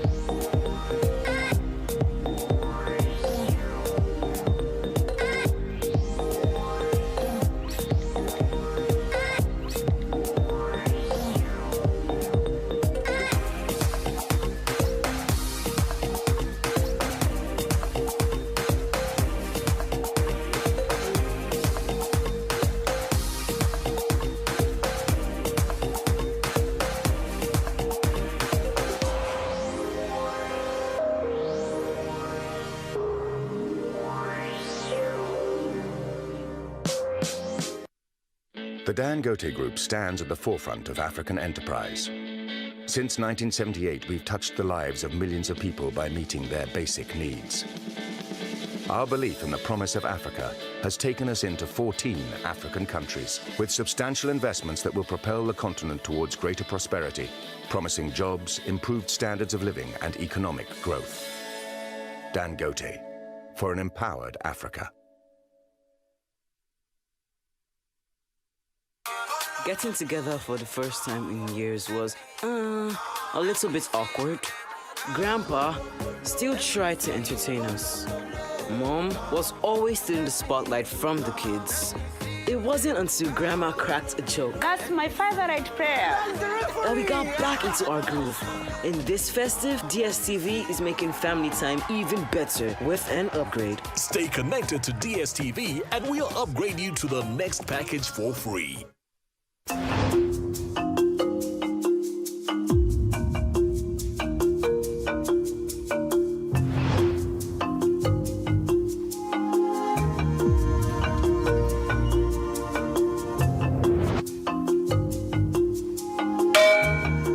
This is the heart of the business world in Lagos, the commercial capital of Africa's largest economy. These aren't just numbers. They represent our nation's sharpest minds, our most successful investors, our most inspiring bosses.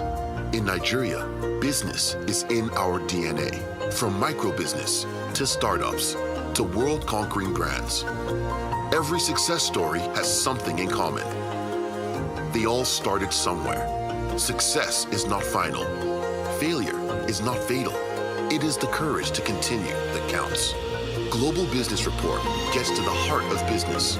We bring you the stories making headlines across the globe with in-depth analysis from experts and executives. This is not business as usual. This is the Global Business Report.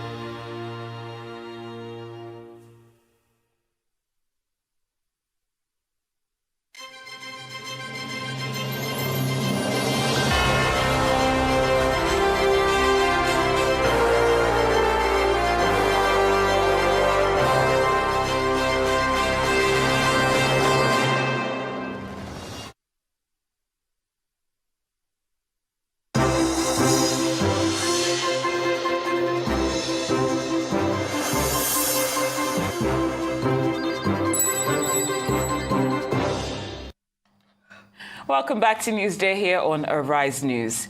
Nigerian authorities say they have recovered 10 bodies after a boat carrying dozens of passengers capsized on Wednesday in a river in Kebbi State in the north. A local official is quoted as saying that the boat had been overloaded with passengers beyond its capacity. The boat had been carrying passengers returning from a farm on the River Niger and broke in half as it approached Samanaji village in Kokobese district. Over 80 passengers have been rescued. Boat accidents are relatively common in Nigeria, with many being blamed on overloading or poor safety measures. Still in Nigeria, the Department of State Services has arrested the mastermind of an attack near traditional ruler's palace in Okene, Kogi State. The blast took place during the visit of President Muhammadu Buhari to commission some legacy projects. Police say the suspect, Abdul Mumin Ibrahim Otaru, is an Islamic State West Africa province commander and is reported to have either coordinated or was involved in several attacks. These include a June 2022 attack on a Nigerian police area command in Kogi State and the July 2022 attack on a prison in Kuje, Abuja. Now, the Economic and Financial Crimes Commission says it secured over 3,700 convictions across all its commands last year. According to the anti-graft agency, 765 convictions were recorded in Lagos, a 70.5% improvement over its record for 2021, which also represents a 98.9% success rate in prosecution. And now in politics, the presidential candidate of the All Progressives Congress, Bola Tinubu, says he will serve the people of Kano State and Nigeria if elected the next president of Nigeria. Tinubu was in the ancient pyramid city on the latest stop of his presidential campaign. Ayo Adenaye reports. The arrival of the presidential candidate of the All Progressive Congress, Bola Tinubu, in company of the host governor, Abdullahi Ganduje, and members of his entourage, signaled the commencement of the campaign. The entourage received a rousing cheer from the crowd who had waited for hours for their arrival. While addressing supporters, Tinubu said the large turnout of people showed the love they have for him, and he can only appreciate them by dancing for them. I've come home to Kano. All I want to do is dance. I want music.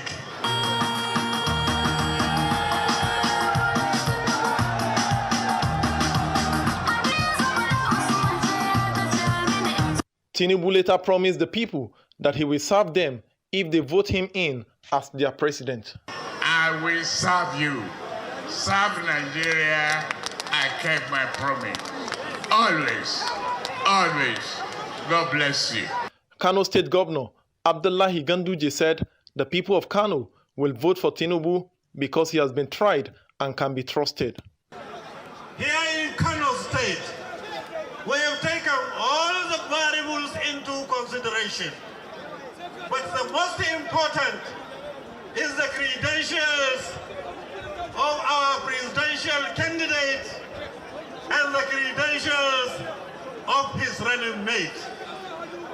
That is the credibility, that is the capacity, that is the ability of Aswaju Bola Ahmed Tinubu. He is tried, he is tested, he is trusted.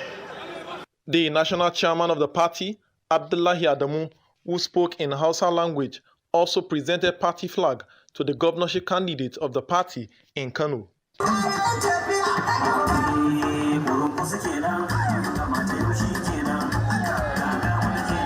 The campaign had in attendance governors from the Northwest, Northeast, the Senate President, senators, House of Representative members, party leaders, among others. Still talking politics, the presidential candidate of New Nigeria People's Party, Rabiu Kwankwaso, has met with stakeholders in Benin, the Edo state capital.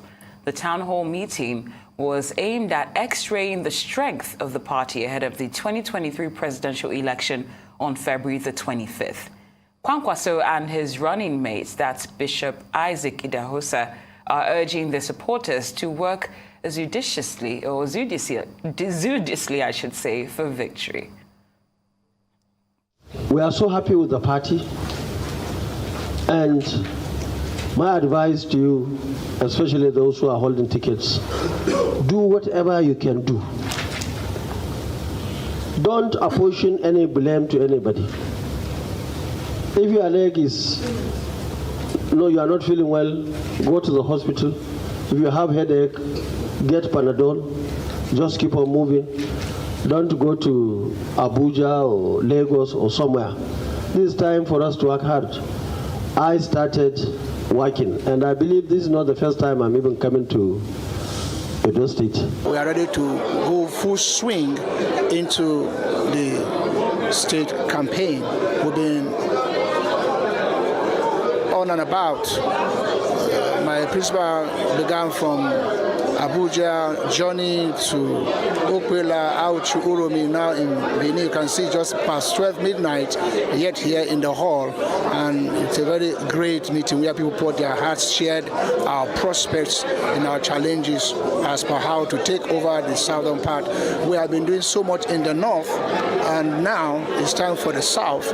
And we are going to invade the south with this kind of collaboration and unity, so much dynamism found in this hall tonight to carry on with the gospel of a new Nigeria. In administrative news, the federal government has inaugurated the governing board of the Niger Delta Development Commission. The agency had been without a board for nearly 4 years. Now, last month, the Senate confirmed the nominations of chairman and board members of the commission. The Minister of Niger Delta Affairs, Umana Umana, says the task before the new board includes a faithful implementation of the recommendations of the report of the forensic audit. The conclusion and review of the forensic audit reports. This board has now been put in place by Mr. President. And this is the 7th governing board of the Niger Delta Development Commission. As I emphasized in my address to the board, this board has the mandate to implement the recommendations of the forensic audit reports. The white paper on the findings of that audit will be issued very soon, and the primary responsibility of this board will be to implement the recommendations of that audit. The whole idea is to reposition the NDDC for better performance. Meanwhile, just 1 day after taking the oath of office, the chairman of the Niger Delta Development Commission, that's Loretta Onochie, has arrived in Port Harcourt, Rivers State, to assume duty. Onochie arrived in the company of the managing director of the commission, that's Samuel Obuku, and some state representatives on the board. The chairman, managing director, and members of the board later moved on to the NDDC headquarters for a town hall and familiarization meeting members of staff. Well, stakeholders in the oil-rich Niger Delta are calling on the new board to address the issue of abandoned projects in the region. Arise correspondent Oviatemi George reports. The demand for a substantive board of the Niger Delta Development Commission began after the departure of Obong Nsima Ekere in 2019. Ever since, there's been series of protests by the Ijaw Youth Council and its elite body, the Ijaw National Congress, over what came to stay as interim administratorship for about 4 years. Niger Delta ex-militant leaders, Government Owezide Ekpempolo, and the Sekoro One of the Niger Delta, King Ateke Tom, also expressed displeasure over the status quo, even after the submission of a forensic audit report. On Wednesday, the 4th of January, a substantive NDDC board is eventually inaugurated after 4 years of interim administratorship. King Bubaraye Dakolo is the chairman of the Bayelsa State Traditional Rulers Council. I want to particularly thank Mr. President for yielding to the demands of the people of the Niger Delta, and knowing that the Act does not allow for all the interim governance that NDDC has suffered in the last several years. But they have a lot to do. Like I said, they will attend to some of those abandoned projects, and every new project that they attend to must be completed. Indeed, there are more concerns over the number of abandoned projects in the oil-rich region. It's a big relief that we need to get back our development. Projects have been so abandoned. In fact, Bayelsa State is the capital of NDDC abandoned projects. We have to kickstart the project, and I'm calling on all members that have been inaugurated to see this inauguration and their office as a place where they will use to develop the Niger Delta, not for politicking. Over 13,000 abandoned projects are littered all around the Niger Delta region. And Bayelsa State is the worst hit. Now that we have Dr. Sam Youngbuku, who has been in the forefront of our agitations before he got into public service, has a fair understanding of the developmental challenges in the Niger Delta region, and he will waste no time than to tackle them headlong. Projects conceived for development and to alleviate the plight of the people of the Niger Delta now dot the landscape of the oil-rich region, abandoned, like this, to link Akenfa community to Yenagoa. And for 13 years, the people have been waiting. Now the NDDC has its job cut out for it, and one of them is the Akenfa Bridge, begging for attention. Ofieteme George, Arise News.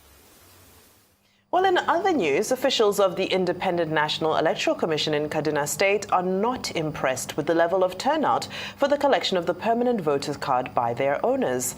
But they are optimistic that there's likely going to be a last-minute rush for PVC collections as the deadline approaches. Arise correspondent Nisi Gabriel reports on this. With over 4 million registered voters, Kaduna is among the top 6 states with the highest voting population. And with less than 8 weeks to the general election, INEC officials are concerned about the slow rate of the collection of permanent voters' cards by their owners. To be honest, the turnout is really low. But I think the Nigerians I think when we start to count days, people will turn out, because I thought the way we had the continuous registration, the way people were turning out during the continuous voters registration, the few days left, the number and the turnout was really crazy, and I thought we would have been done distribution now. But the Nigerians I think maybe a few days to closing up. That will be on the 22nd of January, inshallah. People will start turning out. Visiting some of the PVC collection points in the state, Arise News noticed that Kaduna North has the highest number of residents coming for the collection of their PVCs. Officials say some of the challenges they are faced with are cases of multiple registrations by voters. However, they are able to give out 700 to 800 PVCs daily. We only have some challenges in the issue of multiple registrations, and most of the voters, they will not mention it until when you go in the inquiring or searching that you find out they have done the registration before and they repeat it, which will not get your card. So it will only search, we find out. Even today we have some. He came and complaining that he has been coming to the office to get his card. It was when we go through his information, we search, we found out he already did this registration, not even in Kaduna, in Benue. Khadija and Mohammed are among those that have picked up their permanent voters' cards. They are eager to cast their votes during the general election. As a teenager, I should say, as a youth also, as a woman, I like there are plenty things we are lacking as youths, which without us coming out to vote the real leaders, we can't get those things. That's why I said, let me come out too and get my PVC so that I can vote somebody that has the capacity that will help the youth in plenty ways, because the youth are really left far behind. I have collected mine, and the process is simple to me because I didn't even spend 3 minutes. I collected my own, you can see it. This is my right, and I have to collect it before the time of the expiration date, 22nd of this January. Officials also raised concerns about thousands of uncollected PVCs from 2011 to 2019, yet to be claimed. They are encouraging residents to pick up their permanent voters' cards before the January 22nd deadline. For now, INEC officials are distributing PVCs across the 23 local government area of Kaduna State. Next is the ward level. There will be visible presence of INEC officials across the 255 wards to distribute PVCs to Kaduna residents. Officials of the commission say the turnout for the collection of the permanent voters card hasn't been impressive. Nisi Gabriel, Arise News, Kaduna. Now, Federal High Court in Abuja has quashed allegations of false asset declaration made against the chairman of the Independent National Electoral Commission, that's Mahmood Yakubu.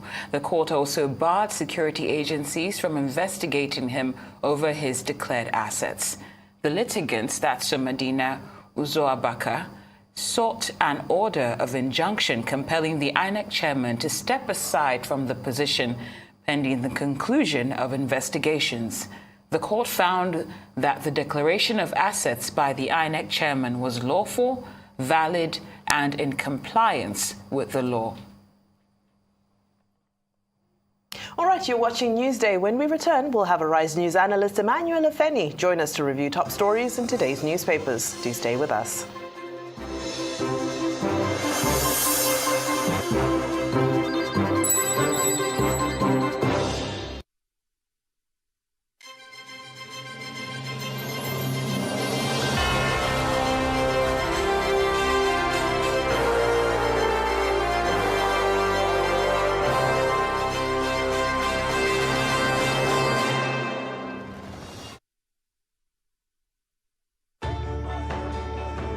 As you adjust to the new realities for operating your business and engaging with your customers, let us help you transform your business into a digital powerhouse capable of adapting and taking advantage of today's opportunities.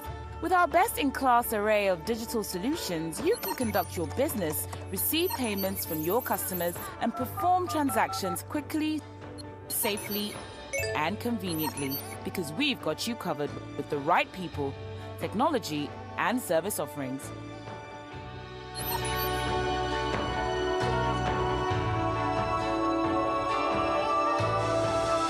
Contact us today and let us take your business to its zenith. Zenith Bank, in your best interest.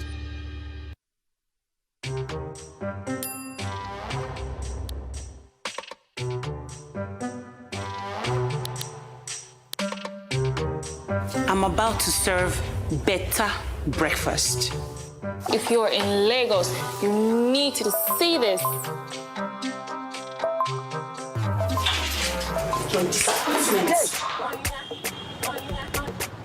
I'm not just streaming content, I'm just escaping traffic. Get more data to enjoy exclusive content. Dial *141# now. Airtel, the smartphone network.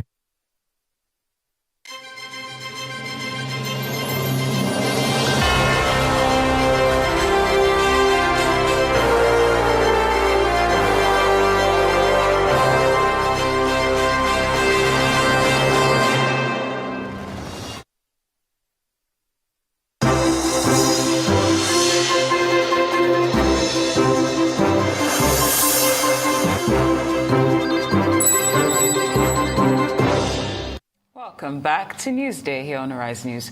Joining us now to review some of the headlines of today's newspapers from around the world is Arise News analyst Emmanuel Afeni. Good afternoon. Good afternoon, Cynthia. Yes, you're back after 2 days off. Yes, good afternoon, goodbye. Yes, let's start the review with this day, Nigeria's newspaper of record. The lead story, federal government, incoming administration will inherit 77 trillion naira debt. Ahmed reiterates Nigeria not planning debt restructuring, restates commitment to obligations. Country lost 6 trillion naira to tax incentives in 2021. Moves to phase out pioneer incentives. Says finance bill will be signed into law in few days. 80.6% of revenue spent on debt service in 11 months. This is not cherry news for whoever wants to be the next president. And I hope they are taking notes because 77 trillion naira debt, of course, what do you expect? Because the president just signed the budget. Of course, he also signed the supplementary budget to be financed from debt, from loans, so more debts. The 2022 budget extended to March to be financed by loans. And of course, the 2023 budget largely to be financed by loans. So you can see that, yes, the projection of debt is not something that you cherry, but when you keep on borrowing, of course, you pile up debts. And I had to throw back earlier in the day what Obasanjo left behind. Obasanjo came in as president, and at that time, the foreign reserve was just $3.7 billion. And the debt was $35 billion. But when he was leaving, he left $45 billion as foreign reserve and cleared all the debts. So you can start to do comparison. What Buhari is leaving behind and what Obasanjo left behind. Of course, remember the response to the Obasanjo endorsement of Obi and the presidential spokespersons, they were doing comparison. What Obasanjo did and did not do compared to what Buhari has done. And of course, the headline of this day, the newspaper of record, is there, that this is what the president will be leaving behind. It may get beyond that, even before May 29, at the rate we are going. But that is not the only problem with the budget. Yes? Based on this, I think it also informs the need for the electorate to also give some grace to whoever is going to resume as president. No, there's no time to give grace. You are looking for a job. Yes. You have to hit the ground running. If you're not planning to do this, to solve these problems, you have no business asking for the job. That's right. So we are not going to, give the president some time. You know what I met on ground. We're not going to accept such an excuse from the next president. So they are all better brace up. Whoever wins the presidential election, you have a huge task to deal with. And you know, we have notes to compare with not far away. We look at Ghana and we look at this position of refusing to restructure. They ended up with the lowest rated currency in the world until they were pushed to restructure, and they've been able to start recovering since December. So I also feel that let's accept we're in debt. We have a lot of debt. Let's not fight restructuring because of what it makes us look like to the outside world. Let's look for solutions instead of just plowing through the debt and handing over to the next fellow. Yes, of course. The organized private sector, if we look at the Vanguard newspaper, first, let me take the response just above the masthead.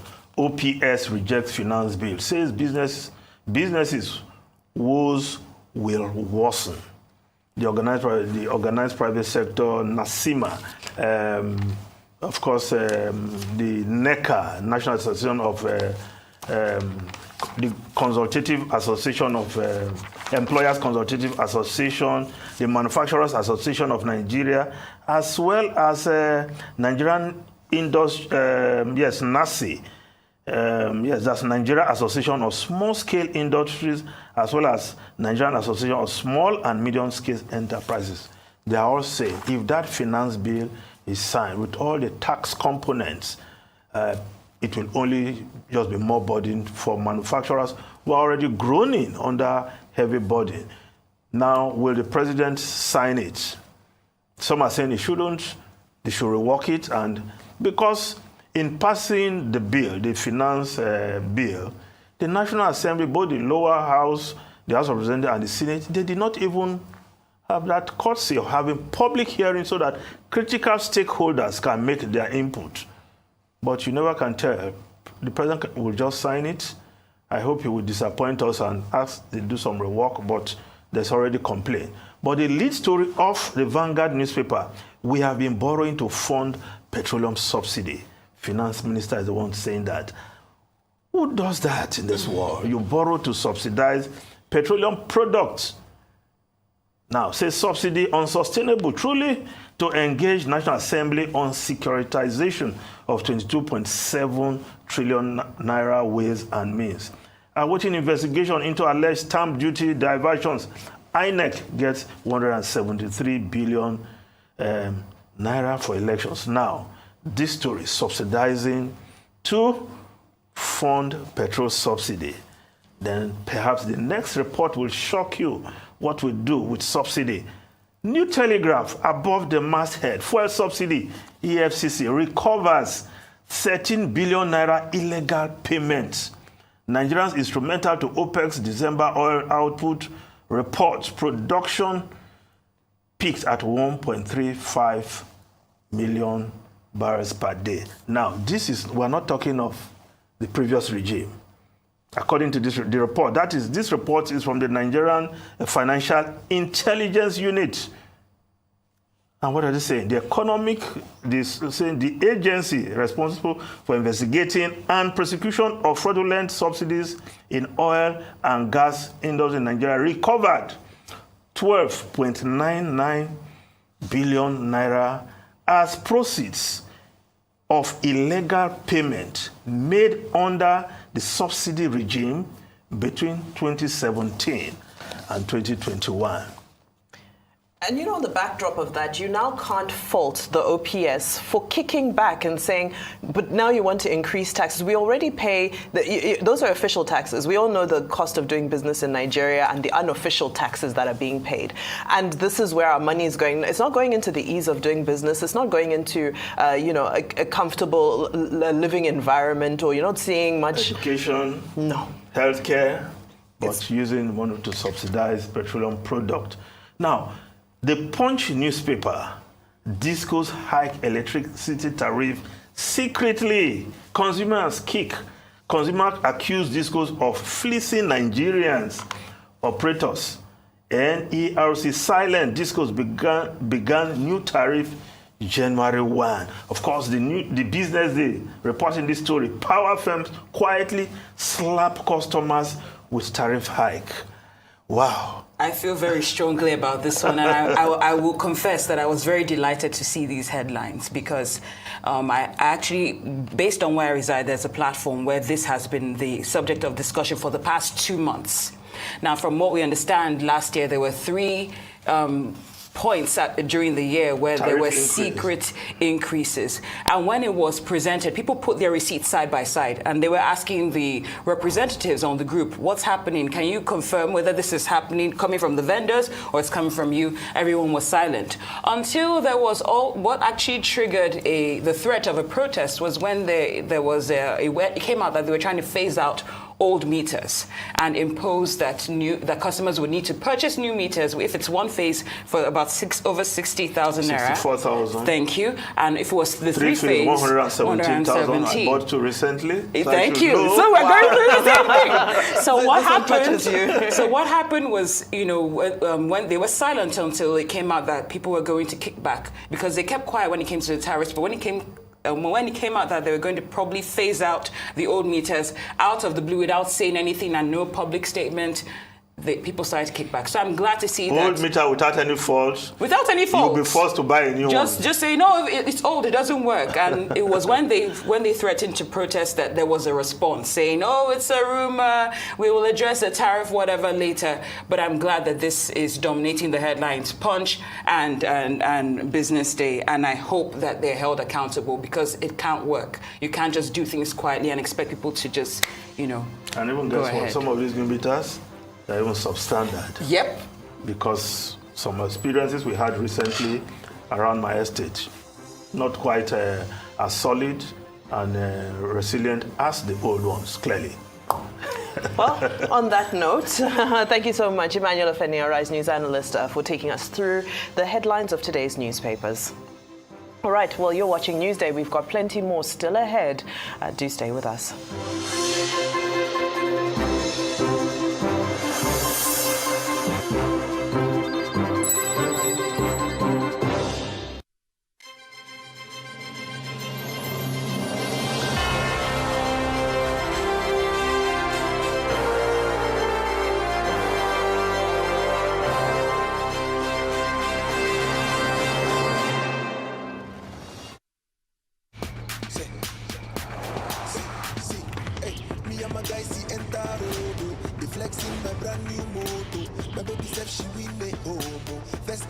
joy glow promo. And my fans get fans with them still we know. Even if light on fan, we go still blow. Now they don't carry lights. We the region, someone like us still show. It's the festival of joy glow promo. Fashion killer, dress code bigger. Win so we machine for the glow festival. My guys just they win left, right and center. Dance that 611 ash to enter. Festival of joy. Oh yeah. Festival of 611 ash. And enjoy. Festival of joy.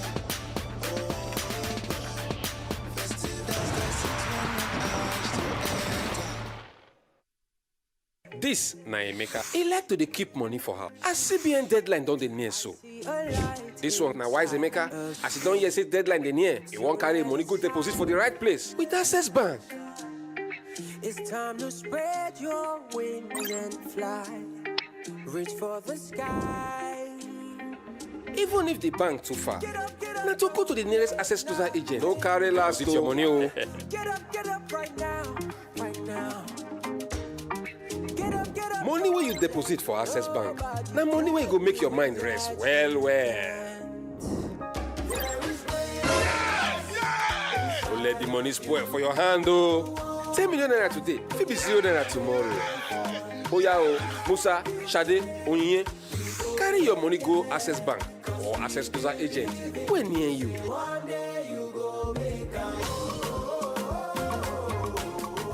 Access, more than banking.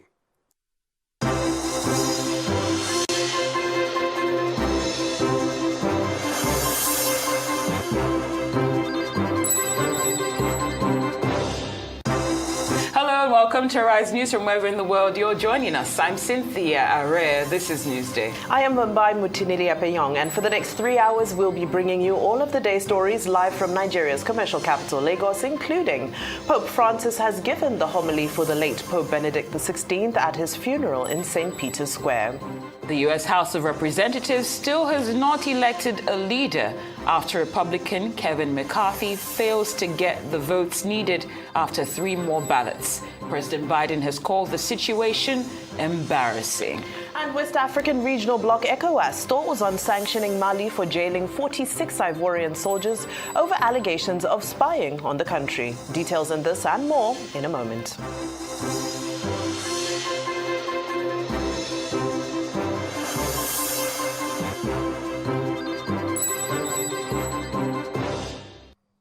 Our top story, an estimated 100,000 Catholics packed St. Peter's Square in Vatican City today for the funeral of the former Pope Benedict XVI.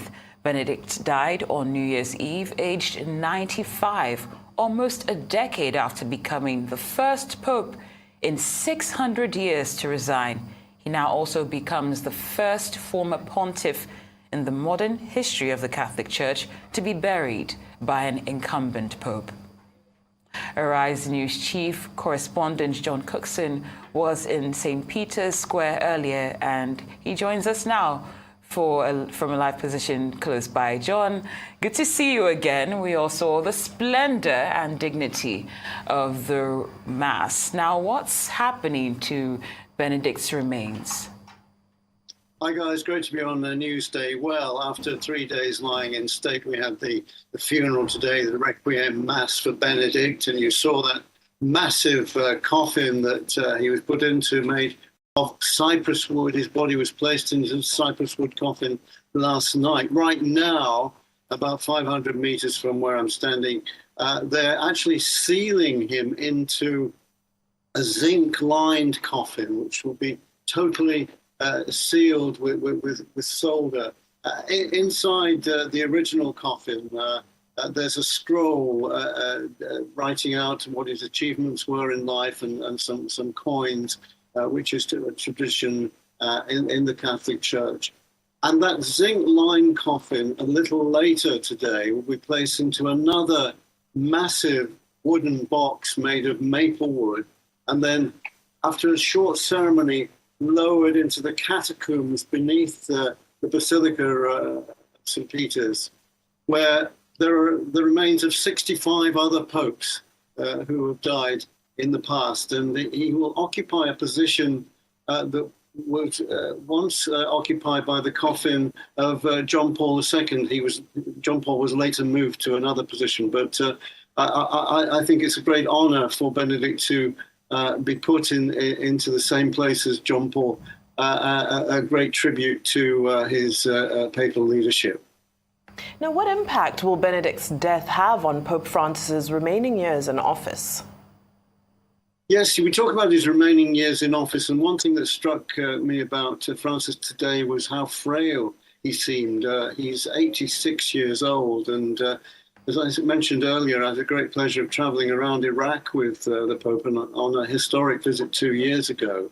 And then even though he had problems with his knees, he was still quite sprightly. Today we saw him in a wheelchair, and in fact he couldn't conduct the whole of the Requiem Mass because he wasn't able to stand for a long time today. So he's clearly in a frail condition. How long he'll continue as Pope, we'll have to wait and see. He's indicated that when the time comes, if his frailty gets too much, he will step down.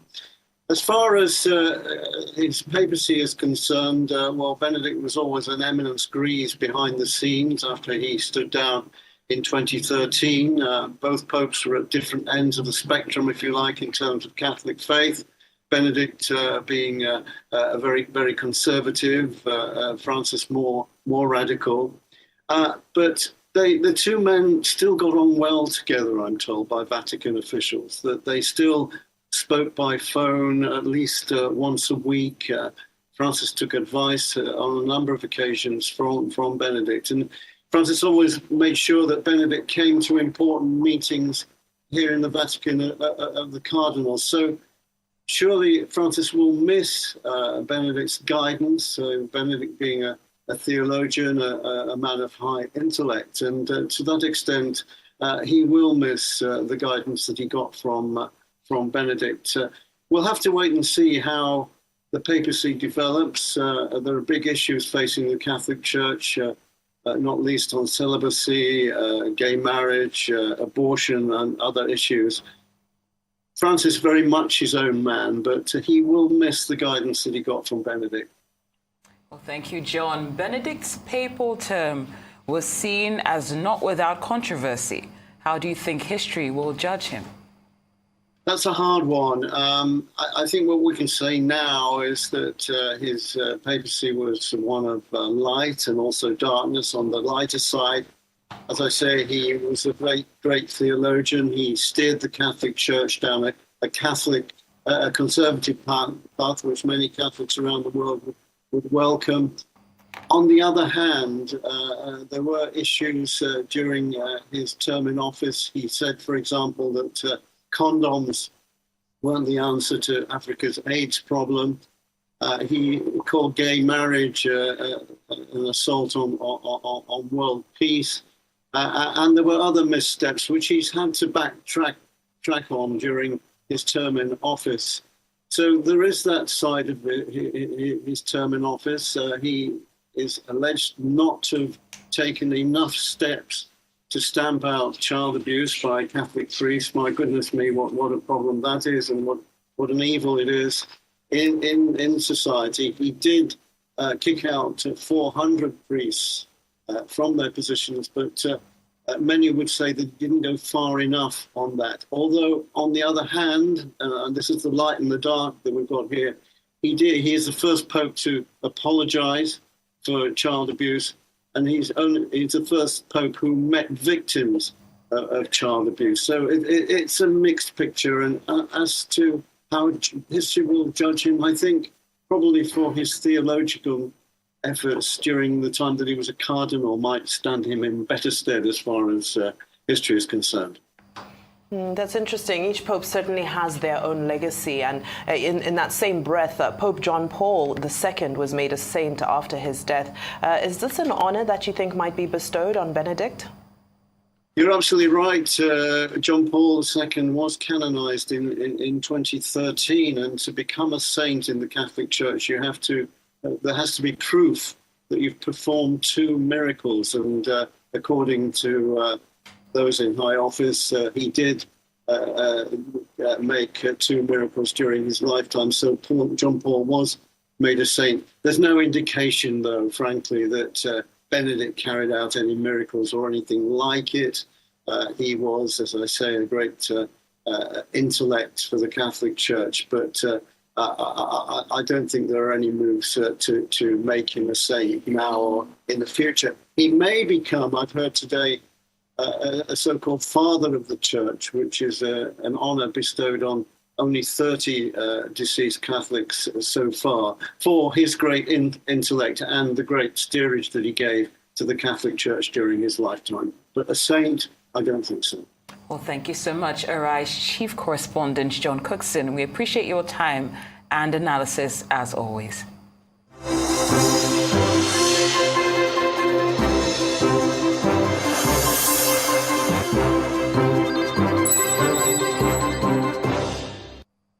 To the United States, where Republicans in the House of Representatives have failed for a second straight day to elect a leader, as a faction of holdouts repeatedly defied former President Donald Trump's call to unite behind his ally, Kevin McCarthy.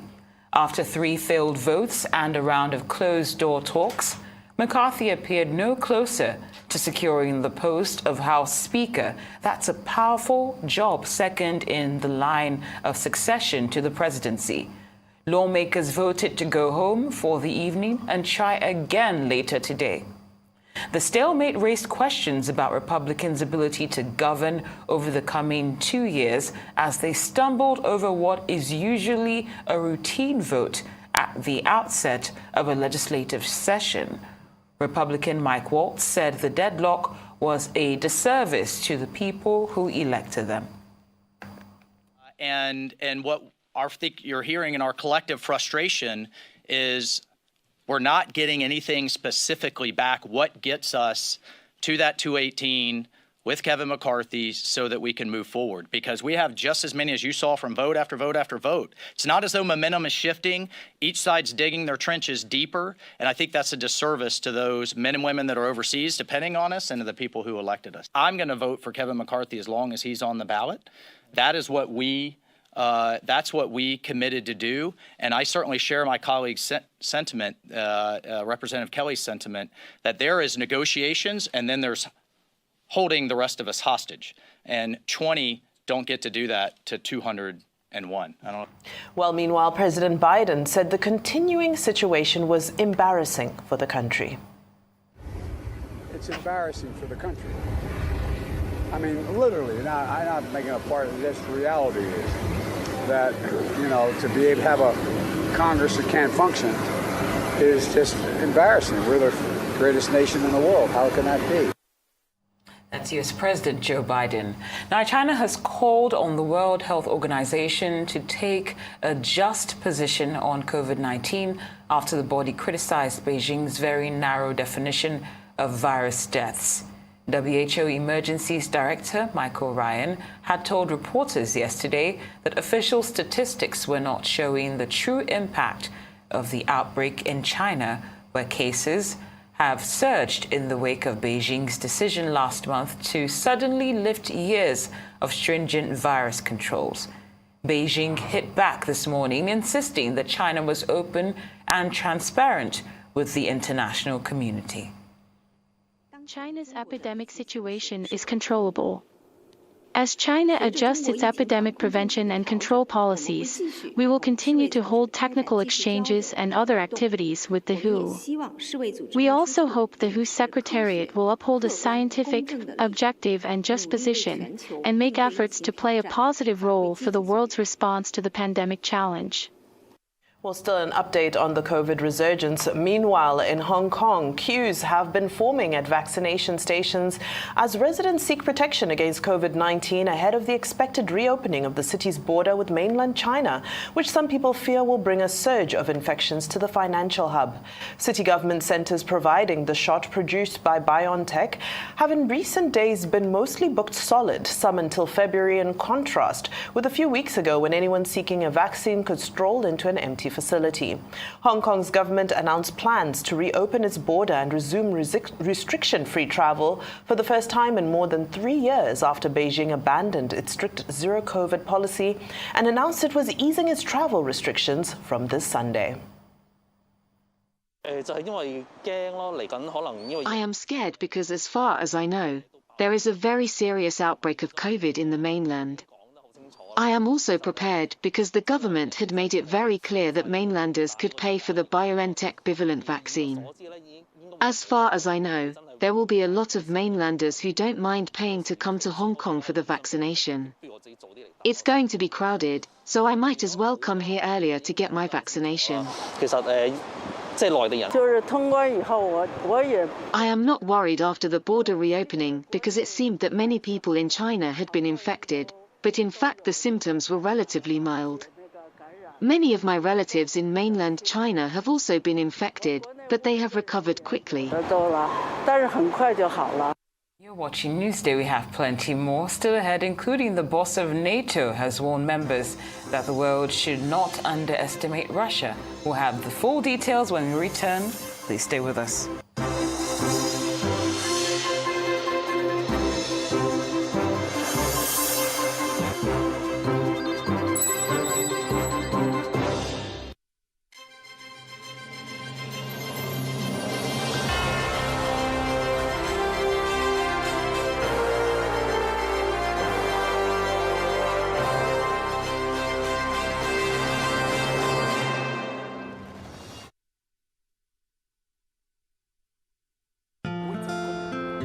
I've been running my business on my own, trying my best to get it to the next level, but I really need some help to get ahead. I know just what to do, I'll vault it for my loans, overdraft, step by step to my dream business with Vault. Vault is the answer. Salary earners, entrepreneurs, get your loans with no collateral. Hey. Vault is the answer. Quick sign up, zero paperwork, step by step to your dream business with Vault. By Polaris Bank. Vault is available to individuals, SMEs, and corporate customers. Download Vault by Polaris Bank from the Google Play Store or Apple App Store to get started today. Vault is the answer. My brother, my sister, do you know that winning an election is not only about getting the majority vote? For that your candidate to be declared winner of the election, he or she must secure 25% of the vote in 2/3 of all states, plus the FCT to be president, and 25% of the vote in 2/3 of all local governments of a state to be governor. This is constitutional, and every presidential candidate has had to pass this threshold. Even governors have had to make this mark to get elected in their states. We live in one country with different languages, religions, and ethnic groups. This is why it is not enough to have only northern votes, or southern votes, or eastern votes, or western votes. The only way to get elected as president or governor is by gaining enough support across the country and states. Let us make sure that we know now so that we don't cause an issue tomorrow. This message is brought to you by the Center for Democracy and Development, CDD, with support from the Foreign, Commonwealth and Development Office, FCDO.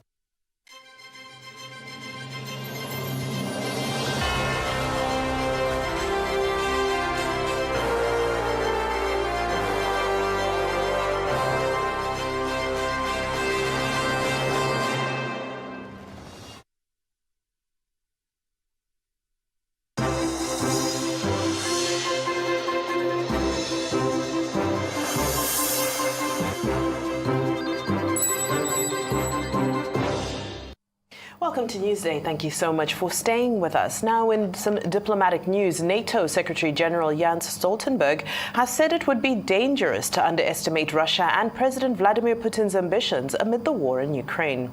Speaking at a business conference in Norway earlier, Stoltenberg said that Russia has shown a willingness to tolerate losses and suffering, and that there was no indication that President Putin has changed his plans. Ukrainske styrker har påført Ukrainian forces have caused Russian forces heavy losses, but at the same time we see that Russia has mobilized many new soldiers, around 200,000, and that they have shown a great willingness to tolerate losses and suffering.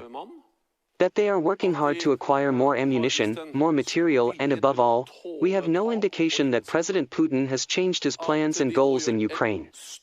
So it's dangerous to underestimate Russia. We shouldn't make the same mistake when it comes to other authoritarian regimes, not least China. We can't make ourselves so dependent on commodities and products from them that it makes us vulnerable. We must prevent that we export technology to them that they then use to threaten us, and we need to strengthen control of our infrastructure, from ports and airports to 5G networks. Nobody is saying that we shouldn't trade with China, but what is important is that we do it in ways that don't undermine our security. Infrastruktur, alt fra havner og flyplasser til 5G-nettverk. Meanwhile, President Putin has told his Turkish counterpart, that's Recep Tayyip Erdogan, that he's open to dialogue with Ukraine if Kyiv accepts territories occupied by Moscow as Russian. The Kremlin confirmed that the two leaders spoke earlier and reaffirmed Russia's openness to serious dialogue on the condition that authorities in Kyiv recognize the new territorial realities. The Kremlin claims it has annexed the Donetsk, Luhansk, Zaporizhia, and Kherson regions despite not controlling them in their entirety. Erdogan, who had pushed for peace talks, is expected to speak to Ukrainian President Volodymyr Zelensky later today. Still with international relations, democratic countries should make it clear the severe economic consequences China would face should it move against self-governed Taiwan, and that's according to a former NATO Secretary General. Speaking during his visit to the island, Anders Fogh Rasmussen drew a parallel between Russia's invasion of Ukraine and China's military aggression towards Taiwan, saying a democratic country must work in unity to ensure a Ukraine victory in order to deter a Chinese attack on Taiwan. China, which claims Taiwan as its own despite strong objections of the democratic island, has been ramping up pressure on Taiwan to assert its sovereignty claims, including almost daily Chinese Air Force missions near the island over the past 3 years. The free world has shown impressive unity in response to the war in Ukraine, both in terms of weapons supplies but also economic sanctions. Putin did not expect this, and we can be sure Xi Jinping is watching closely. Any attempt by China to change the status quo in Taiwan by force should spark an equally unified response. And we must make this clear to China now. All those who believe in a democratic Taiwan and a rules-based international order must work to ensure Ukraine prevails. It is for the people of Ukraine and the people of Taiwan to decide on their own futures. The free world must give them our support. We turn our attention to Bolivia, where the country has seen a full week of protests and unrest caused by the detention of opposition leader and Santa Cruz Governor Luis Camacho. Yesterday, outside Chonchocoro prison, where Camacho is held, Santa Cruz government management advisor Efrain Suarez insisted that Camacho was continuing to work on his duties as governor from within the prison. Outside Chonchocoro, Santa Cruz government authorities were met by a pro-government indigenous group known as Red Ponchos, who demanded Camacho stay in prison.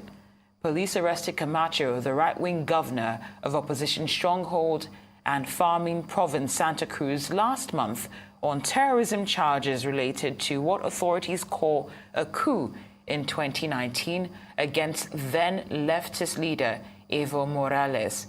Camacho denies the charges.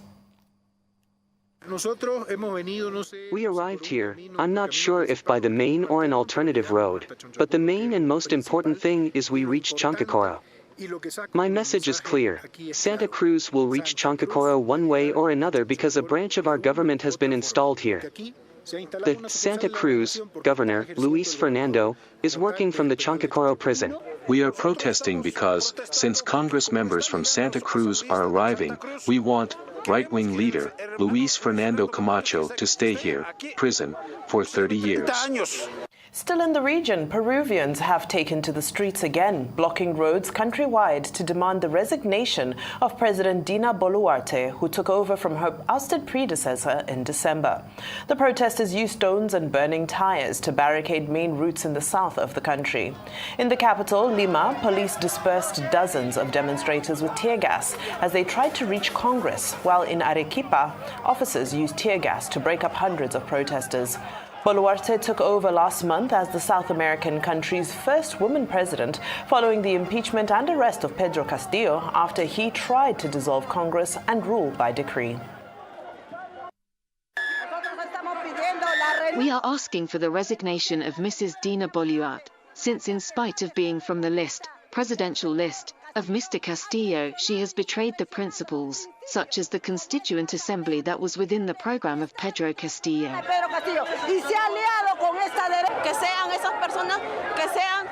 Those people, killed in protests, should not be forgotten. That blood will never be forgotten. We ask for justice, for an investigation. They think they are so blameless to judge. They say that we are terrorists, but we are not. To Brazil, where the country says it will not shy away from playing a leading role in addressing climate change and the impending emergency the world is facing. Vice President Geraldo Alckmin, who also serves as Minister for Development, Industry, Trade and Services, pledged to create a new secretary for the green economy, decarbonization and bioindustry. Alckmin said a sustainability agenda was fundamental for the future of the South American country. Our MDIC, Ministry of Development, Industry, Trade and Services, is one of reconstruction of industry, trade expansion and the promotion of the service sector. The sustainability agenda is fundamental for the future of industry of Brazil. The new MDIC will have a secretary for the green economy, decarbonization and bioindustry. Brazil cannot do without industry if it has ambitions to leverage economic growth and develop socially. Either the country resumes the industrial development agenda, or it will not recover a path of sustainable growth, generating jobs. We are going to act internally so that Brazil, instead of being an environmental pariah, returns to be a country that will help us finalize the agreement with Mercosur. We will get to bring in investments. We will get to open our markets for our products. While across the globe, South Korea's military has confirmed a North Korean drone had breached the key no-fly zone around the presidential office during a rare incursion last month it had previously denied. Military tensions on the Korean peninsula rose sharply last year as the North conducted sanctions-busting weapons tests nearly every month, including firing its most advanced intercontinental ballistic missile ever. Pyongyang then sent 5 drones across the border into South Korean airspace on December 26th, the first such incident in 5 years, prompting Seoul to scramble jets to respond. While South Korea's military had already apologized after failing to shoot down any of the drones, despite a 5-hour operation which it blamed on the drones being too small. You're watching Newsday. We have plenty more still ahead. Please stay with us.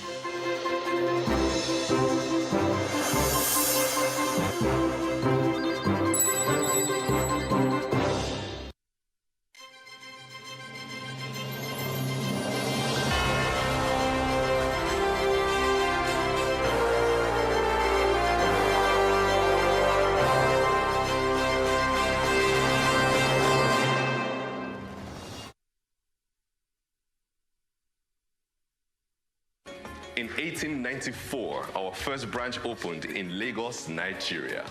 And we took our place in this new land brimming with possibilities and surprises. Take Kano, for instance, where the city's wealthiest trader made his first deposit. 20 bags of silver arriving on camelback. Aren't you glad that we offer online banking today? Expanding across the West African sub-region and beyond, our early presence made it possible for all hardworking Africans to build great things. So is it any wonder that not one, but two first bankers have gone on to become Nigeria's central banker? We are intricately woven into the fabric of society, supporting polo for over 100 years and pushing the limits of athletic performance. Rooted in tradition, but constantly leaning forward into the future. Are you coming?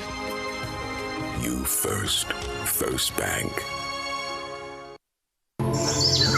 34 million hectares of arable land. Over 200 million people.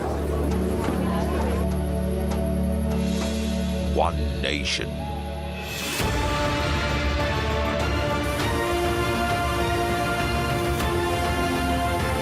Home to Africa's fertilizer company.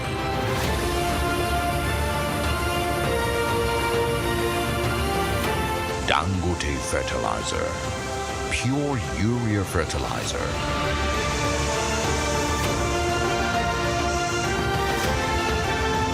With one single-minded passion to feed Nigeria. Every bag is a potential, an aspiration to turn this green nation into the biggest food basket of Africa. Dangote Fertilizer.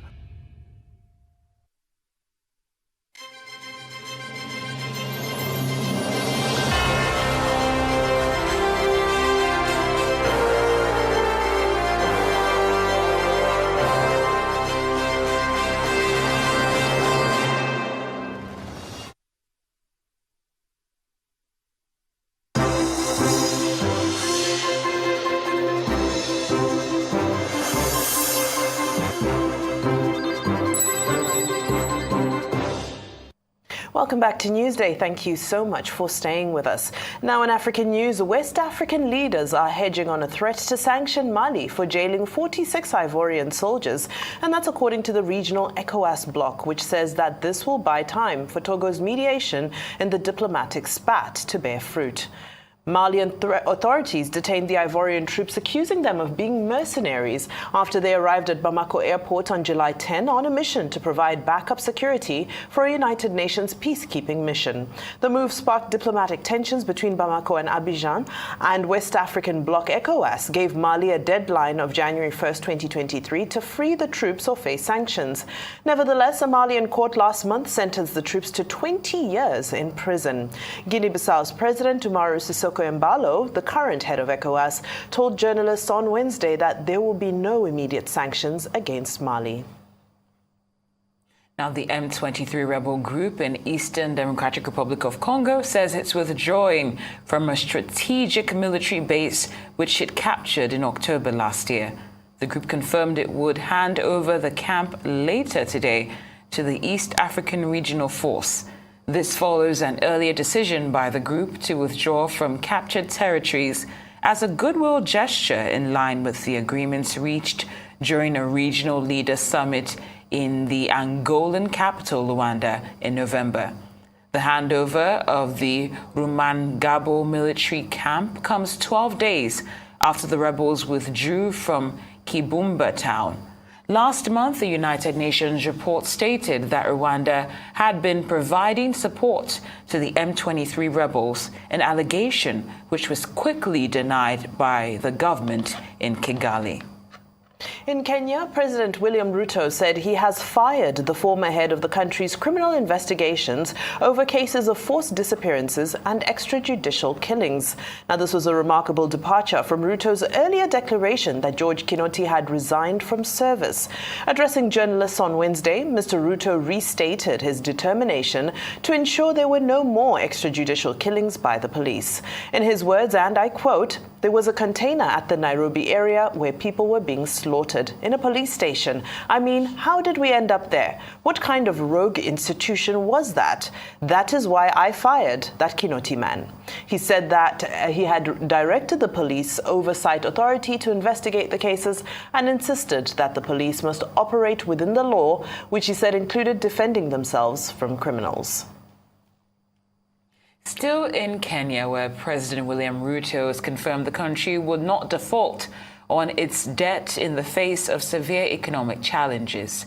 The Kenyan leader told journalists on Wednesday that Kenya had applied the brakes on any more borrowings. His government has said at inception in September last year that it would cut expensive commercial borrowing in favor of cheaper sources such as the World Bank. Like several other African countries, Kenya's credit rating has been at risk of being downgraded because of rising debt and surging global interest rates. Now, still in Kenya, in the meantime, the President Ruto is in the eye of a storm for defending his daughter Charlene over claims of the existence of an office of the first daughter. Well, since her father's inauguration in September, Charlene Ruto has held several high-profile events and meetings under the title of First Daughter, apparently in contravention of every known Kenyan law. On Wednesday, Ruto denied the existence of any such office. The activities of the president's daughter had prompted questions over whether she was using taxpayers' money, but she has denied that public money was being used to fund what she called the Office of the First Daughter. Over in Somalia now, where the government has commenced its prosecution of the Secretary General of the Somali Journalist Syndicates, that's Abdallah Ahmed Mumin, who's been under severe restrictions since October last year. Mumin was earlier today presented before a regional court in Mogadishu with his lawyers, media representatives, and dozens of journalists in attendance. Several members of the Somali Federal Parliament and civil society groups have also joined the court hearing. Defense lawyers objected to the case, which they called politically motivated with no legal basis. They advised the court to be mindful of their decision, claiming that journalism is not a crime and that the Ministry of Information, which brought the case, has been working to intimidate and silence Mumin and his colleagues. The lawyers noted major flaws in the charge sheet, which, according to its date, was issued a year ago and contains references to an article from the Somali Telecommunication Act. On behalf of Abdul Mamen Ahmed, we defend him and his rights inside the court. We will continue defending him in the coming court session. Allah willing, we need patience to defend him from those charges. Now, in a related development, protesting journalists have converged on the premises of Press House in Dakar, the Senegalese capital, to demand the release of one of their members and prominent anti-government critic, Pape Alé Niang. Alé Niang, who is head of the Dakar Matin online news website, has been in detention for the past 2 weeks after being charged with divulging information likely to harm national defense, and that's following his arrest on November the 6th. The journalist, who is widely followed in Senegal for his regular columns on current affairs, was released on December 14th, but was quickly sent back to prison a week later. He has been on a hunger strike since his latest imprisonment, with his lawyer saying that he's extremely strained. Director of Amnesty International Senegal, Seydi Gassama, said he's worried that Niang will spend the rest of his life treating the after effects of this hunger strike if he's not released immediately. Someone who has gone almost a month without eating cannot be in good health, And our fear is that we will let Pape Alé Niang languish in the hospital, languish, so that the day he will leave, editor's note, the hospital, he will spend the rest of his life treating the after effects of this hunger strike. We take advantage of this forum to ask the Senegalese authorities to release him. Once again, Pape Alé Niang has nothing to do in prison and his place is in the newsroom. Today it's the press, but tomorrow it's me. Today it is the press, tomorrow it is another actor who is not a journalist. We are all threatened. Because today, as soon as you say we must not defraud the Senegalese taxpayers' money, you are a target. As soon as you take your camera, you show what they do not want the Senegalese to see, you are threatened. We bring it back here in Nigeria, and all is now set for the Imo State Stakeholders Meeting holding this Thursday, January the 5th, 2023. Let's now cross live to Owerri, the Imo State capital, for the event. For the purposes of introductions from recognition, to briefly once more recognize the members of the high table. Starting from the extreme left, we have the great son of Imo State and the chairman of INEC, Professor Boris Iwu. Please a round of applause for the Prof. Seated next to him is the chairman of the Imo State Elders Council, His Royal Highness Eze Ilo Iwe. Please a round of applause. And next to him is the chairman of the Imo State Council of Rulers, His Royal Highness Eze East. Please a round of applause. Next is in His Excellency's entourage, because I just noticed he arrived, His Excellency, the founding chairman of the biggest indigenous player in the petroleum and energy sector in Nigeria, Seplat, Dr. ABC Ojako. Please a round of applause for Dr. Ojako. And next to him is a serial entrepreneur, Deacon Imo State TJ Mono, the founder of Diamond Bank, now Access Bank, and the chairman of Pan-African University, Dr. Pascal Dozier. Please a round of applause. He is the chairman of today's occasion as well. Da Pascal, as we fondly call you in this part of the world, you're welcome, sir. And of course, Your Excellency, our great governor, distinguished Senator Hope Uzodimma, I need not introduce you to yourself. You're seated next to the chairman. Next to our governor is the Speaker of the Imo State House of Assembly, Right Honorable Emeka Nduka. Please, a round of applause for him. Next is the former governor of Imo State, His Excellency Ochina Nwata, Chief Ikedi Ohake. Please, a round of applause. If you like, you can add after his title, Survivor General of this year. We're happy to see you, Your Excellency. Next is the Deputy Speaker of the Imo State House of Assembly, my very good friend, Right Honorable Iwaiyawo. Please, a round of applause. Amarachi Iwaiyawo, my very good friend. And of course, seated next to him is the Secretary to the State Government, Chief Cosmos Iwu. Please, a round of applause.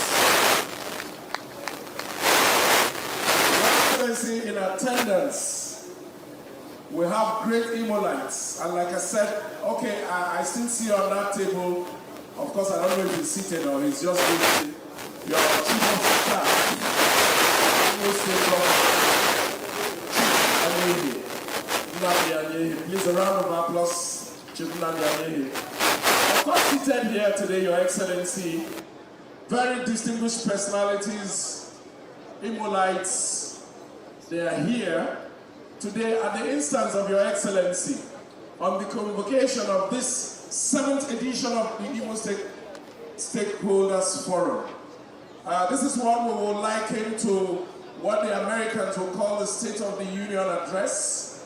Today, His Excellency has invited all of us to brief us on happenings.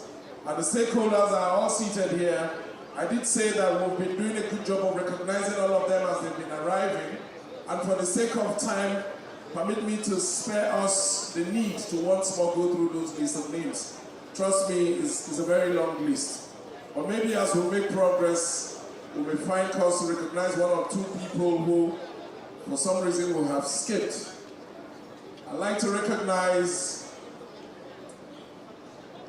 all members of the National Assembly present or past who are here today, all members of the State Assembly present or past, our royal fathers, spiritual leaders and leaders of faith who are here present, members of the judiciary, captains of industries, they are here in their numbers, and of course my own constituency, Nollywood members here present. I recognize you all, distinguished Imolites, ladies and gentlemen. Welcome to the 7th edition of the Imo State Stakeholders Forum. Without much ado, we will start as tradition demands. We have paid respect to the great country by taking the national anthem. We have also honored the Almighty with an opening prayer. It is now proper that we also pay respect to tradition by having the traditional breaking of kola nuts. So at this point, Your Excellency, the kola nut is right in front of you. Maybe it's time to present it to the chairman of today's occasion. And after the breaking of kola nut,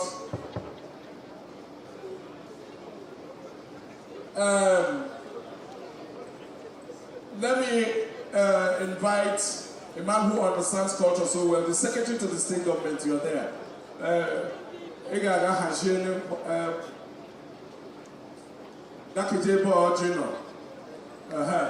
Chief Cosmos Iwu, very well as the secretary to the state government. It starts the process of the traditional breaking of kola nut, and from there we will make progress.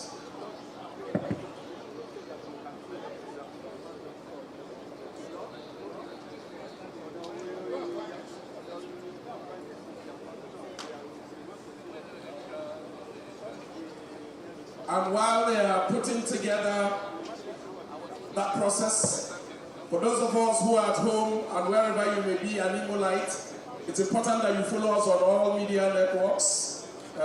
This program is carried on all media so that everybody can be part of it. We're also on Facebook, Instagram, Zoom, and all other channels. Go ahead, sir. Your Excellency, Senator Ho Uzodimma, the performing governor of Imo State, the Right Honorable Speaker, Imo State House of Assembly, Barrister Emeka Nduka, the Deputy Speaker, Imo State House of Assembly, Right Honorable Amara Banyamu, all the principal officers of Imo State House of Assembly, Your Excellency, Dr. Ikedi Hakim, former governor of Imo State, the chairman of today's occasion, that Dr. Pascal Dozier, members of National Assembly here present, members of Imo State House of Assembly here present, honorable commissioners, members of the high table, because I don't have again, because James eminently recognize you. Because, my Lord, the chairman of Christian Association of Nigeria, Nandi Bishop Nile here, only seniors in Imo State, as Dr. E.C. Okeke, as a Buru, as a Brico, as a Morgan, Nandi as a little longer, who don't you know. Because Oja Adela, here watching the government, the no. Going to government, His Excellency Dr. Senator Ho Uzodimma. Ihe alụọla annual rituals nke Now we could assign many. We have the greatest convocation of Imo sons and daughters. Every year, His Excellency the Governor, since Ojibirochichi, we render the stewardship to Imo, the mandate to serve them. Here there are to listen to our governor, His Excellency Senator Hope Uzodimma. Account here, let him render his stewardship account since 3 years of the office. Here no right now to sit down and listen to His Excellency the Governor. Here will interactive session. Here will and from governor nobody from us. So here now is in the purpose that will be government. Always so and they will close all but source on him to work as secretary to the government. I have to utilize that opportunity. Otherwise, never and issue.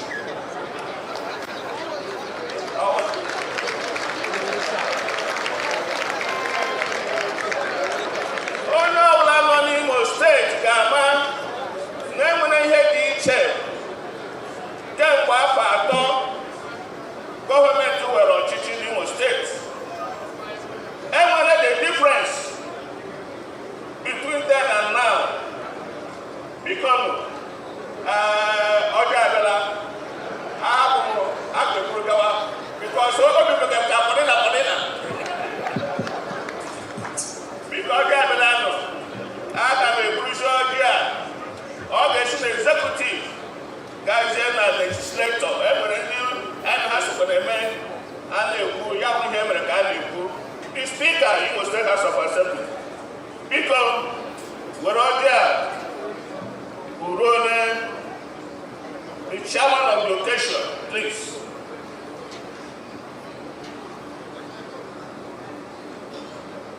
Our Lord is good. And all the time, because Anaonoji in the House of Assembly, the 9th House of Assembly, respected honorable members of Imo State House of Assembly. Akamunum Nanajia, Punahone, okay, because Adamewerojia, the chairman of today's occasion, Kowereapi, our beloved and performing governor of our dear state, Imo.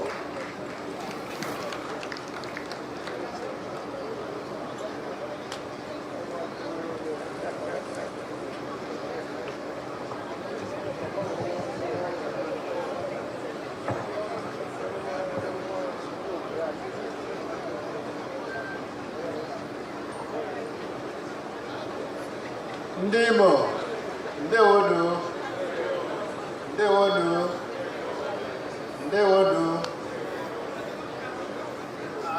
Apela Hamoji,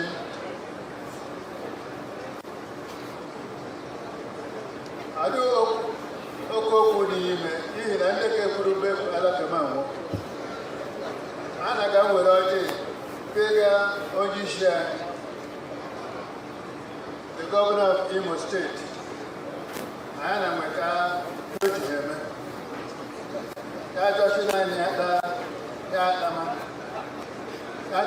Yada, and then, what is the one?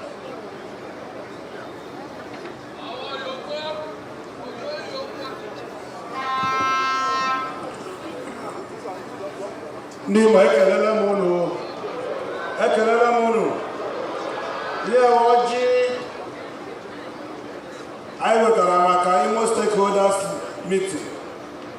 And the chairman of the occasion, who chairman, including chairman of the governor, every layer and opening night before the SSG, which are hands I say, a na-esi nke enwe na-aga nke enwe mbelori ndị Imo Elders nọ ha ekelela m ụlọ ya bịa brọja bụ ige chairman Imo Elders Forum Council orezie dechọde efe Imo ha gọrọ anyị ka anyị nwete ta ya ata ndewo n'owu ndewo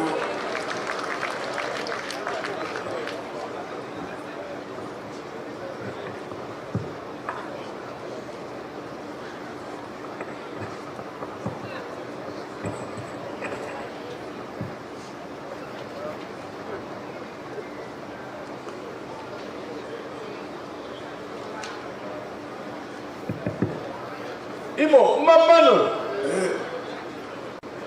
Imo Kwenu, Imo Wano, Imo Uzono, Aunamoji, the members of Elders Leader Nonga, the Nake and Prof, Anja Gamba, Your Grace, the President of Wuhan. Ndị Elders ọhụrụ na ntane ya ọ na-ahụ na ya ọchị na nwata ehuru ọchị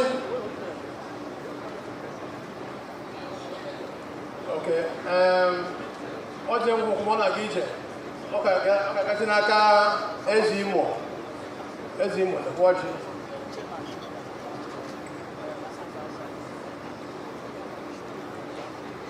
ndị eze ekele Ndeze, Mamana, Chicano, Bicano, Mocano, Nde Imo, Mamana. Asia de Lubanya, or the corner Batotoro. I may brought you about 1 day, the Longa. Una case, I boy, say, who goes the ball. I may be done the chairman. Ndị eze local gọọmenti niile biko unu hụrụ ọja wala na-aka elu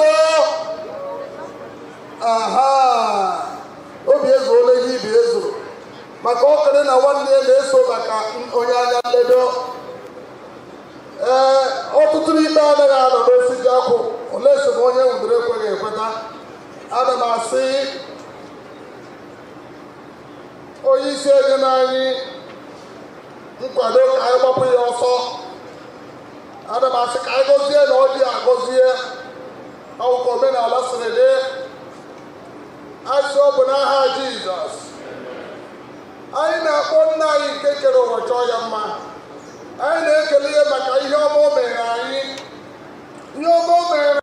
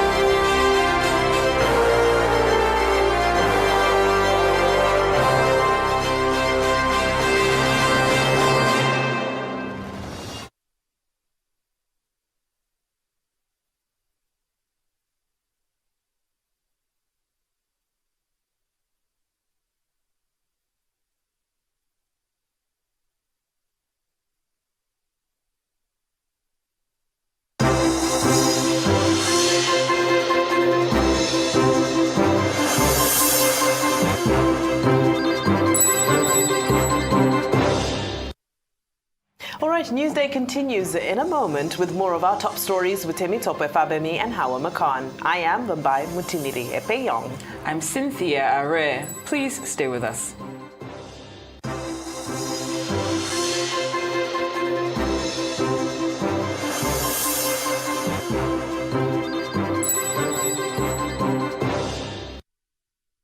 This na Emeka. He like to dey keep money for her. As CBN deadline don dey near so. This one na wise Emeka. As he don hear say deadline dey near, he wan carry money go deposit for the right place with Access Bank. It's time to spread your wings and fly. Reach for the sky.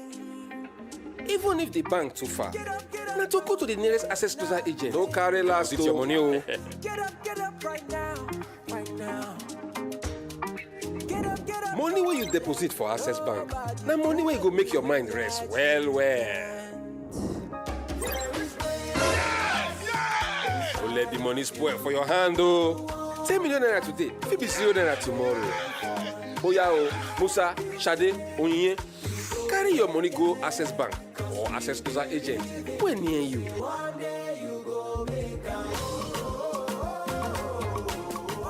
Access, more than banking. What does endless possibilities mean to you? A shop in the perfect location, in the hottest part of town? You don't have to own a physical store to do business. That's why Flutterwave Store helps to put those dreams on track.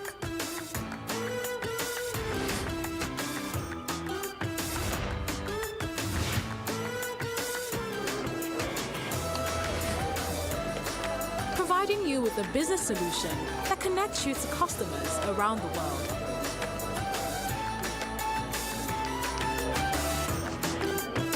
No matter where you are, connect to millions of customers globally on Flutterwave Store. The business solution that helps your business thrive. Start selling on flutterwave.com/store today.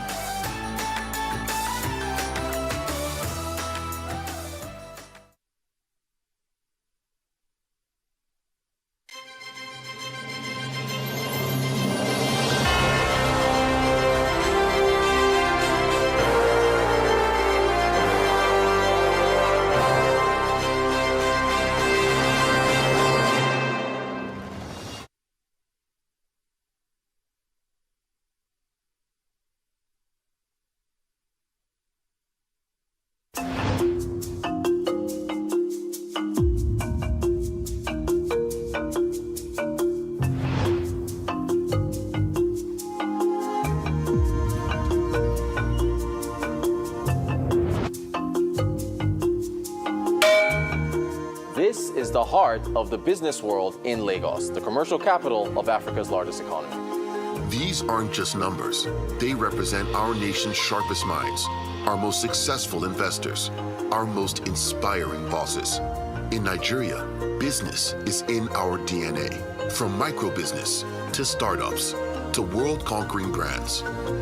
Every success story has something in common. They all started somewhere. Success is not final. Failure is not fatal. It is the courage to continue that counts.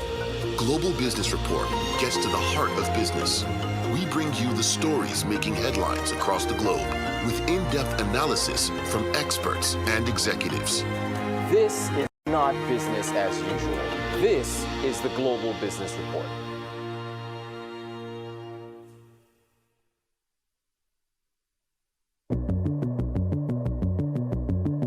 It all starts with a bell. And that bell means it's business time. The bell rings in London, Lagos, Cairo, and Joburg, kicking off a new day of opportunities. New idea being born and bought, deals being done, big global players winning big or losing it all. IPOs, mergers, takeovers, stocks, bonds, and commodities. In the business world, the winner takes the spoils. In the business day, every moment matters. Trust us to be your guide to the highs and lows of the global marketplace. We will round up the business day with up, what's down, the bears and the bulls, and what to watch out for. This is Arise Exchange.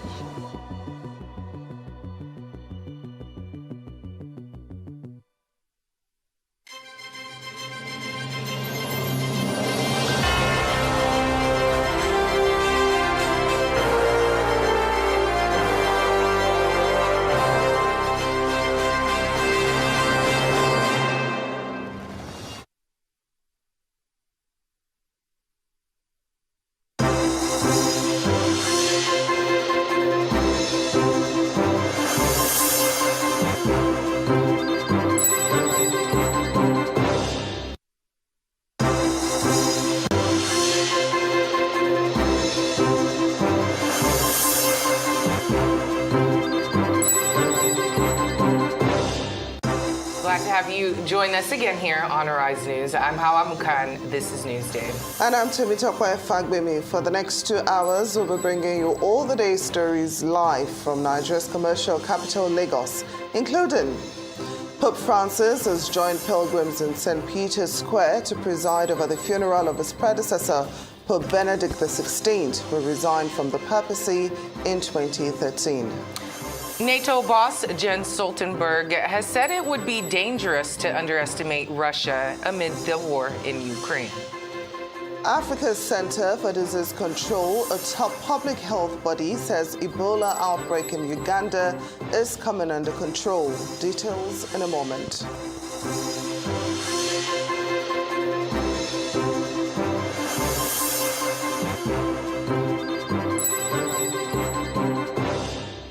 Our top story today, Pope Francis has presided at the funeral of former Pope Benedict, delivering a homily comparing his predecessor to Jesus before tens of thousands of mourners, including some that shouted that he should be made a saint. Benedict's death on Saturday brought to an end a decade of the former and present Pope living side by side in the Vatican, and it was the first time in more than 200 years that a pontiff had led the funeral services of his predecessor. At the end of the funeral in St. Peter's Square, some people shouted, "Make him a saint now." Mourners from around the world who made the journey to the Vatican called the ceremony emotional and impressive. Well, it's kind of sad, the news about the death of the Pope, but of course it's a beautiful celebration, and I think it represents a lot about his life and what he expected. A simple celebration, but very beautiful. I felt despite today I had other things to do that I had to come here. I told myself that I had to come and attend Holy Mass to accompany him in prayer.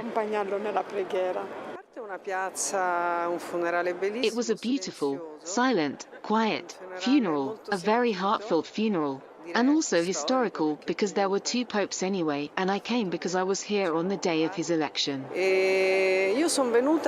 Not really emotional, but impressive. It was really impressive. Because also I'm an atheist, so it's different for me. I'm not used to it. NATO Secretary General Jens Stoltenberg has said it would be dangerous to underestimate Russia and President Vladimir Putin's ambitions amid the war in Ukraine.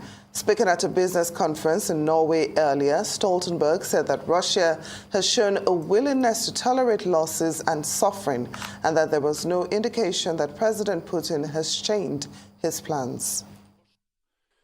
Ukrainske styrker har påført Ukrainian forces have caused Russian forces heavy losses, but at the same time we see that Russia has mobilized many new soldiers, around 200,000, and that they have shown a great willingness to tolerate losses and suffering.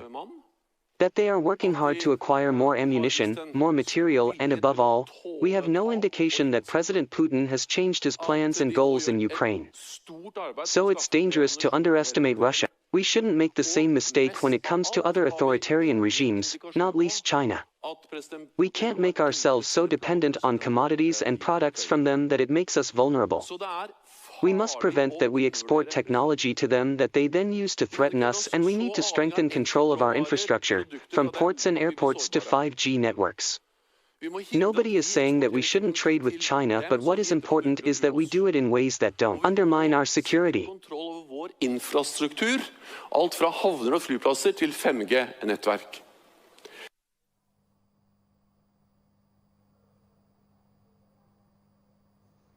With due respect, let me now call on the chairman of this great occasion for his opening remarks, Dr. Pascal G. Dozier. Thank you.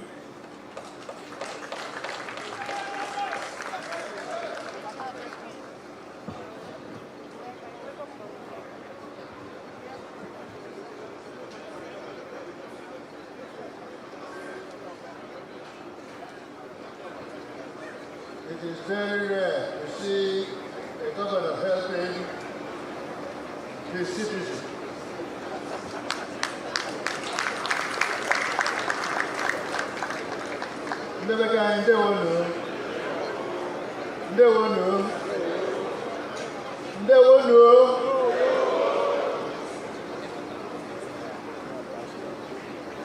Otu oge shi, amano no munna yeji le shila agogo. Atokwana chimani le shila agogo this afternoon. So please permit me, and I'm going to ask a favor from all of you. We are here not for a Christmas party. Governor, did you call us for a party? We are here for a stakeholders forum.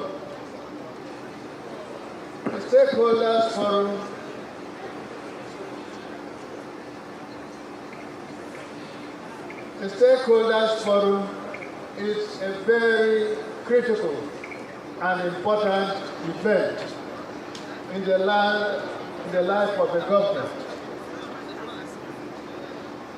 We are lucky that we have been selected to come and for this stakeholders forum. And I think we should ask ourselves, why am I selected? Why am I invited to this stakeholders forum? Is it because of my bald head? Is it because of your duty? It is because the governor believes that you have a contribution to make to his government. Not necessarily to his government, for the upliftment of Imo State. We are here for Imo State. And our Chief Executive, Senator Hope Uzodimma, the Governor of Imo State, has called each and every one of us to give account of his stewardship since last year, since the last forum. All of us here are privileged people. We are very privileged to be here. And that is why we have to listen to him when he speaks. Please, I am begging you, stop bantering your neighbor. Stop discussing your neighbor. His speech will not last 10 hours. Just let us sacrifice those hours and listen to him. The question is, here we have a governor. He's doing his best, and when I say best, he's very pragmatic.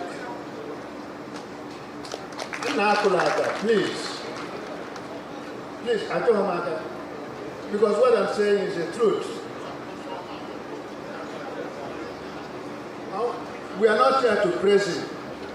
We are here to listen to him and judge him. Is he doing what he promised us to do? That's why we're here. And then we ask ourselves the question, each and every one of us, what have I done to help him govern Imo State? We are not here on a parade, beauty parade, come and drink, come and eat. No. He is capable of calling us for a party. But it's not, we are not here for a party. We are here to listen to him and go back. Synthesize whatever he has told us, internalize them, and then think. Actually, if we couldn't,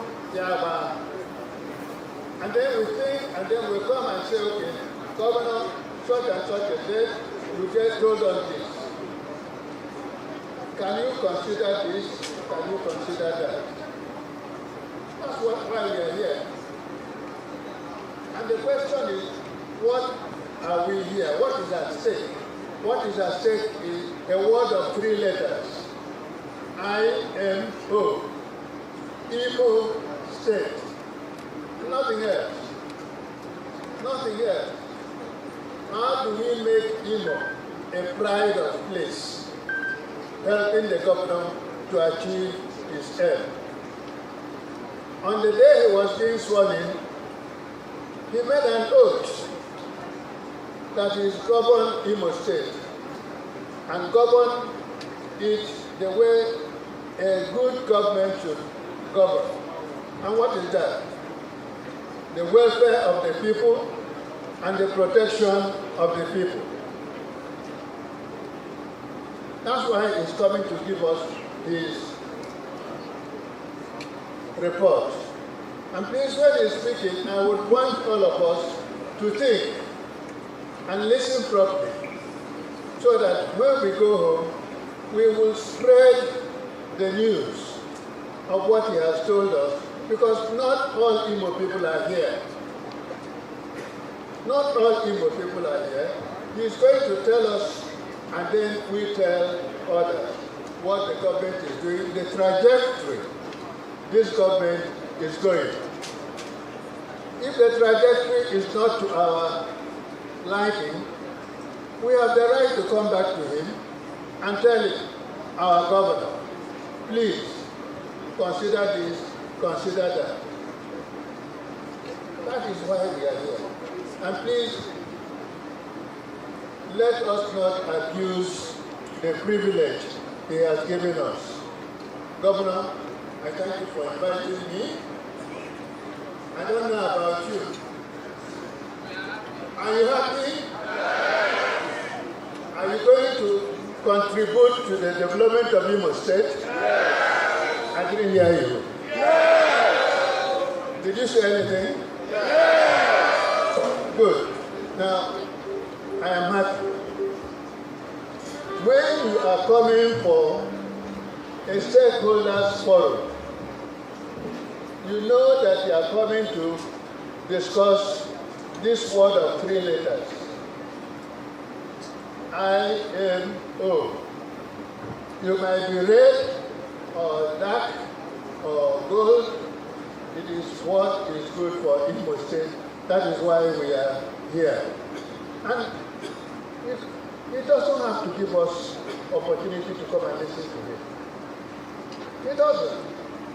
But the mere fact that he has chosen to give an account of his stewardship, it is a privilege. I keep on repeating this one, it is a privilege. Because you know yourself, each and every one of us, know people who are better, who are bigger, who are more wealthy, who could have been here, but they are not here. Let us not abuse the privilege the governor has given us. That's all I can say for my own benefit. Please, thank you very much. I wish you Happy New Year. If I wish you Happy New Year, what do you say to me? Same to you. So, let it. And also, we thank God for our brother who nearly lost his life, Governor Hakeem. I can stand up for recognition.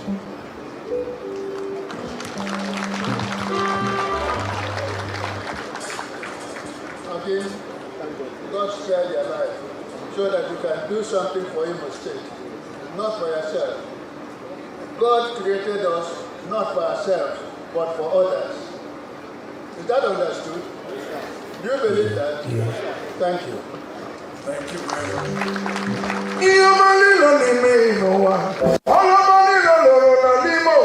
Security go with Alani, Ilani, Ilemeromo.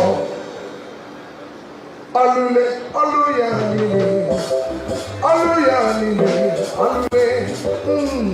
Aluya, take up your money, take up your money, take up your money, I just keep on saying last 1 year. My hope was something my water security. Oh, you're going to come on, Jim Paya. Your money, no, they may know. All the money, no. Your money, no, they may know. All I have is a Thank you very much, Felix Ndukwe. A round of applause. Okay, Mr. Chairman, Sir Dr. Pascal Dozie, thank you very much for your opening remarks.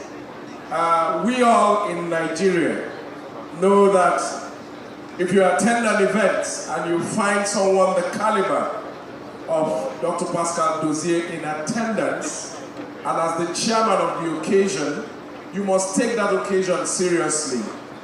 Because by virtue of his age, he's a man you must listen to. By virtue of his accomplishments, it's a man that you must listen to. By virtue of his character as a human being, is a man you must listen to. And I guess it's for that reason that our governor has chosen him to chair today's occasion. Thank you very much for that brief, straight to the point remark. And if he has acknowledged that the governor is on course, who am I? Ladies and gentlemen, now it's time for us to invite, to talk to us. I came in this Christmas season to visit my aging mother in the village. And between Owerri and Mbise, I must say that I was positively excited by the pace of work that I saw there. I am not one to lavish compliments, but I was touched. Your Excellency, you have started and you must finish it. You must finish that work. We need it. Having said that, ladies and gentlemen, it's time to welcome, to talk to Imo citizens, the #1 citizen of this state, the convener of this Imo Stakeholders Forum. Please, let us stand, let us rise and give him a standing ovation as he talks to the citizen of Imo State. His Excellency, Senator Hope Uzodimma Onwa.